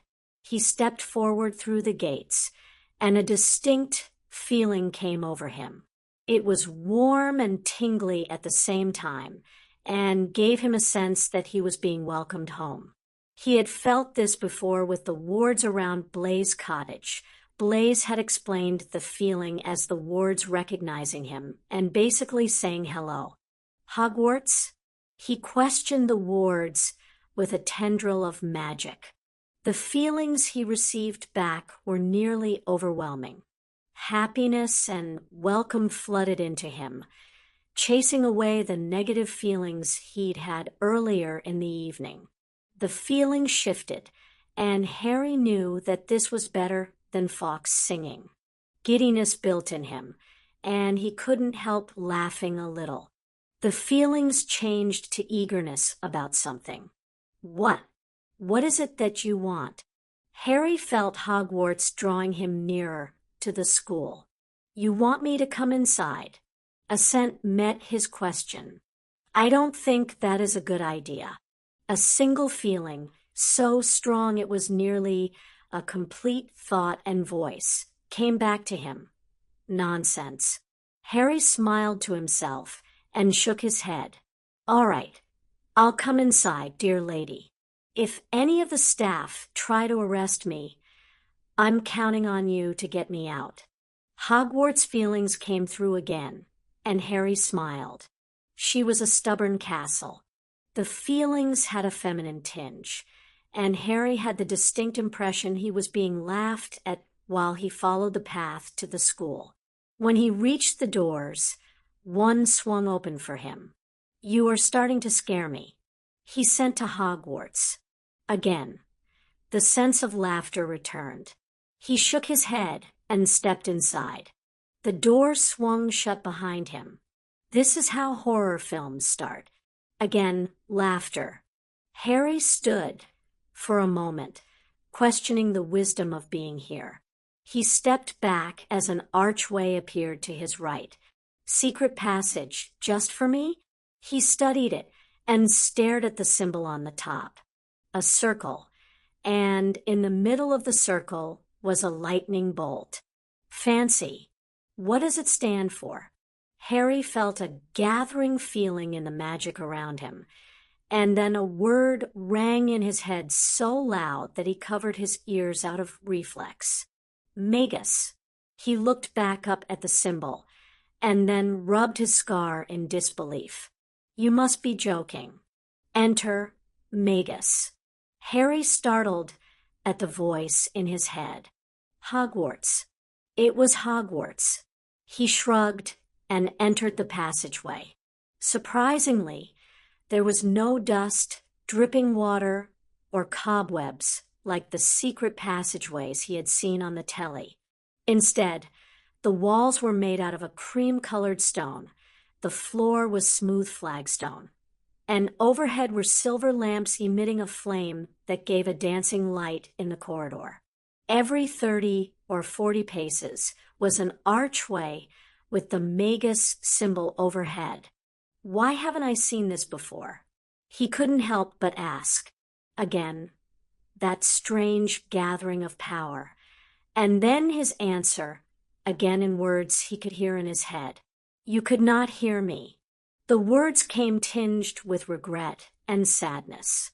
Too busy, too scared, too angry. I'm sorry. Harry told the school.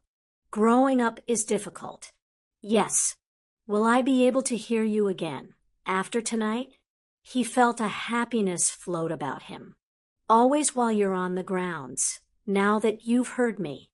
Harry had to fight a slight bubble of hysteria when his mind finally processed that he was talking to a 1,000-year-old castle. He mentally babbled to himself that he was talking to Hogwarts. So, where am I going? He asked after a few minutes of walking. In answer, another archway opened into a dimly lit room. Harry didn't recognize it, and he paused. It's safe, Hogwarts assured him. Harry paused for a minute or two before stepping through the archway and into the room. The archway closed up behind him. He looked the room over and decided it had a comfortable feel to it. This room was a sitting room.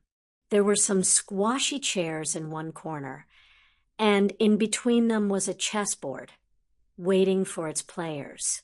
By the fireplace were two wingback chairs, facing the dim light of the fire. In the opposite corner was a desk piled high with parchment scrolls and dusty-looking books. A few pictures adorned the walls, but none of them held people, only animals or landscape scenes. Another door off to Harry's left revealed a darkened bedroom. Hello, Young Dark Lord Tom, a voice said from one of the wingback chairs. Harry froze as Dumbledore stood up and turned to face him. The man looked a little better than the last time Harry had seen him. Harry wondered what had changed in the man. Dumbledore wove around the chairs and came to stand in front of Harry. Good evening, Harry.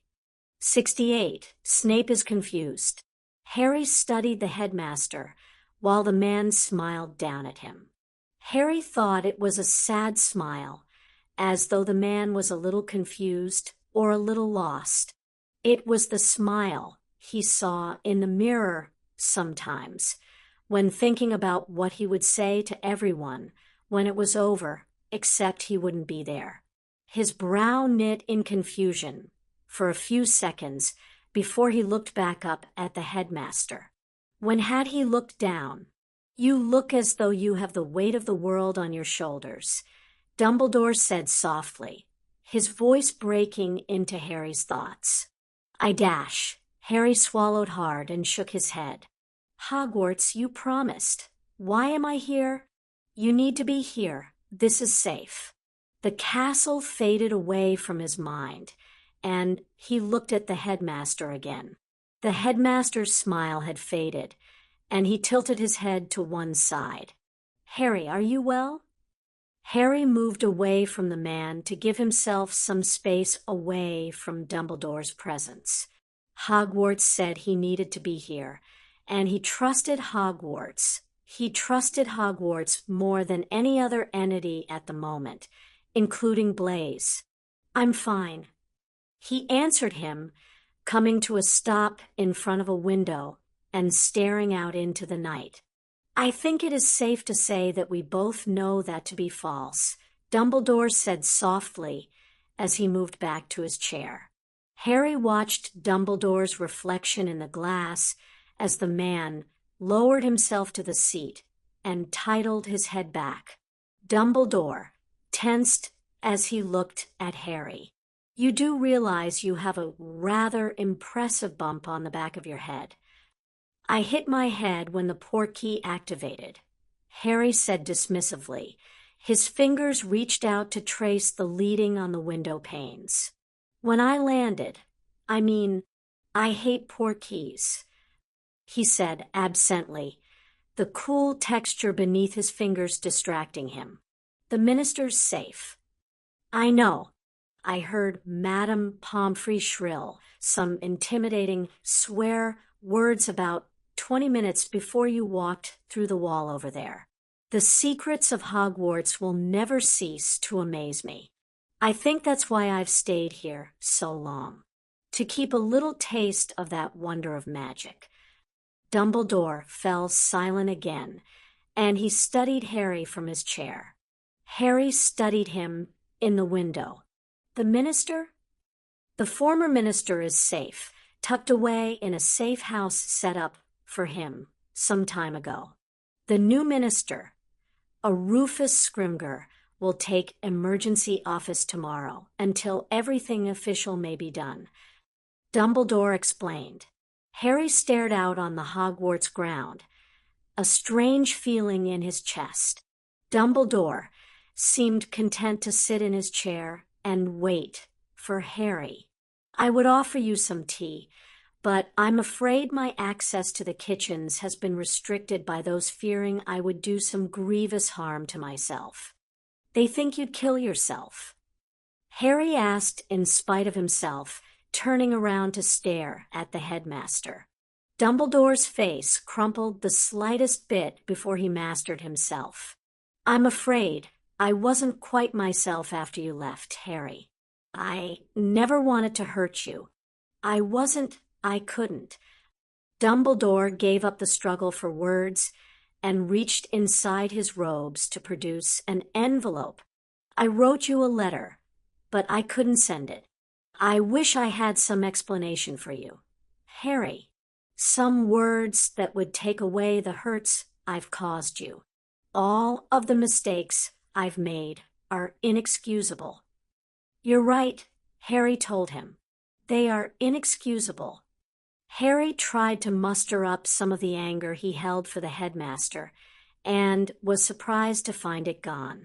Dumbledore's face dropped into his heads, and Harry stood there, watching the still form in front of him. This man had caused him pain, fear, and a loss of what could have been. But there was someone far more deserving of his anger. Harry walked over to the huddled form in the chair and lowered a hand to the man's shoulder. Dumbledore looked up, his face a little surprised. "I seem to have forgiven you, Headmaster, almost against my will." "Against Dash. I didn't want to forgive you," Harry told him honestly. "I wanted to hate you for what you did to me, what you've done to my family, your schemes, your manipulations, even the memory charms to make me think a certain way, to make things easier by making me forget my uncle abused me. Those memories I could have done without, but I know had I started here at Hogwarts with them, I would have crumbled. Instead, I was strong and a Gryffindor. I wanted to hate you for making me forget that Petunia told me to die more than once when I was very little, that Dudley tried to kill me more than once, for making her forget her animosity towards me this past summer." Harry crouched in front of the headmaster. "I forgive you for trying to make things a little easier for me at home, Professor. Petunia likes me now that she's gotten to know me, so I have to thank you for that. I forgive you for everything she can't remember.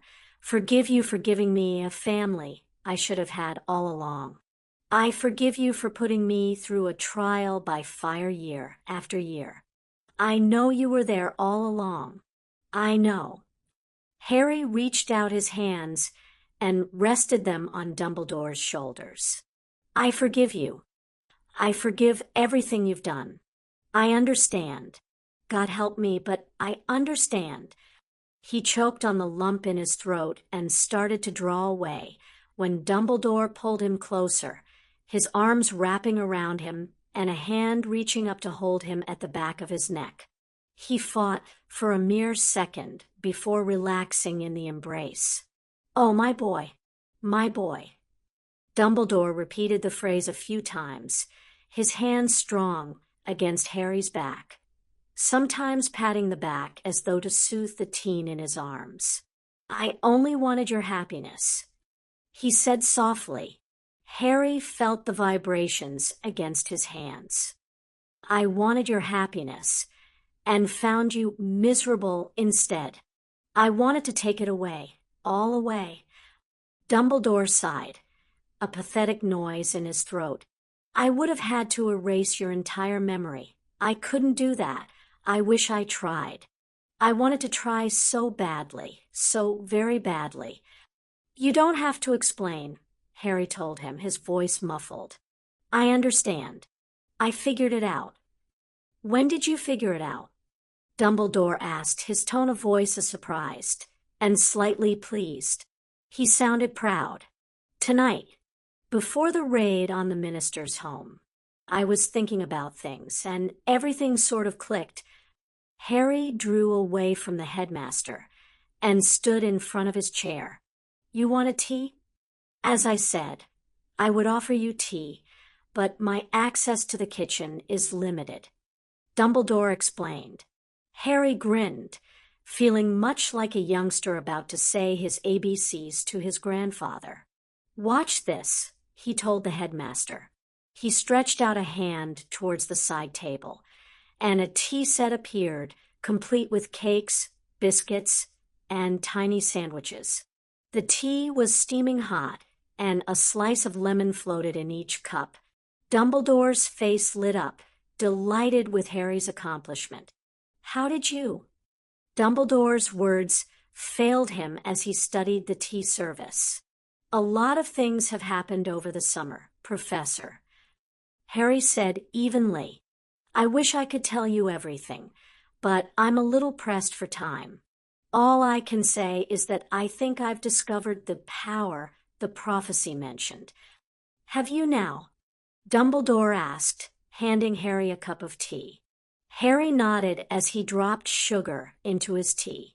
Wandless magic, I think, Harry admitted as he picked up a biscuit and ate half in one bite. These were some of his favorites. Petunia wouldn't let him have them too often. I'm not sure, but I think it's wandless magic. Harry settled into the chair across from Dumbledore. Harry looked up from getting another biscuit. Would you be willing to call me something other than Professor?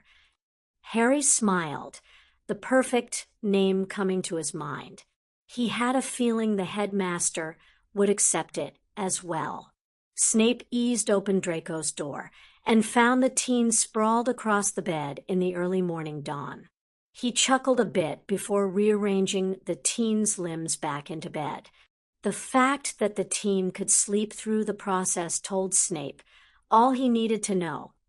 The boy was still sneaking out and thinking he could get away with it. He made a mental note to catch the boy in a few days so that they could discuss this behavior before it became a problem. He left his rooms through Slytherin's passageways and went to the hospital wing. The chaos of last night from the minister's visit faded away early this morning and caused most of Hogwarts inhabitants to sleep in far past their normal time, except Snape. He found the breakfast tray waiting for him when he entered the room. The teachers took it in turn to have breakfast with the headmaster. Partly, it was to keep an eye on the aging man, and partly to monitor him for any alarming signs of either decline or mischief. He paused as he looked at the tray. Everything was in order. He took the tray in his hands and walked over to Dumbledore's door, pausing to balance the tray in one hand and give a sharp rap against the wood with the other. Dumbledore couldn't open the door, of course, but Snape always felt it best to be polite and announce his entrance with a knock. The door swung open, and he started into the sitting room. "Good morning, Headmaster," Severus said as he opened the door, tray balanced on one hand. "Severus, good morning." The headmaster turned from the desk, leaving quills and parchment scattered on the surface. None of the staff were sure exactly what TH headmaster was working on, considering the fact that all paperwork concerning the school was now handled by Minerva. Still, the scribbles seemed to keep the elderly headmaster occupied in his forced retirement. Severus paused to look at the man. Something was not the same, and he couldn't tell what it was. He set the breakfast tray down on the table and arranged their places. "How did you pass the night, Headmaster?" "Well enough. Severus, well enough." Dumbledore gathered some of the parchment together and tucked it into a drawer. "How was your night?" "Tolerable, considering my ward does not realize I know he is sneaking about. I suspect he is seeing a girl. He's been moon-calfing about the place, writing little notes he thinks I've not seen," Snape said as Dumbledore took his place across from him. "Really now? Young Draco seeing a girl. How fast they grow." "Indeed. I've already tried to give him the usual speech on propriety, rules of courtship, and anything else I could think of to keep away from such ideas. I believe I only succeeded in embarrassing him." Dumbledore rewarded Severus with a tired smile and a shaky hand as he picked up his teacup. "Headmaster, are you well?" Severus asked, concerned at the man's obvious fatigue. "Just a little tired, I suppose," Dumbledore admitted. "I had a visitor this morning, just before you came in." Severus prided himself that his reaction to the statement was nothing more than a clink of a spoon. "Really? Oh, yes. I hadn't seen him in quite some time. I almost didn't recognize him, but he's grown so well these past few years." Dumbledore leaned forward, as though confiding matters of great importance. "He calls me Granddad. Granddad, Minerva said flatly, almost as though she didn't want to believe what Severus said. Don't be silly, Severus. Albus never had children. He never even married. Minerva, I promise you, the man spent our entire breakfast hour extolling the virtues of this grandson. I was privileged to hear about everything from the boy's magical abilities to how treacle tart and mint chocolate chip ice cream are favorite puddings. Severus really wanted to break something, particularly glass, to convey his frustrations. Is he possibly senile? Poppy screens him regularly for senility. His brain is as sharp as ever, she says. Mostly overwork, and stress has caused his current condition. I understand, but Severus broke off as a rolled parchment on Minerva's desk chimed and started flashing. What in the world? Minerva picked up the scroll. The young dark lord sent this parchment, remember? He uses it to inform me of attacks. A clever piece of spell work. What does it say? Minerva unrolled it and stared down at it. Well, Severus moved around the desk to read the scroll. Is Headmaster Dumbledore able to receive our post? That's it. Snape asked in disbelief. Why would he care? Let's find out, shall we? Minerva picked up her quill and scratched out a reply. All of his mail is screened for harmful spells, so no harm comes to him. So long as the mail is benign, it will reach him. I'm curious. Why do you ask? A few moments passed before the reply came. Curiosity killed the cat. Minerva, I wanted to send him a thank you note for the visit we had this morning. Minerva choked a little before setting quill to parchment again, ignoring Severus's demands for the writing utensil. Headmaster Dumbledore is not able to go visiting. He has been confined to the hospital wing for some time now. Minerva tapped her finger as she waited for her answer to appear. I know. I am able to make visits.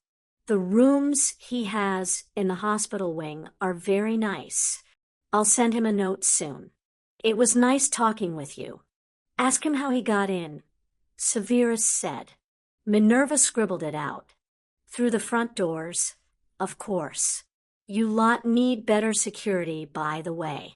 No further responses appeared. Minerva and Severus looked at each other. I suppose we found the mysterious grandson. Minerva finally said in a tired voice. Yes. Severus stared at the parchment. The question remains, is this a good thing or a bad thing? Harry couldn't resist the final parting shot about Hogwarts security as he ended the conversation with Minerva. It was too much fun to force adults who should know better into awkward situations, particularly his own teachers. He set down his pen and pushed away from his desk. His aunt had checked on him a while ago and had told him to stay in bed. He tottered back into his bed and relaxed into the pillows. Your aunt is downstairs, making something for you to eat. She is curious as to whether or not she needs to institute something called a bedtime.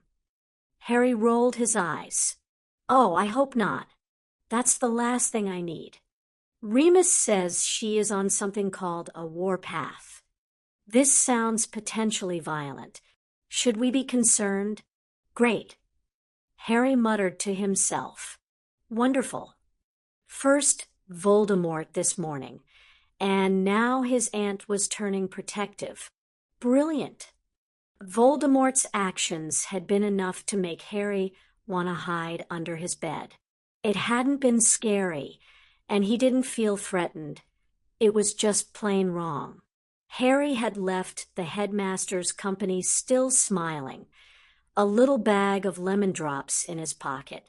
A quick hug and a whispered goodbye saw him on his way as Hogwarts opened the Magus passageway for him. The opening of the passageway caused a delighted smile to appear on Dumbledore's face, as did the bite, "Granddad," Harry said as the passageway closed behind him. Once outside the gates of Hogwarts, Harry hissed his password for the portkey back to Voldemort's hideaway. He appeared in the graveyard, the dawn making the tombstones seem welcoming and peaceful. He entered the house and felt a layer of tension in the air as he checked his glamours and refitted his mask to cover his features. A quick search with his magic told Harry Voldemort was in the throne room, and the Death Eaters were with him. Harry entered the throne room, cautious about what he would find. Nothing was happening. Voldemort simply stood at the window, staring out, his back turned towards the room.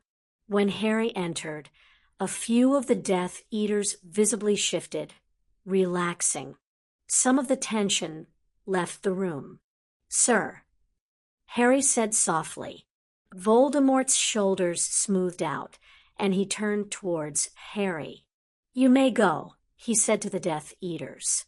They shuffled from the room, pulling the door shut behind them.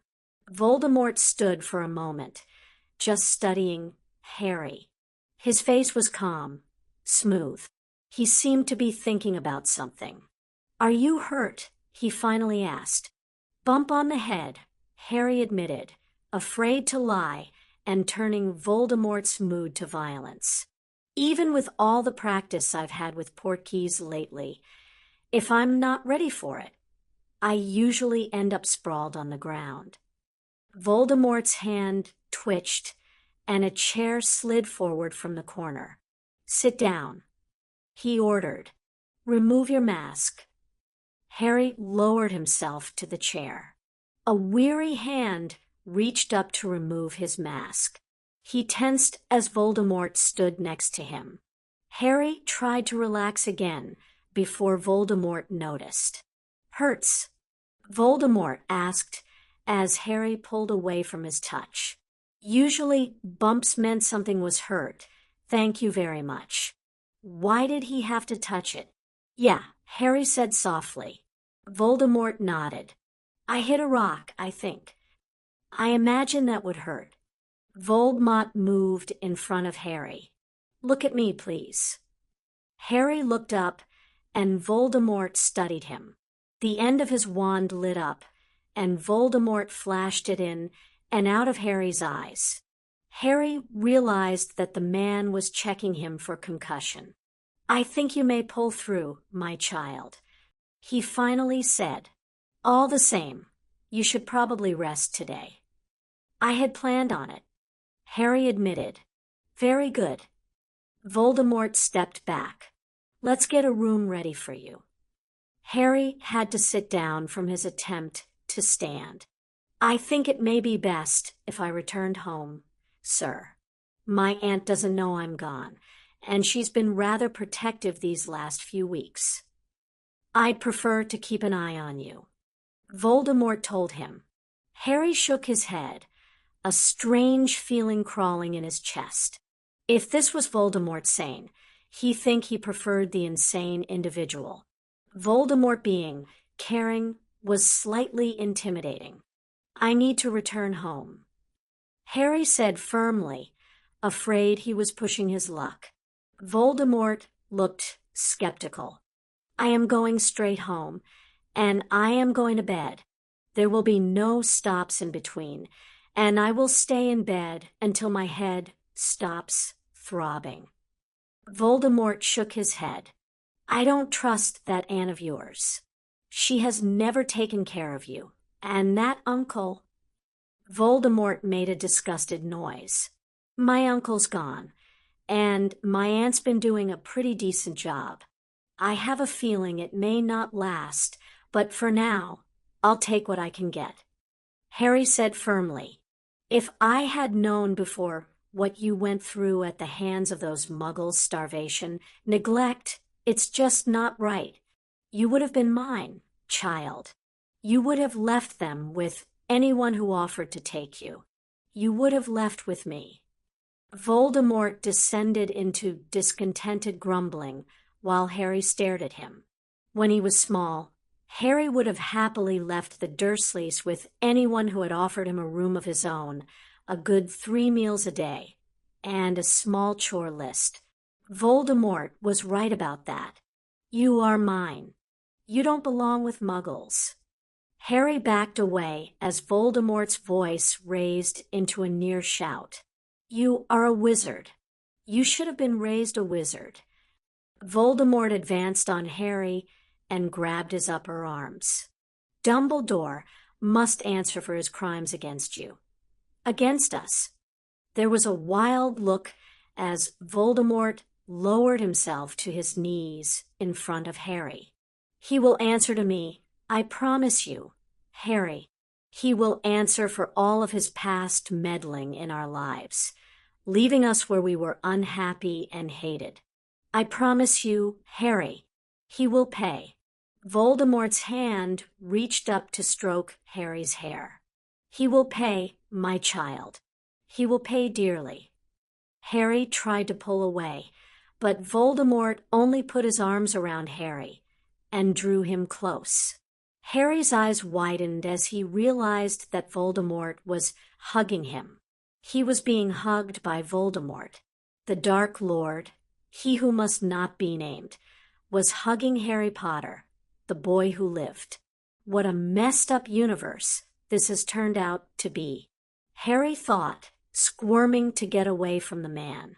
Hush, child, Voldemort said, giving a slight tap to the back of shoulder. Harry quit moving and heard Voldemort whispering he was sorry. The man was apologizing. Why? Harry couldn't help but ask. Why are you sorry? I wanted nothing more than to protect wizards from Muggles. I've been working towards that goal. Muggles aren't worth the ground we walk upon, especially those relatives of yours. I'm fine for now. My aunt's trying to treat me the same as my cousin, but habits of a lifetime are hard to break. Harry told him, I'll be fine. If I'm not, I'll come straight back here. Voldemort pulled back and stood staring down at Harry. His face said that he didn't believe Harry at all. Come on, trust me on this. Let me go home. Voldemort shook his head before sighing. Very well, child. I want your word that you'll return if she doesn't do what she should. I will. Thanks. Harry stood up and gave a quick glance at the window where dawn was well over. I should get going before she gets up. Go. Voldemort waved him away, and Harry took the chance to leave with a hurried goodbye. He dashed outside and hissed his password for his portkey. He appeared in his bedroom to a very upset Alden. Your aunt got up 5 minutes ago, and she is coming up to wake you up. I hope you have a great story planned. Alden dropped down in front of the doorway and blocked the door. If Harry's aunt were to try to open the door, she would run into Alden. Harry pulled off his robes and balled them up to banish them to the closet. His mask followed the robes into the closet. You know you have magic, right? Alden said from the floor. Harry blinked and shook his head.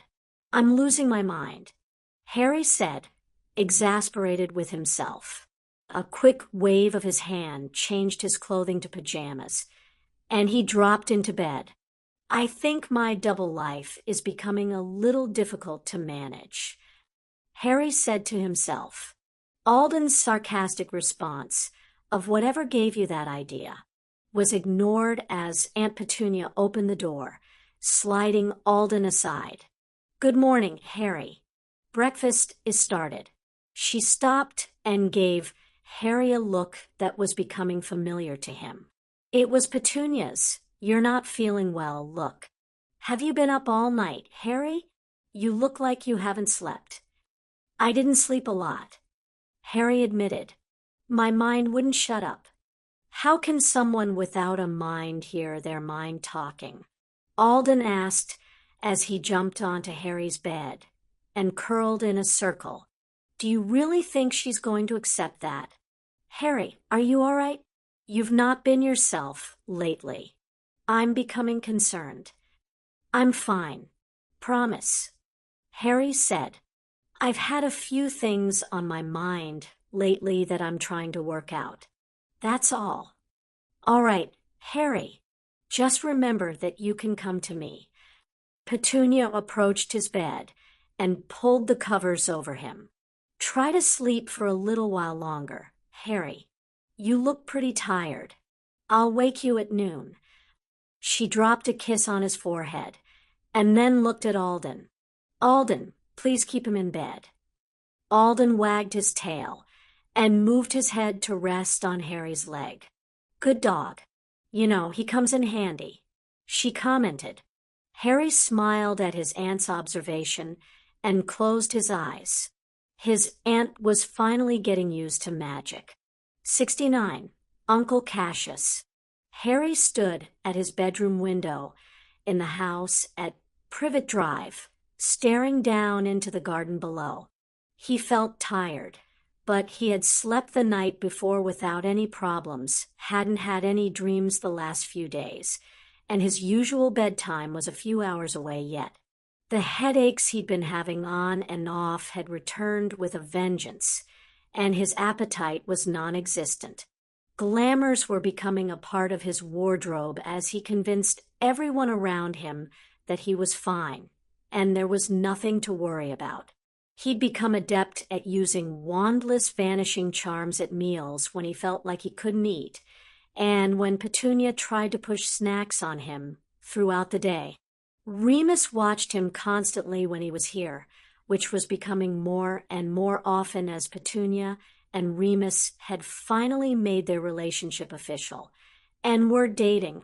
It was great having Remus around, and Petunia seemed happier than Harry had seen her in a long time, but Harry couldn't help but feel a little suffocated by all of the attention. This year, he'd had 3 birthday parties, if he didn't count his ball from Vlad. Petunia had planned 2 separate parties for him this year. One was for his friends from St. Jude's, and the other was for his friends from Hogwarts, those he cared to invite at any rate. Hermione and Victor Crumb had appeared, and Ginny, Ron, Neville, and Luna. Luna had brought along her cousin called Mara, and now Dudley and Mara were dating.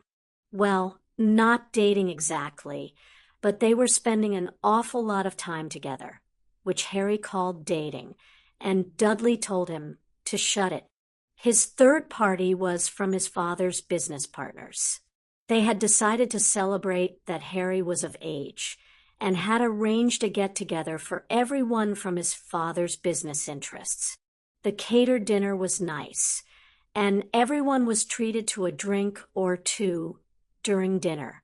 Remus had come along as his advisor and kept the business leaders from turning completely nostalgic and drunk.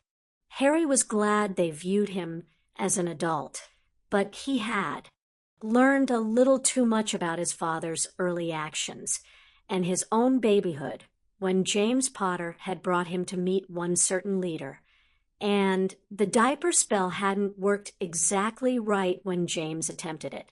His trunk was packed for school, ready for the morning when Remus would drive the family to London and put Harry on the train to school. Harry had convinced his aunt that she needed the magical bodyguards more than he did at Hogwarts, so they were staying with Petunia. Harry had needed to appeal to Vlad to get her to agree, since Petunia agreed with everything Vlad suggested, but he had finally had his way with it. He turned and looked around the room that had become a sanctuary this summer. Still, even with all the strain of Voldemort once more becoming sane, and being the Dark Lord's apprentice, being adopted by Vlad, Petunia, and Remus's care for him, Dudley's newfound relationship, and hiding from the wizarding world, Harry thought he was holding up rather well. He hadn't managed to allay Paul's suspicions that Harry was backsliding, Telling Paul that his last visit had been on a rather bad day hadn't really worked. The man was keeping in close contact with him and wondered if Harry would be able to make a regular appointment time while he was at Hogwarts as an outpatient of St. Jude's. Harry had discovered that St. Jude's program continued after you left. Seeing your therapist for a year of regular outpatient appointments was considered normal. Harry told Paul he doubted it, but would let him know if he could work it out. Harry had already decided not to continue appointments with Paul while at Hogwarts. He had a plan to put into place, and seeing Paul would definitely interfere. He was about to set some things straight in the magical world that desperately needed fixed. He only had a short time left. He intended to fix what he could and see things through to the end. Harry wasn't sure where he was, but it was nice. The sun was warm without being hot. There were trees and a stream nearby, causing the lightest bit of noise as it rolled over the rocks. There was birdsong, and for the moment, Harry felt at peace. He lay back on the grass and soaked in the sun, happy for the moment. He didn't allow his thoughts to wander like they wanted to, immediately wanting to figure out the mystery of where he was, how he had gotten here, and why. He pushed away all of the thoughts and felt his body slowly relaxing into the ground below him.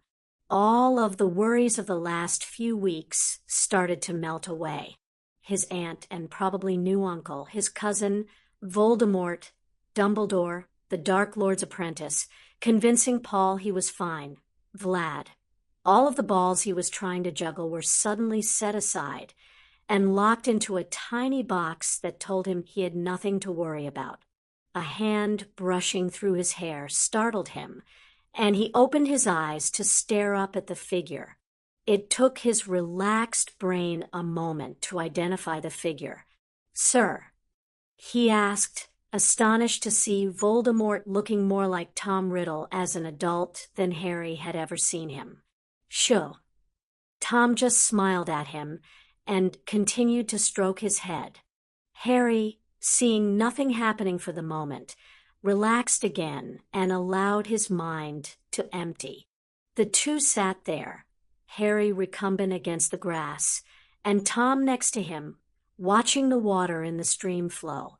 "This is nice," Harry finally said after a while. "It is one of my favorite places," Riddle said, pulling Harry up to sit next to him. Harry leaned against his side and nodded in understanding. "When I was a child, they used to bring us here. There's a beach down that way somewhere, with caves to explore. I much preferred this place, though, when I was young. I spent a lot of time sitting here." Riddle lowered an arm around Harry's shoulder and squeezed. "You haven't been yourself lately. Just a lot of things on my mind I can't really share." Harry said, "That's fine. Just relax. Things will get better," Riddle told him, squeezing the back of Harry's neck. He did relax and sat with Riddle, content in the quiet and serene place they shared. "Hey, Fop." Dudley pounded on Harry's door and laughed.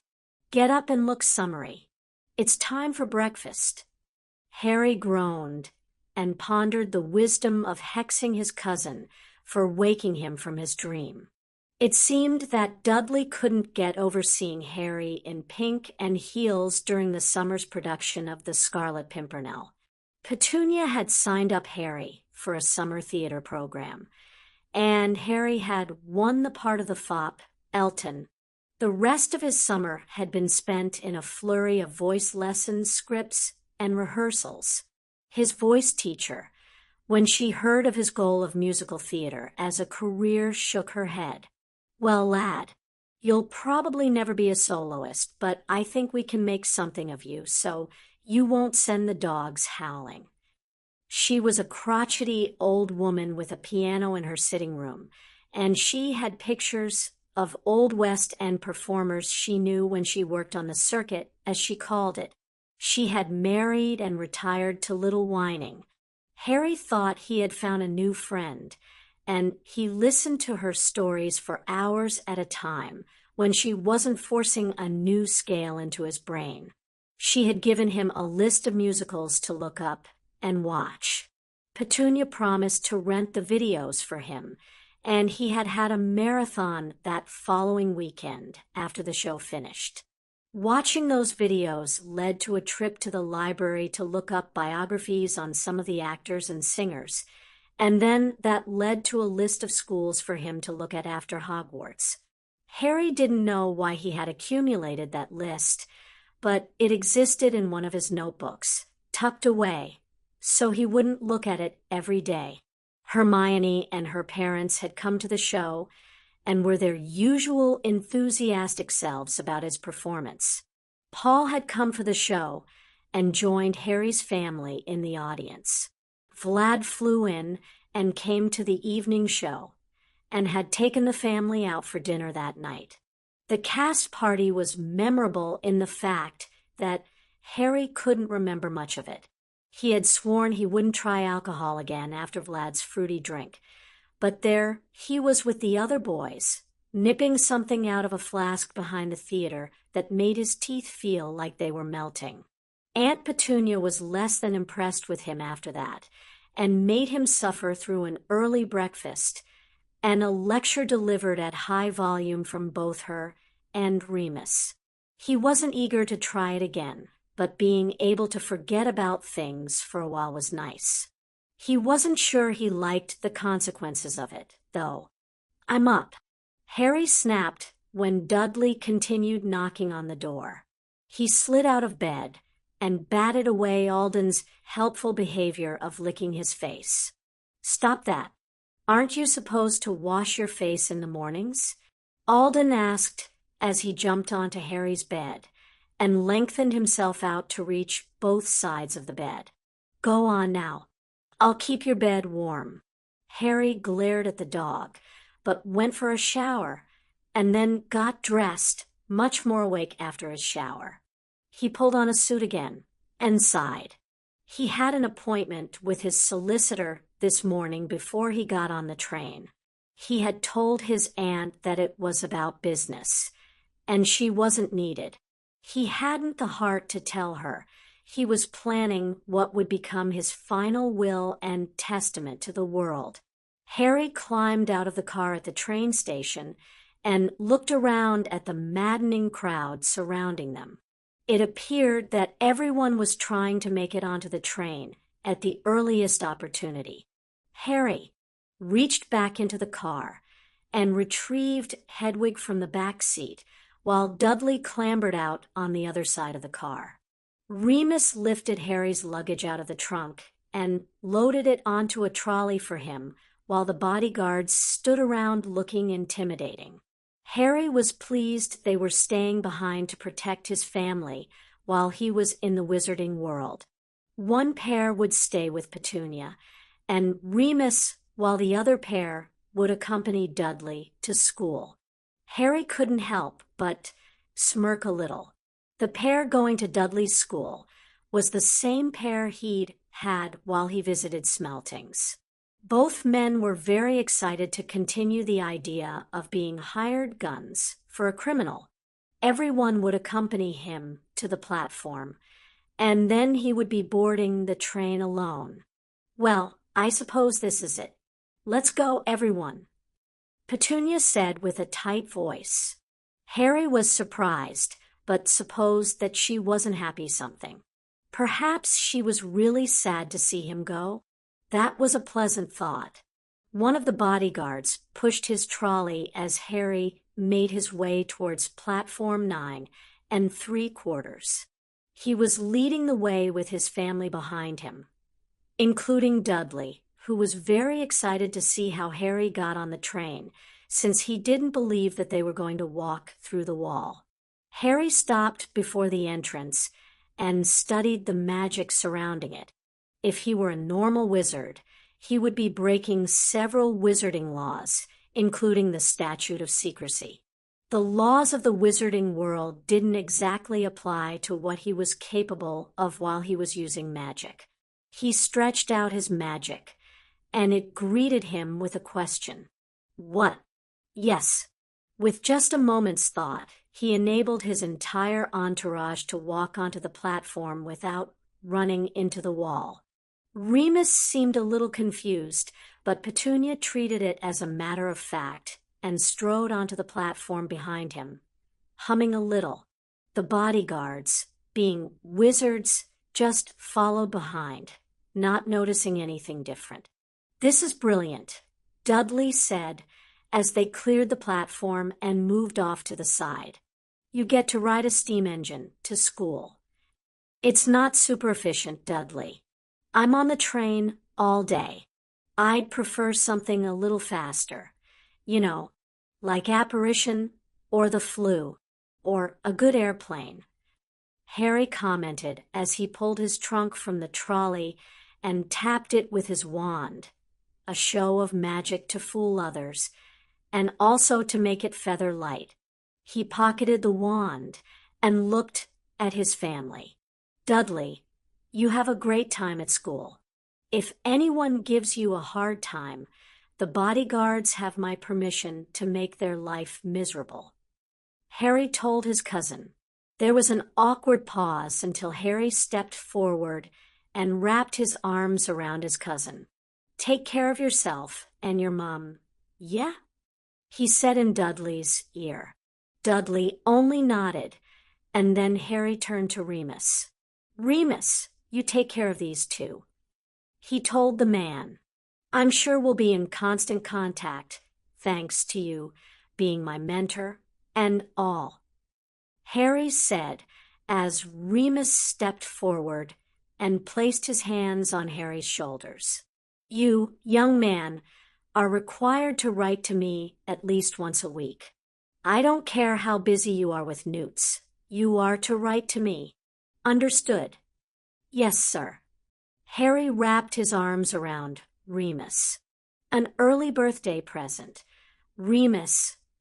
Harry watched as his magic gathered in a cloud of gold sparkles, whirling up and settling into Remus with a dissipating shimmer. Remus stepped back with an odd look on his face, as though he was aware that something had changed, but not sure what had changed. He looked at Harry with a question in his eyes, and Harry only shrugged before going to his aunt. "Please make sure you eat the snack I packed for you. I know you said there is a feast waiting for you at school, but what do they know about proper nutrition? You're still growing, you know.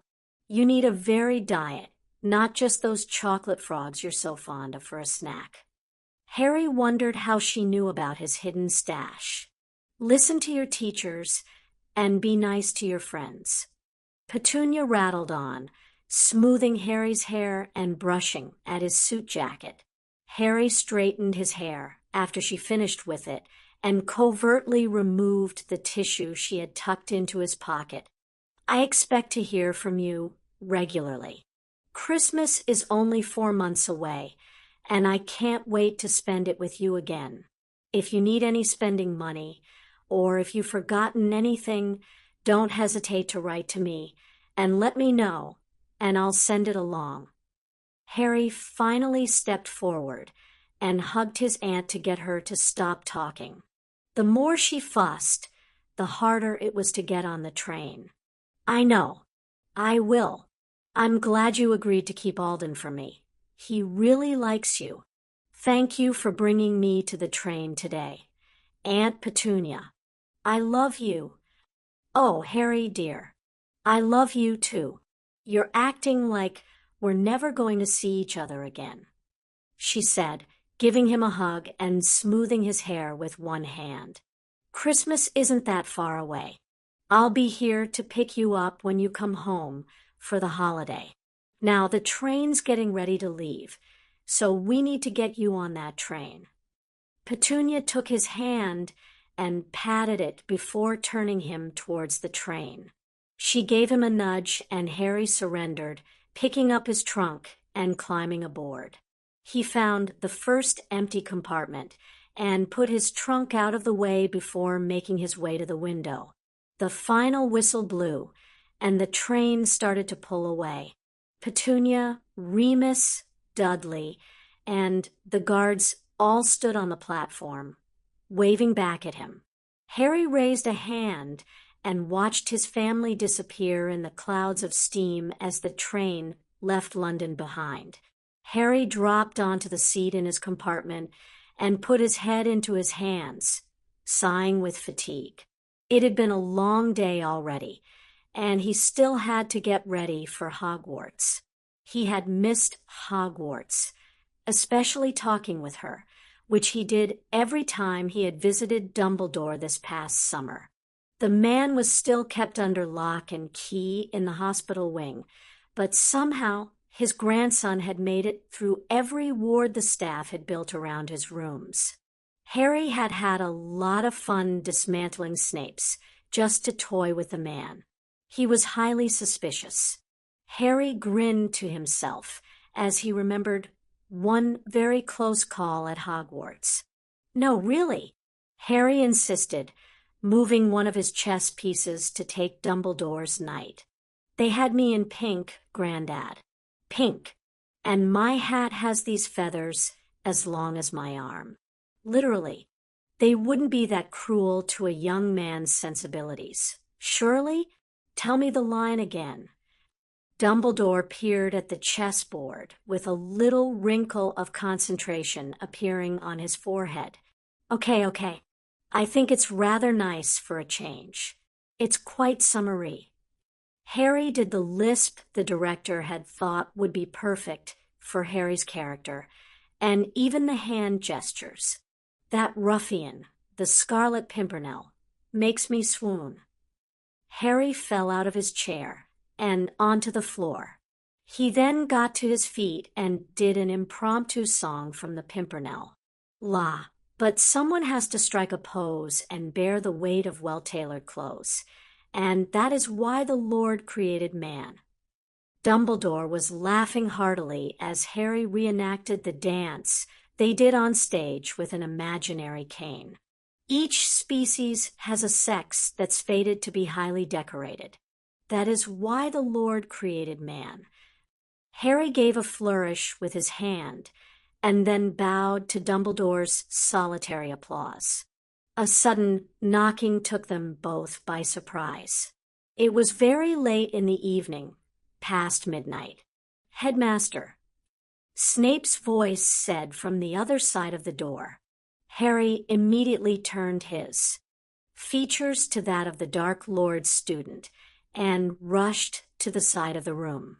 He hid behind the door as it opened, and Snape stepped into the room.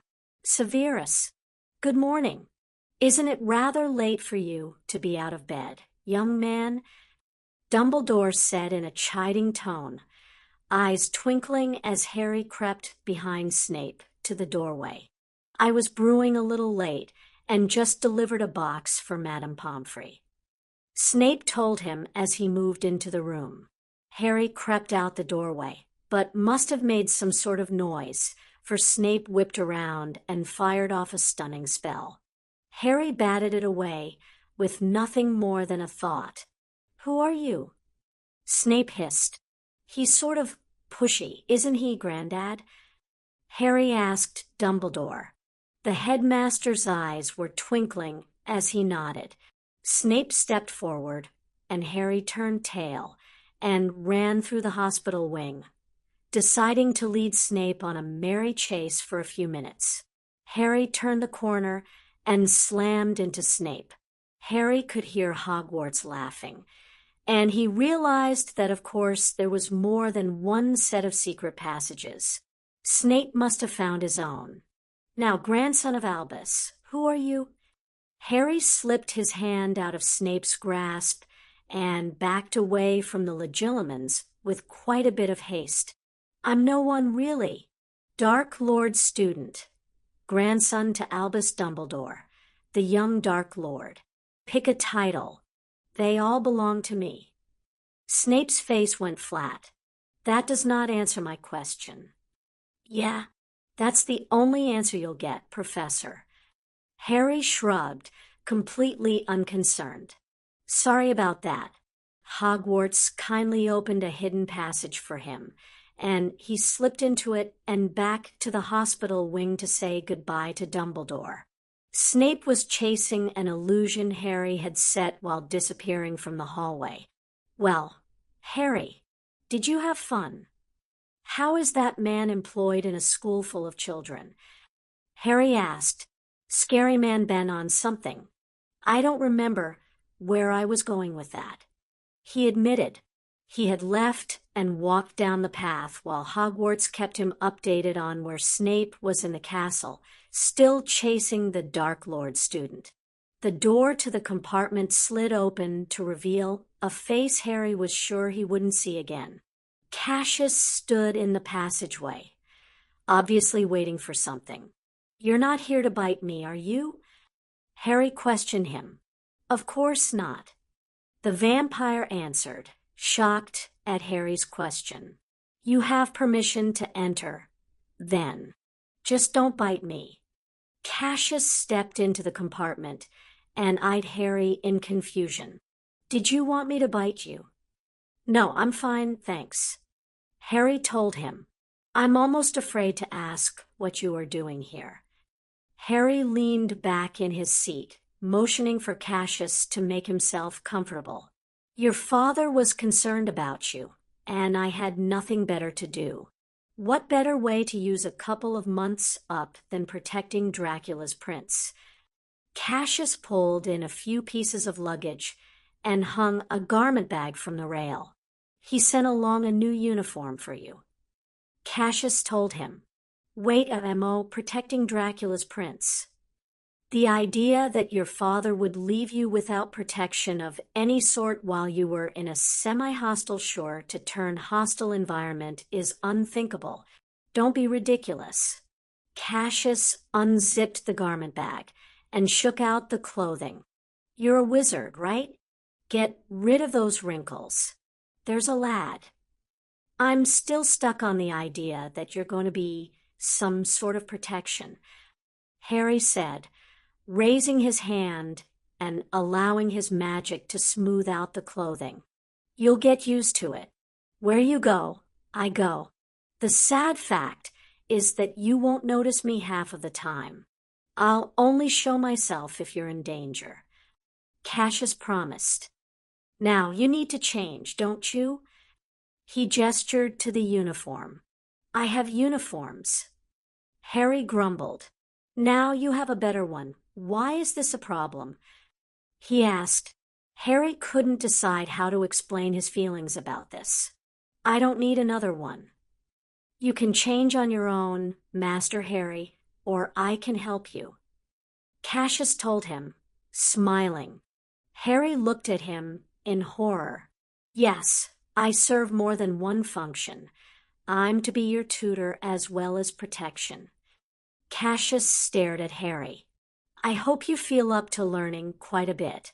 We don't have much time. Your Aunt Neith sends along her greetings. The rest of your new aunties and uncles do, too. Does this mean I have to call you Uncle Cassius?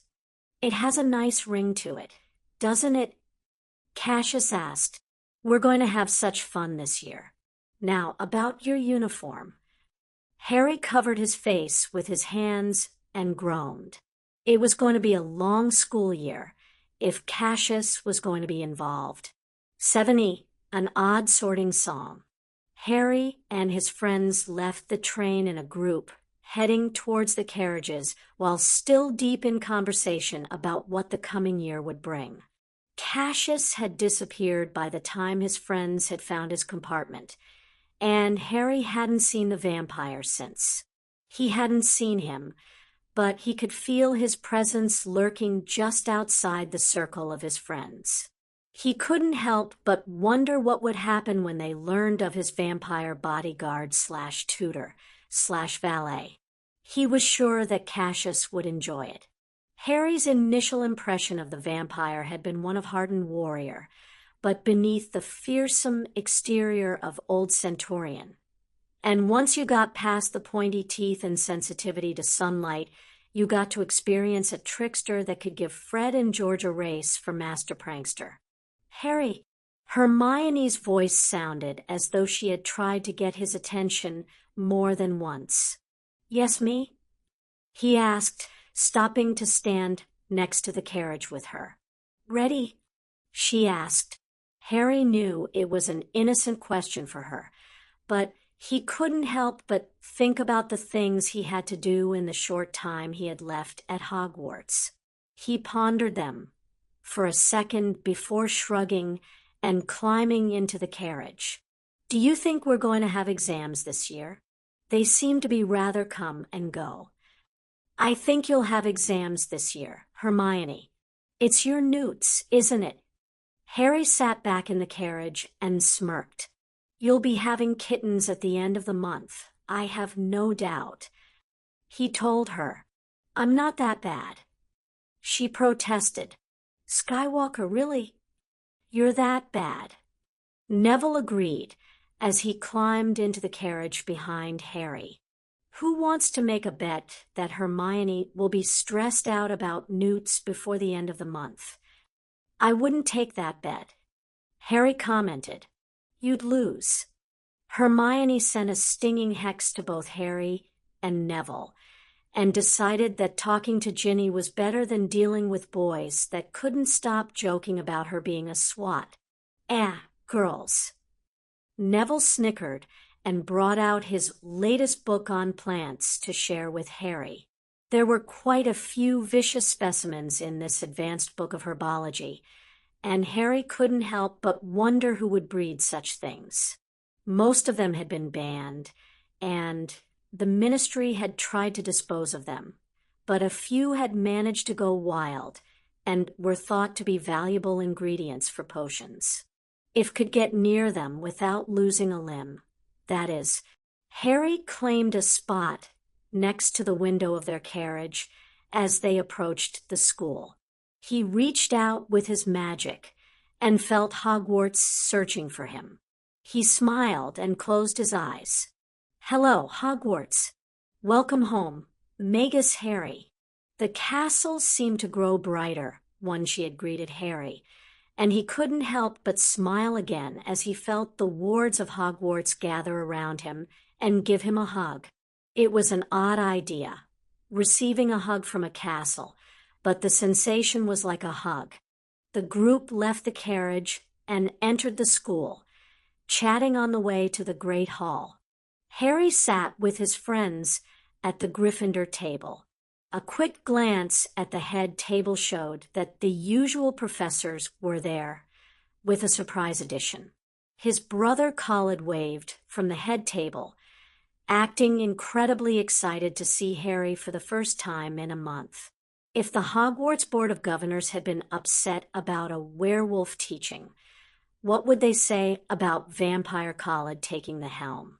Harry waved in return and took his place at the table with Hermione and Neville on either side of him.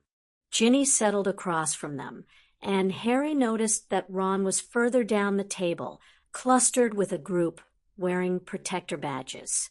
Dumbledore was missing from the head table. McGonagall sat in his place, looking as stern as ever. Harry wondered if Dumbledore would be watching from the hospital wing this evening, or if he was not allowed to see anything about the sorting. The noise level increased as old friends found each other again. Harry sat in silence, letting Hermione, Neville, and Ginny talk around him as he waited for the sorting to begin. The doors opened, and Flitwick led the group of little first years down the main aisle towards the sorting hat and stool. The children clustered around the stool and waited while the hat jerked and came to life again. Hello, my children, and hello, my friend. Our times of fear and sadness will soon end.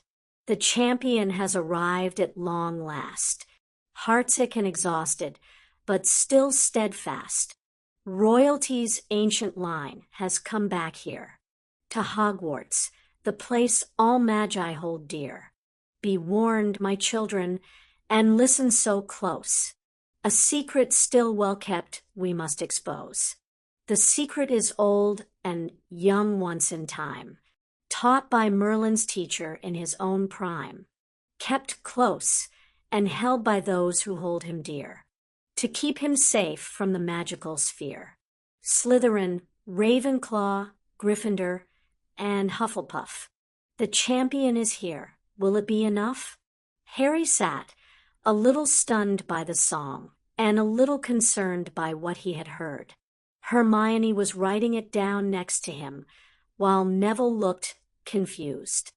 Harry had a sinking feeling that he was the subject of this little poem, and he swallowed hard.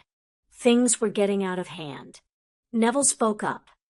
"Who's the champion?" he asked, quiet in his confusion. Harry shrugged and turned his attention to the head table.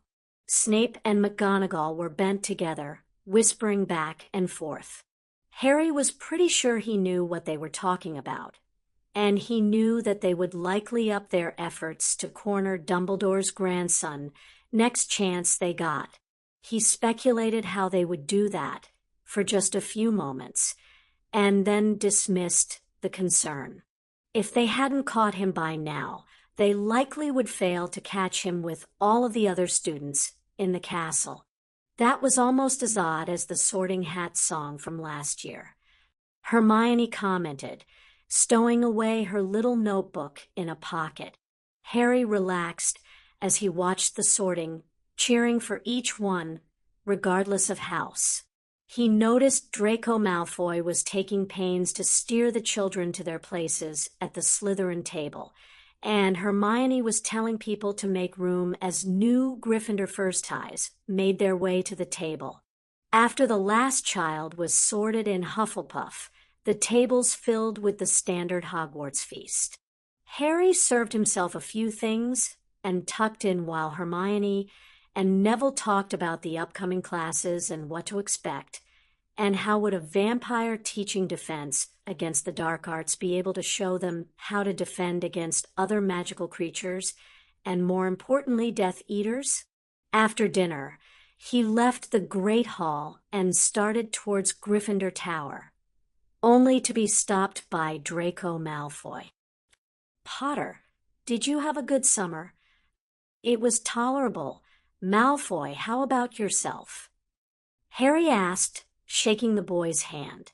"How is Julie doing these days?"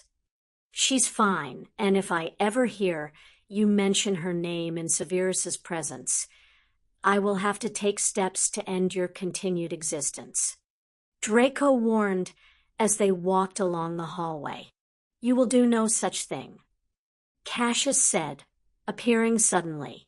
Harry and his entire group of friends jumped in surprise. "My magic must not think he's a threat because it didn't warn me he was there, or he's been there all along and has managed some freaky vampire invisibility thing I don't want to know about," Harry thought as he turned. The vampire made a noise of impatience and smoothed out Harry's uniform. "Really, Master Harry? How do you manage to rumple yourself so quickly?" he muttered before sliding back into shadows. Harry." Hermione paused. "Who was that?" All of his friends wore the same look of expectant confusion, wanting an answer to Hermione's question, but looking almost afraid to hear the answer. "That was Cassius, though I'm to call him Uncle Cassius for reasons unknown. He's here as protection." Harry turned back towards Draco to continue their conversation when the blonde boy froze, paled, and bowed. Harry's forehead screwed up in confusion, and he turned to Neville for an explanation. Neville's jaw dropped, and he also bowed.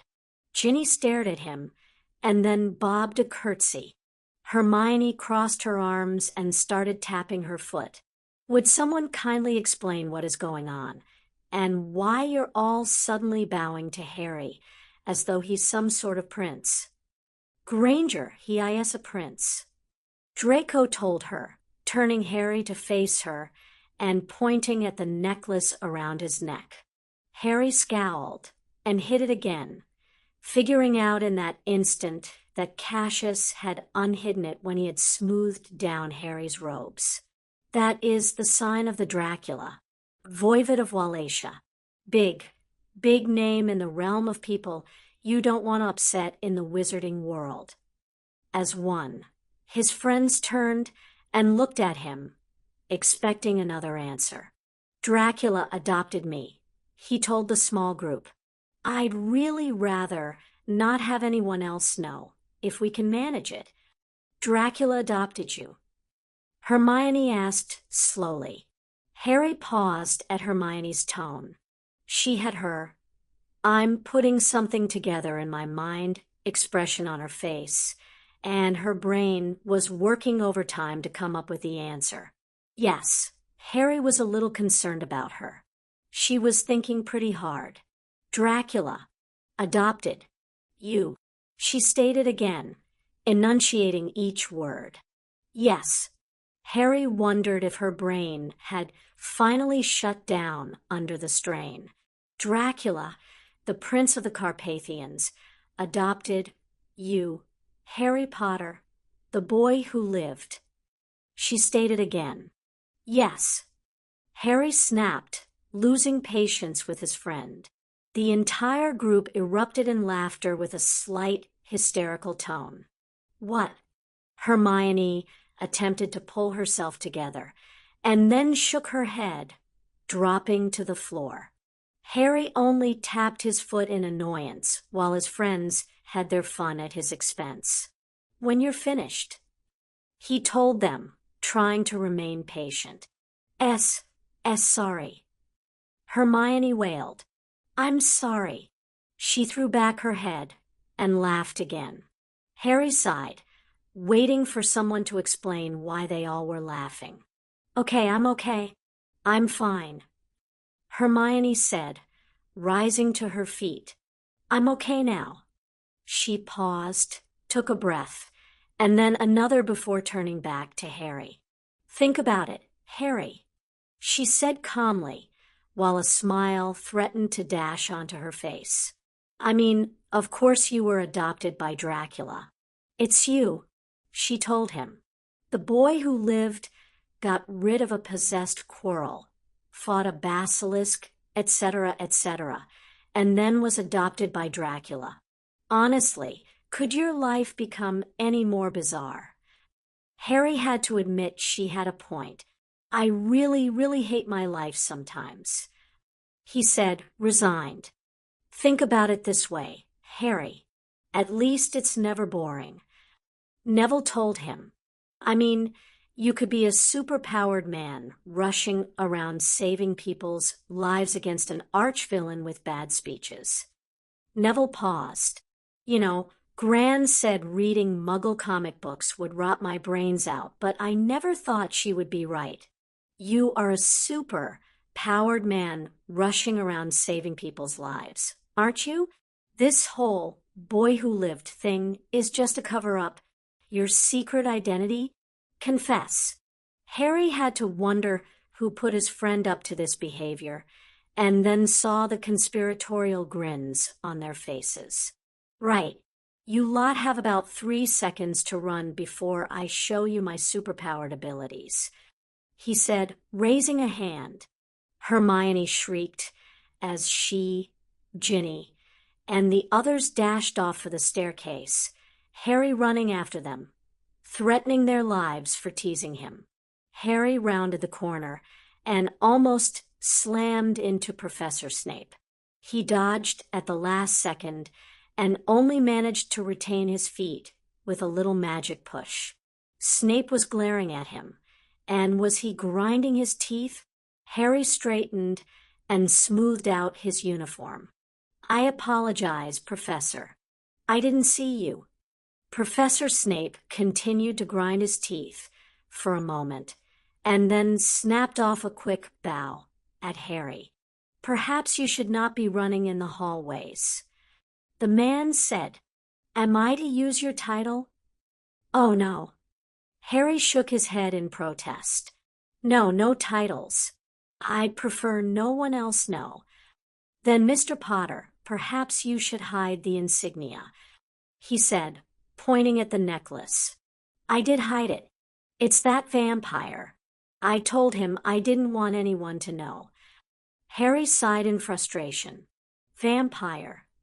Snape asked, growling out the word. He told me to call him Uncle Cassius. Harry admitted. Of course he did, Snape said. He had a funny look on his face, as though he was counting or was going to sick up.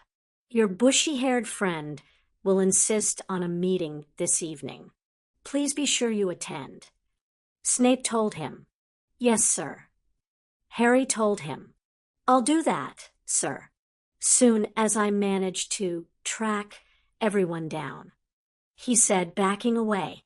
Snape waved him away, and Harry took that as permission to turn and walk quickly down the hall, where he heard his friends laughing again.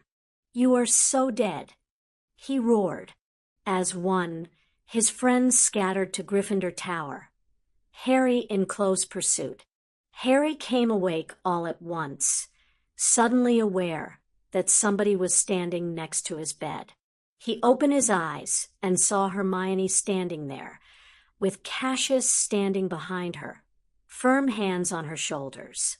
Call him off, Harry, she hissed in a whisper.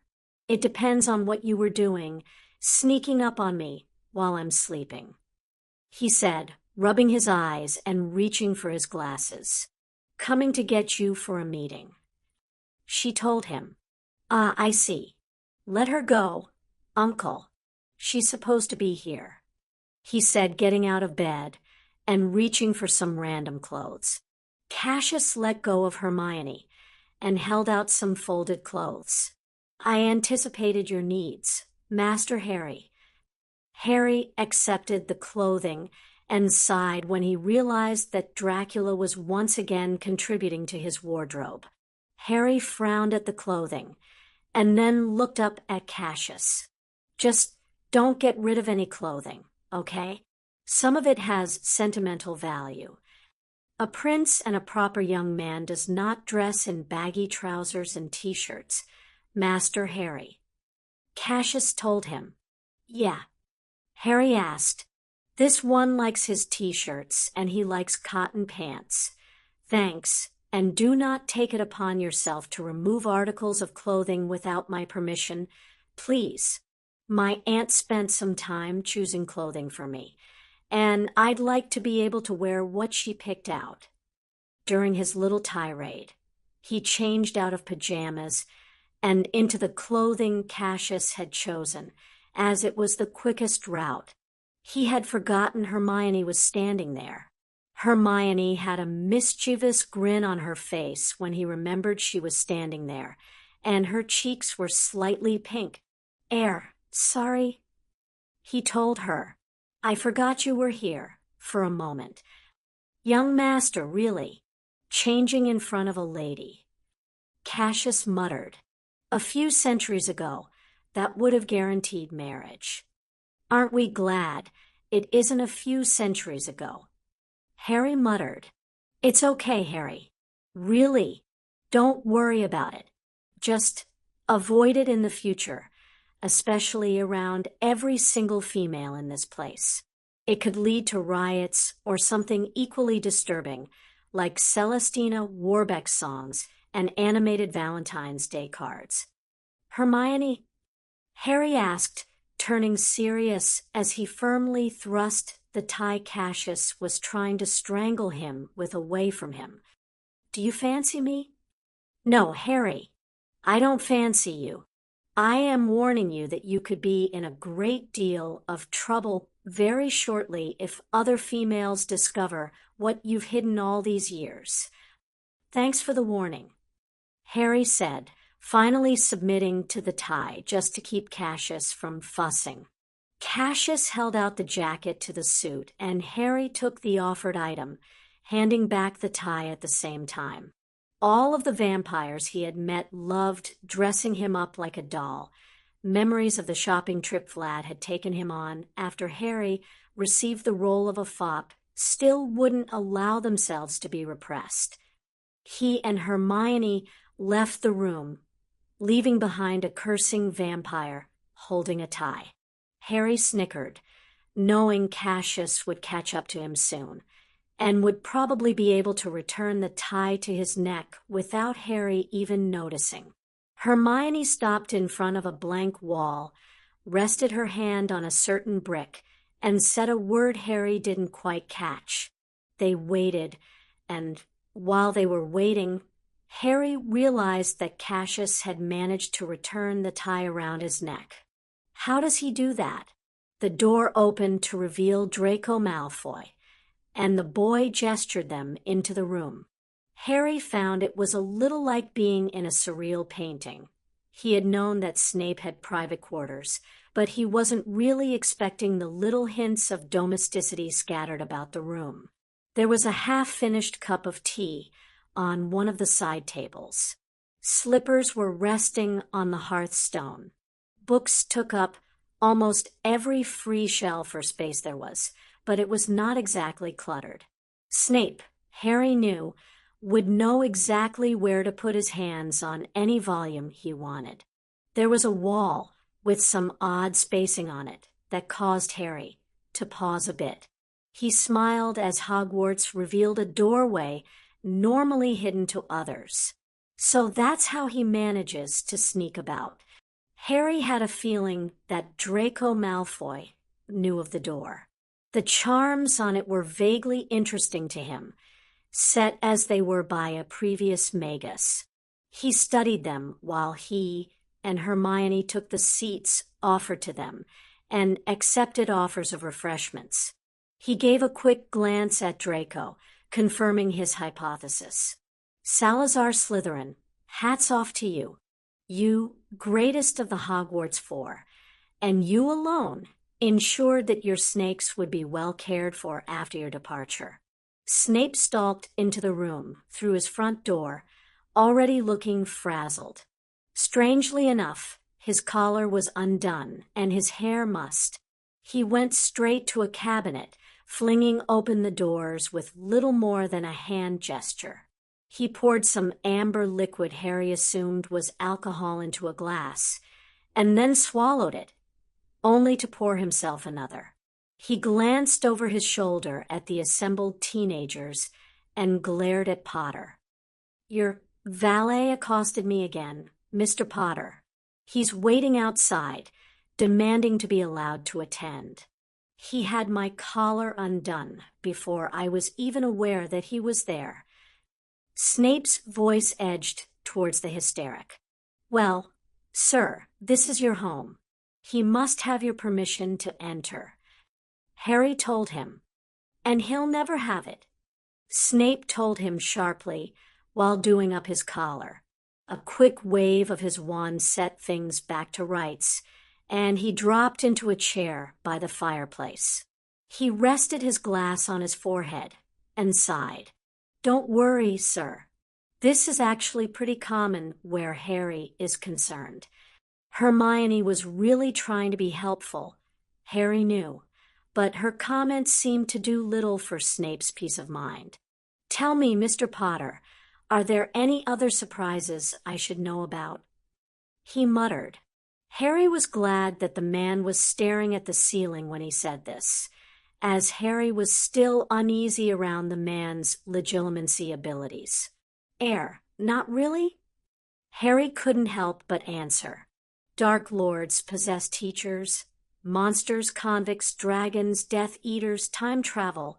Oh yes, I know all about that. Adopted by the Vampire King, and now a prince with a vampire tutor, valet, and bodyguard you call uncle. Snape downed the liquid in his glass again and set it down on the table next to his chair with a decided thunk. Mr. Potter, I am almost convinced that you'll be the death of me. Snape said in a defeated tone. You forgot Triwizard Champion. Hermione said primly, mischief dancing in her eyes. Miss Granger, you are not helping.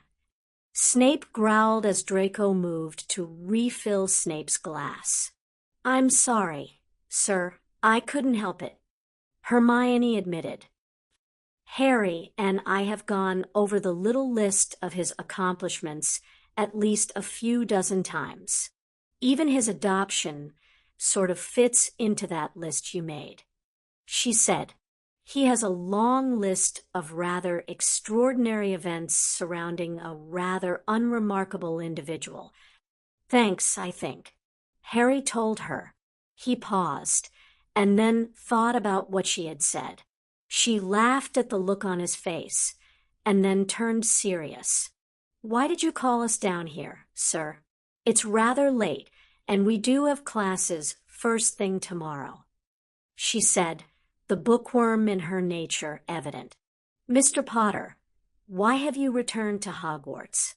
According to your test scores, you could have skipped your 7th year altogether. You could have gone on to further training on your name alone." Snape paused. "You are in very real danger here." "I know," Harry said calmly. "You were right, Severus. He is an idiot," Draco said as he passed him and handed the glass back to him. "What Severus is trying to get here is information. Information he can use to help protect the school and protect you by extension." Snape glared at Draco, and the boy shrugged. "I don't know why you're glaring at me. They're Gryffindors. You have to be direct with them, or you won't get anything out of them." Harry wanted to laugh, but managed to hold his expression, growing serious and frantically casting about for an acceptable answer. "It all ends here, I'm afraid. The war is coming to Hogwarts sooner than I would like. I had to come back here because it all ends here. God help us." Snape commented to the room at large. "War is coming to Hogwarts." Harry was just returning to bed and sleep, listening to Cassius grumble about not being allowed in Snape's flat when a summons from the Dark Lord came. Harry resigned himself to no sleep tonight and threw back the covers. He blindly pulled on the clothing Cassius handed to him and told the vampire not to follow him, an order which Cassius promptly ignored until Harry conjured a handful of rice and tossed it across the floor. Cassius took the time to curse before starting to count the rice. Harry gathered his mask and cloak, grateful that his dorm mates were all deep sleepers thanks to the cursing vampire frantically counting rice on the floor. He rushed from the castle and past the gates, hissing his password for his portkey. He reappeared in the cemetery and sighed, his persona slipping onto him easier than his Death Eater mask. He turned and saw Robinson standing there at the entrance to the house. "Milord," he said softly. "Robinson, good to see you," he said tiredly. "How are things?" "Fine, milord. Just fine." Robinson moved forward and gestured Harry into the house.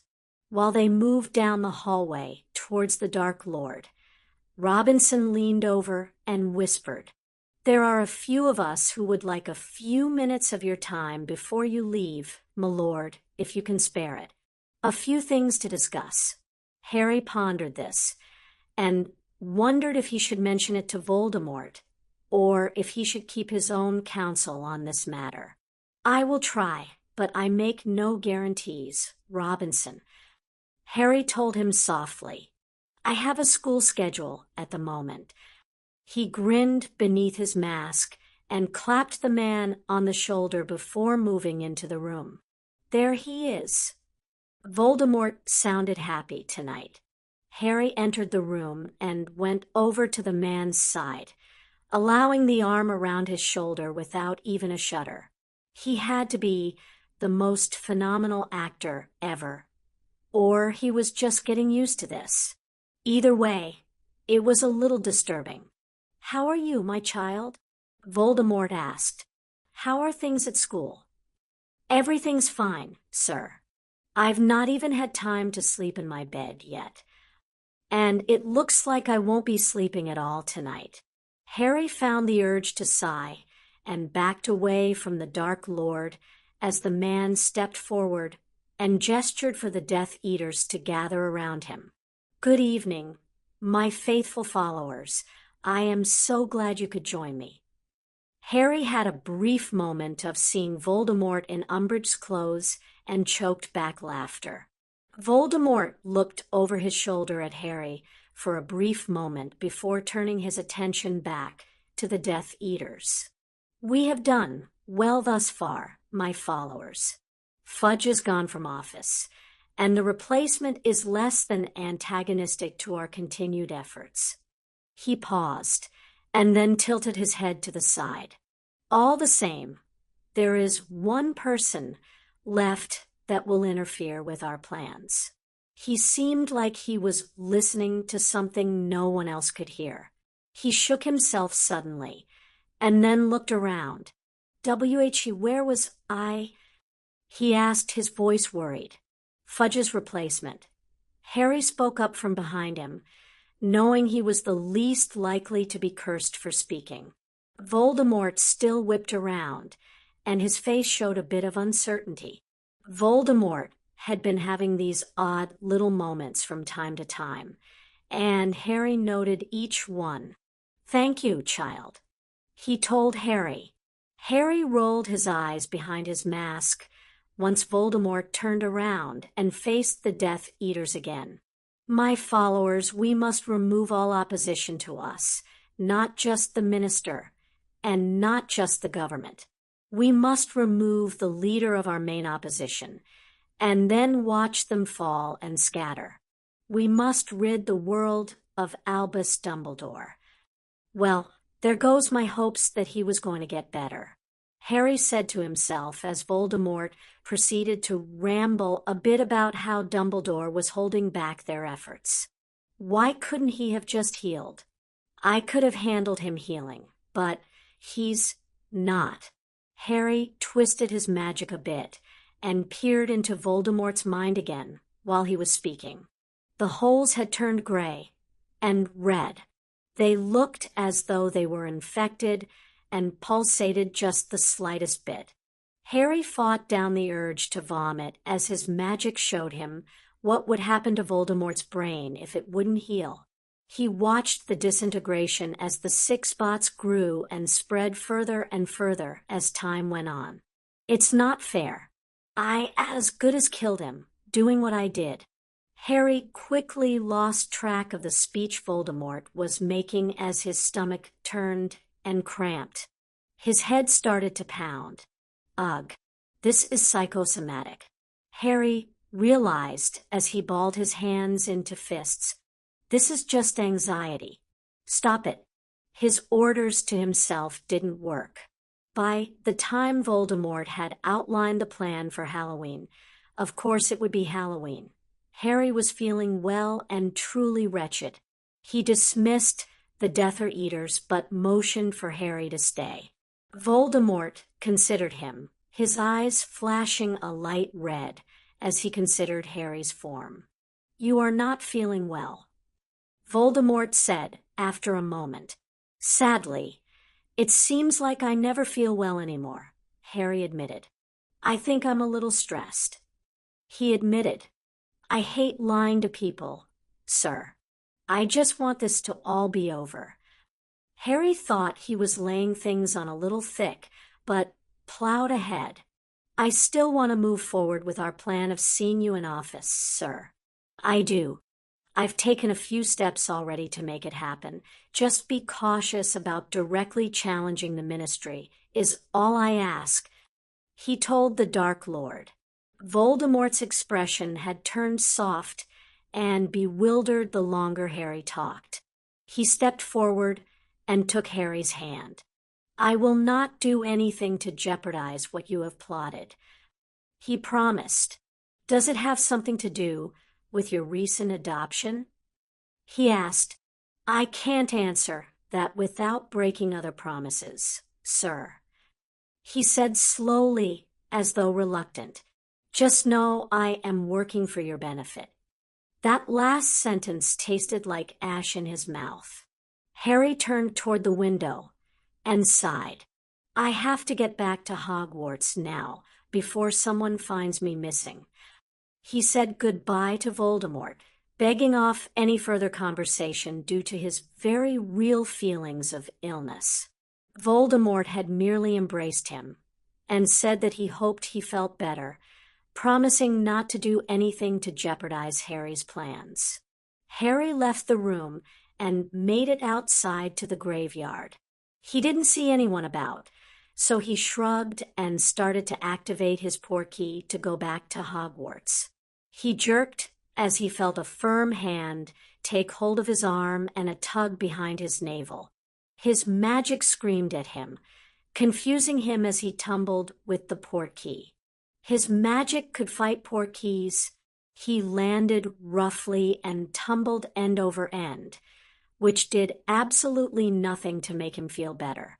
He finally came to a stop, and he groaned as his head gave one almighty thump and settled back into its pattern of supreme headache.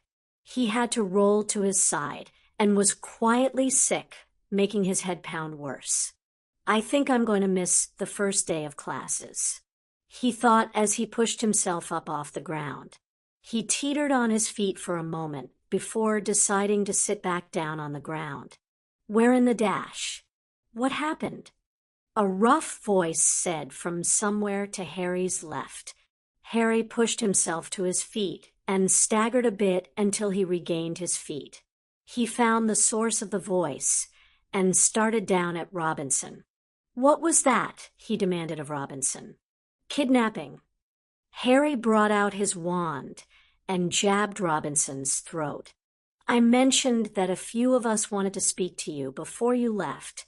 Robinson gasped out. "I told you, you didn't mention a portkey." Harry let go of Robinson and sighed. "Fine. Where is this meeting place?" "The portkey was supposed to take us there, but it doesn't seem like it worked." Robinson told him. Harry ran his hands through his hair in frustration and paced a bit. He was tired, and he wasn't feeling well. He stalked back to Robinson and grabbed hold of the man, asking his magic to take them where the portkey was meant to have taken them. It responded eagerly, and he and Robinson appeared in what appeared to be a back room of a pub. Harry released Robinson and stepped back, seeing a crowd of men staring at him and Robinson. How what? Robinson appeared to be unable to articulate what he wanted to ask. What? Never mind. I fixed the portkey. Is this where we're supposed to be?" He asked Robinson, gathering his magic in case all of the stunned men standing in the room decided to attack the two sudden arrivals. Yes. Yes, it is. Except that we were supposed to be outside, and then come inside." Robinson explained, and then shrugged. "Well, you were going for efficiency, I think." Harry sighed and dismissed Robinson as he stepped forward. "Robinson here said you all wanted to speak to me," he said as he removed his mask, allowing his identity as Tom to be seen by the others waiting. None of them were wearing masks. He would return the favor. The entire room seemed to relax as he removed his robes and masks, banishing them back to his trunk at Hogwarts, where he knew Cassius would find them later. The men all looked at each other, each one seeming to be unwilling to be the first to speak. Harry looked around and shook his head. "Look, I'm supposed to be at school. I've been up all night, and I likely won't see my bed before dawn. Could we please get on with this?" "There's that petulance you warned me about," Robinson said as he removed his Death Eater robes. We dislike the ideas that the Dark Lord has been preaching to us. We don't want to follow him, not like this." A voice said in the crowd, "I'm not risking my life and family for that." He's gone round the twist. Why should we give up our freedom for that? More and more voices heaped abuses and demands about the Dark Lord. Harry allowed them to vent for just a few minutes before sending a bang into the air. The group fell silent, staring at him. Harry realized he hadn't used his wand to create the noise. "I understand your frustrations and your anger," he said into the silence. "I understand why you all feel this way." The men were all looking at him, as though expecting something from him. "What do we do about him, then?" a voice asked from the crowd. Harry looked down at his hands for a moment, considering his answer. This could have bad repercussions should anyone decide to tell the Dark Lord. That could work. He twisted his magic and allowed it to settle over the men in the room. His spell was as simple as a muggle-repelling ward. They would simply lose their train of thought if they tried to tell Voldemort about this meeting. The simplest solutions were often the best. Who doesn't lose their train of thought from time to time? "Leave it to me," he told them. "He won't question me too closely." He told the men, "For now, continue on as you have. Show up on Halloween or not. Follow through on your plans or not. Just stay out of my way." Harry turned on his heel and apparat. He left behind a group of men completely shocked to their cores, as the room had been warded against apparition. This young Dark Lord was obviously more powerful than the Dark Lord Voldemort. "Well, I think we should do as he said," Robinson said, stepping forward. "I don't know about anyone else in this room, but that just proved something to me." "What's that, Robinson?" Another man said from the corner of the room. "We don't want to challenge him." Robinson answered, motioning to where the boy had stood just a moment before. "He managed to fix our portkey, and I'm pretty sure he is the one who stopped it. And may I remind you that he brought us to this room instead of the landing point outside." Robinson shook his head. "No, indeed. If there is a person to fear, it is the young Dark Lord." That concludes Part 7, and the tension is thicker than ever. Dumbledore's plans are unraveling, the Ministry is alert, and Harry, finally, is claiming a piece of his own destiny. What did you think of the way power, politics, and protection clashed in this chapter? How do you think it will all resolve in the final part? Share your thoughts and predictions in the comments. We love hearing from fellow Grimoire Guardians. If you're enjoying this reimagined journey, give this video a like, subscribe, or consider joining our wizard army to help support more fanfiction audiobooks like this one. Did you know? One of the reasons an ant's love resonates so deeply is its portrayal of emotional rehabilitation, a topic not often explored in depth in canon. Emma Lipardi's approach offers a rare look at how trauma healing might actually unfold in the magical world. Up next, Part 8, the final chapter. Loose ends are tied, futures are glimpsed, and we see just how far Harry has come, all because someone chose to love him first. And always remember, sometimes the most magical transformation is being believed in. We'll see you in the final part. Until then, keep believing.